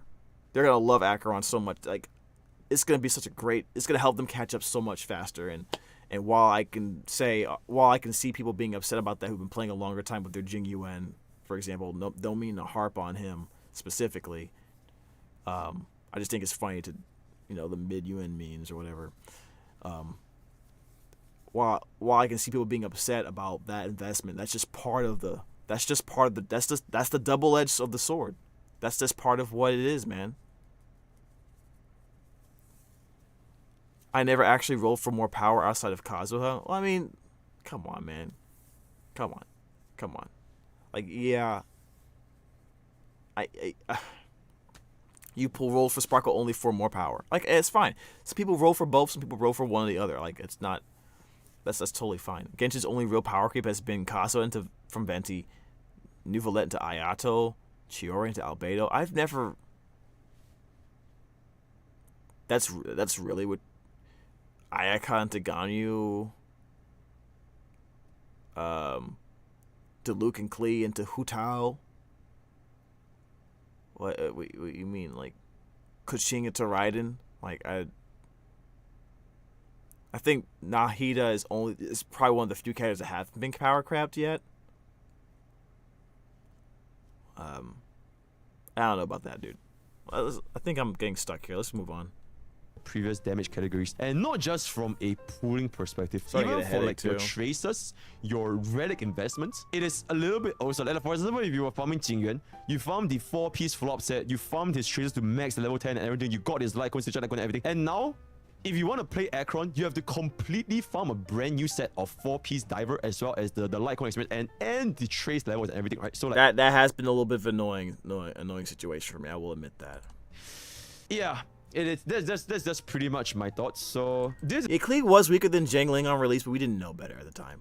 This is only for DPS. I think for Harmony, we don't really feel it yet. We only have 4 limited support so far. Sorry, not even 4, right? 3. Okay, 4 if we include Robin. So we have Silver Wolf, Sparkle, Rame, and the future Robin. And we do need supports quite urgently, so we don't really feel it. But in the future, if we were to get more and more supports, or even sustains, how are we going to look at things from like a long-term perspective? Because, well, if you've been playing as long as like Mr. Pokey or myself or anyone else, like if you've been playing since the beginning of the game, like after Sparkle, stop pulling for supports.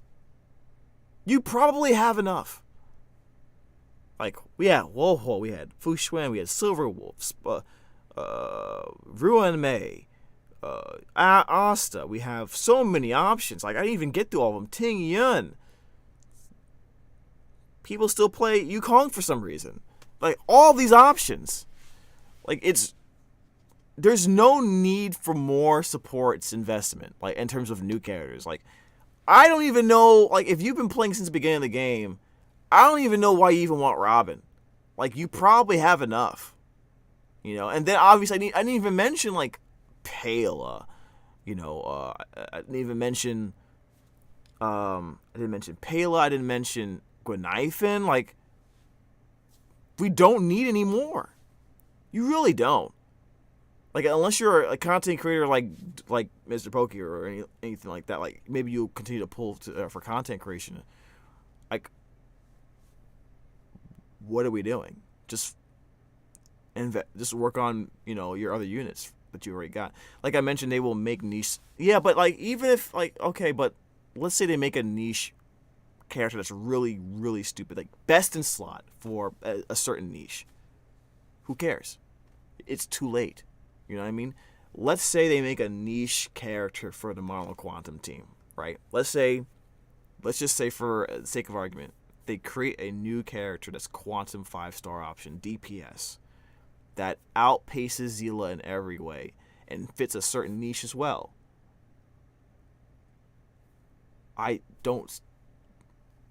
There's no, why would I pull for her?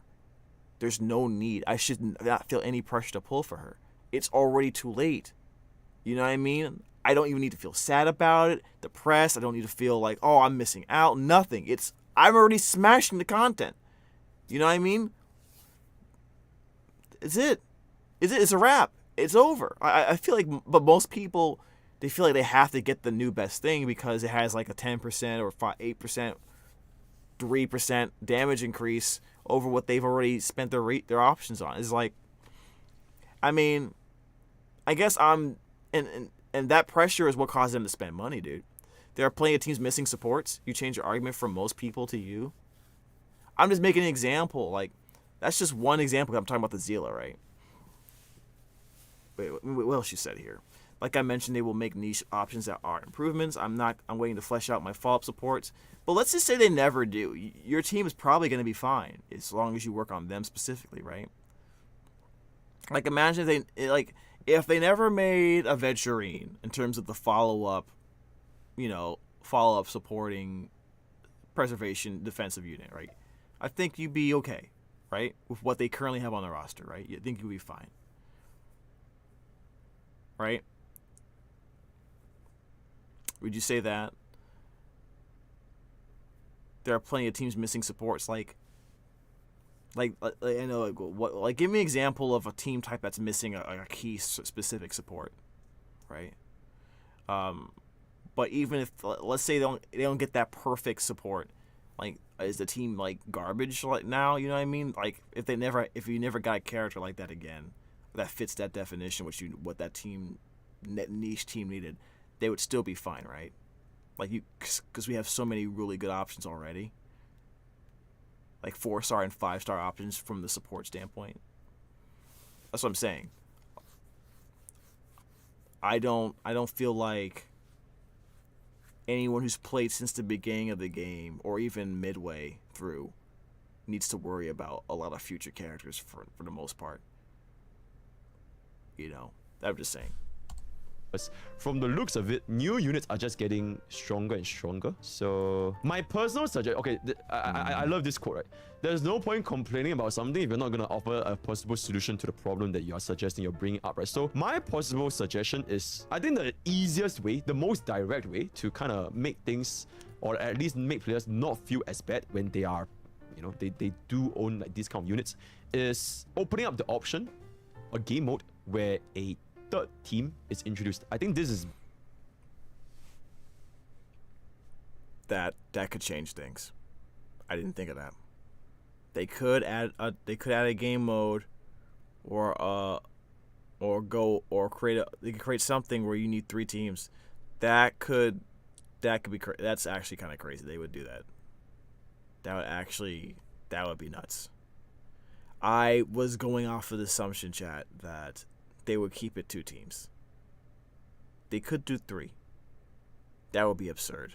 That would be very crazy. But they could do that. By far the straightforward, the easiest way to still let players use the old units that they previously used, because now you need to build additional teams, right? That's kind of why they did Pure Fiction. Like, and the meta for that's a lot different than for MOC, right? So, like, the value for certain characters is still relevant enough to where they don't just get obliterated into, like, non-existence, right? You would still want to farm and build a Herda and a Himiko, for example, because, you don't want to use them as much in MLC, but they're still super awesome in Pure Fiction, so they still have high value, right? Because it's if they do something like that where you're getting constant rewards every period of time, and you need like 3 teams, or they Pure Fiction's more erudition focus, I think. If they did a mode that's more hunt focused, or follow up focused, like specific, like I can see that could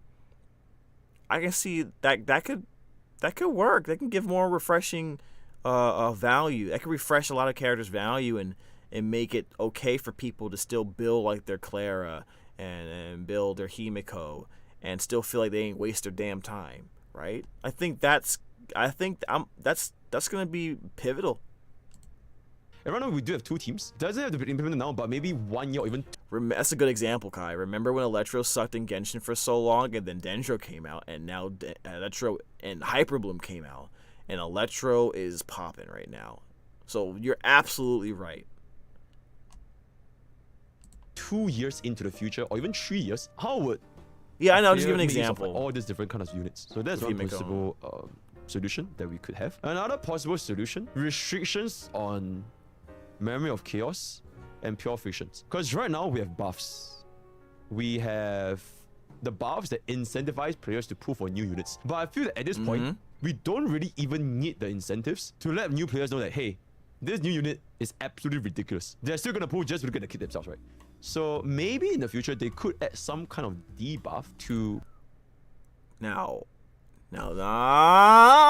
they did that before. Do you remember the old school Abyss in Genshin? They had that stupid freezing nonsense that saps your stamina, and people hated that. So I don't know if we... I mean, I don't mind the idea, but just know they tried that shit, and people hated it, dude.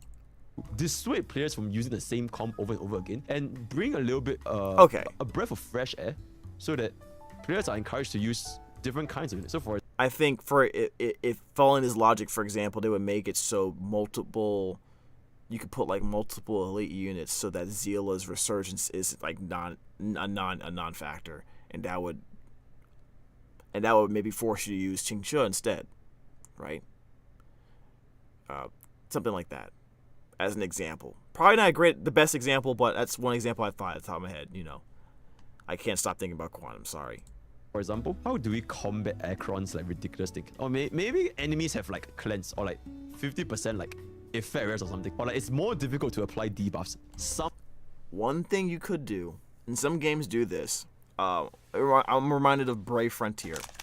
When you fight certain big bosses in Brave Frontier, they have certain HP breakpoints in that same bar of HP where they do certain things immediately. And what it made you do was prepare for those breakpoints ahead of time so that you can defend yourself. They kind of have that, like in this example with the True Sting. Well, they have the bar, like they have those 3 dots where it's like, okay, you have 3 bars of HP. That's a little bit like they kind of have that. You can add more breakpoints, I think, to an enemy's HP bar. Now in Brave Frontier, they didn't show you where the breakpoints were. You had to find out from guides or just from learning on your own. But in Brave Frontier, some of those breakpoints were pretty rough. Like if you weren't ready for those HP breakpoints, like let's say at 37% in this example, like this guy would do some ridiculous move immediately and just blast your whole team. If you weren't ready for it, you were dead if you didn't prepare for that breakpoint. While still doing damage and stuff like that. So you would say, so some turns you would be like, okay, I'm not going to do as much damage here. I need to set up so that when I breach that breakpoint, my team is still alive. Because he's going to do like an Omni nuke move that I just triggered by doing this move at a certain time. And they could do something like that to create more, to create more urgency to play certain units or play a certain way. That could be something they do. I think that would make it very difficult for a lot of players though, because that requires a lot of strategy. It wasn't just Indra. They released Raiden, Sara, Severus, who changed. Yeah, with the element was capable of. Yeah, true. Sara has enemies that do that actually. That one big robot that auto interrupts your moves, making it extremely hard to actually break him. That one big robot auto interrupts your moves. Which one are you talking about? You're not talking about Svarog, are you? I don't think you're talking about Svarog. The big red one? The big red one.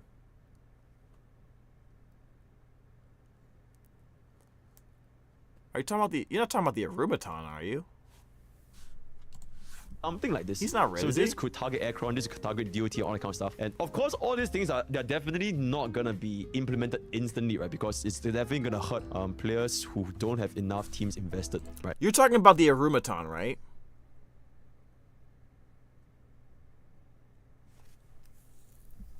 You can break him. You can break him. You can't skill every time, but you can break him. You can set up to where you break him before he can go into his sanction mode. Yeah, absolutely.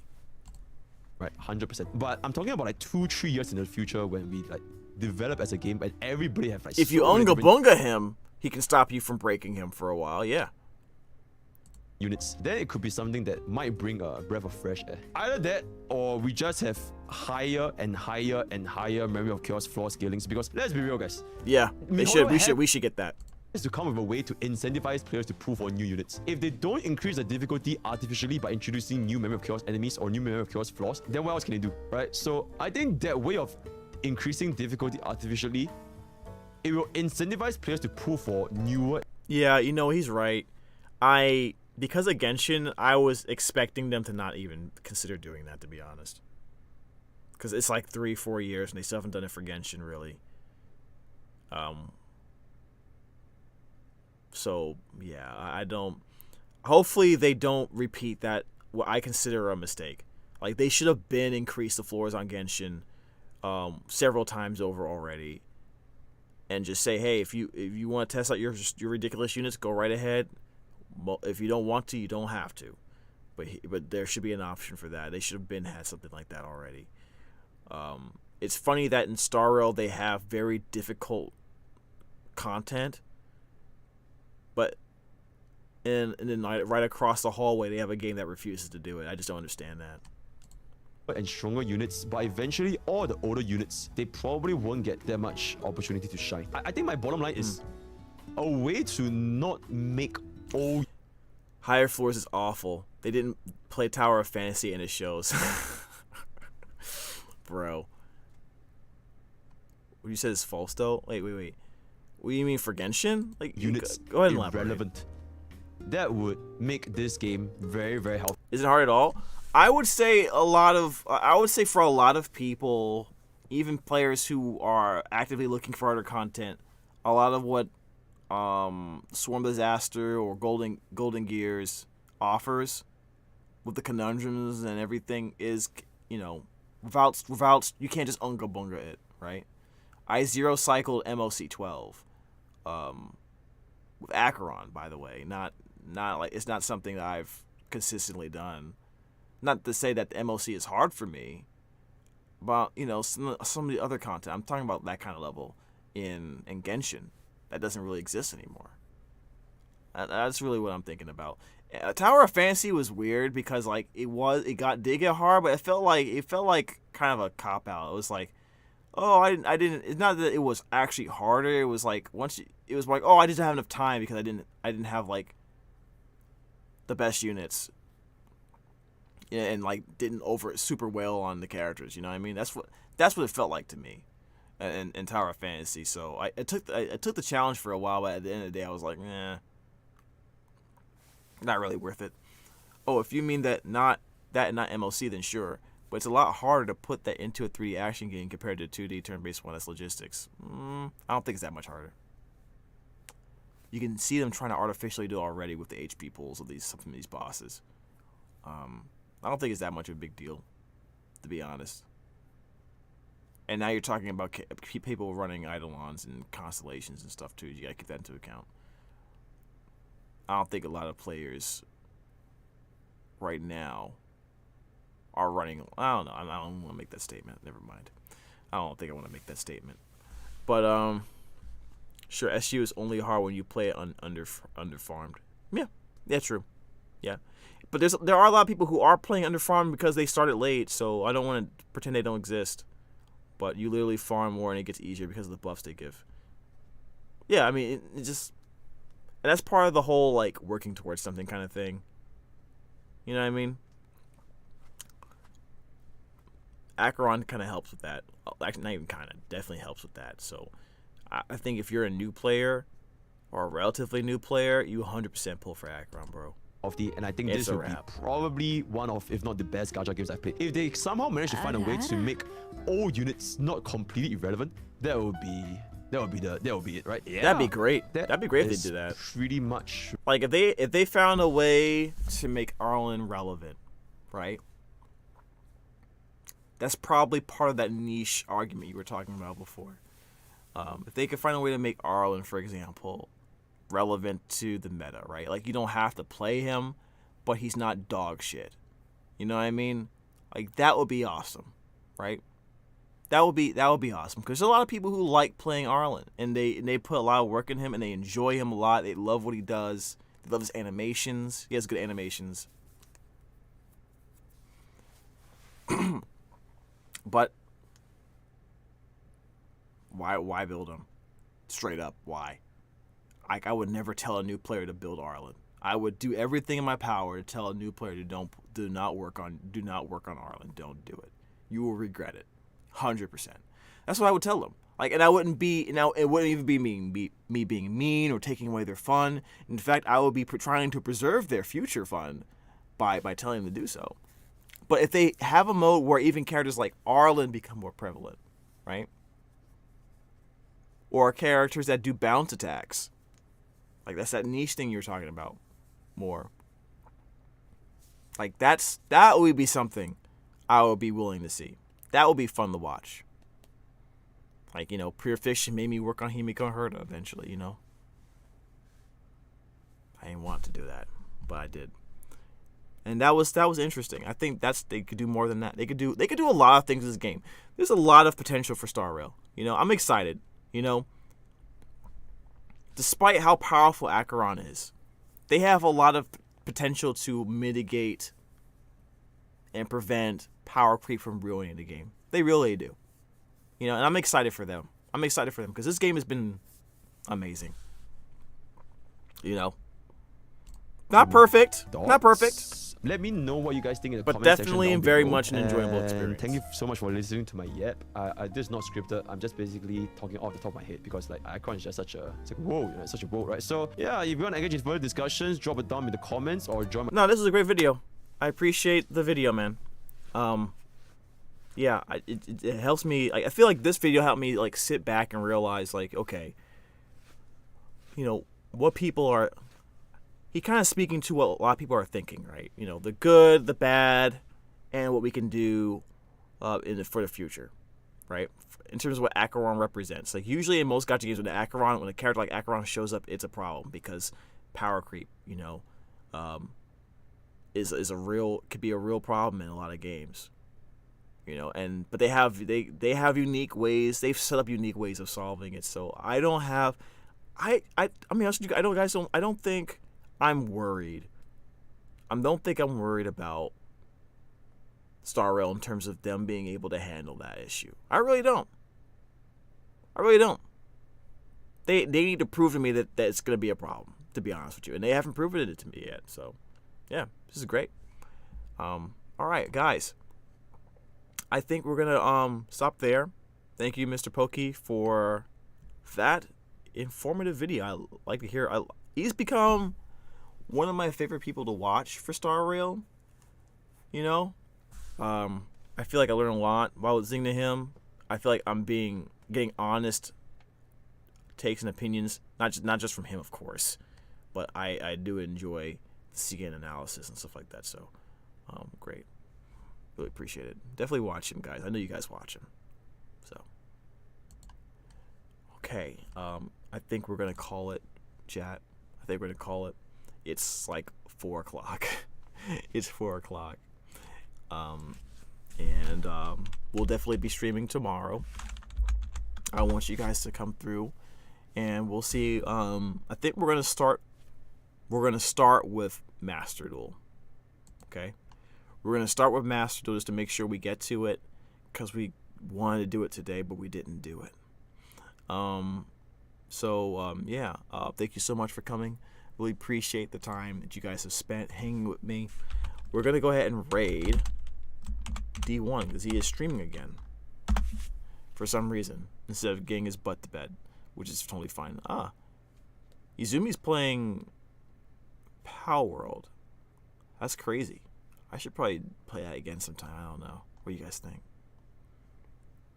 Anyway, looks like D1 is playing Grand Blue versus.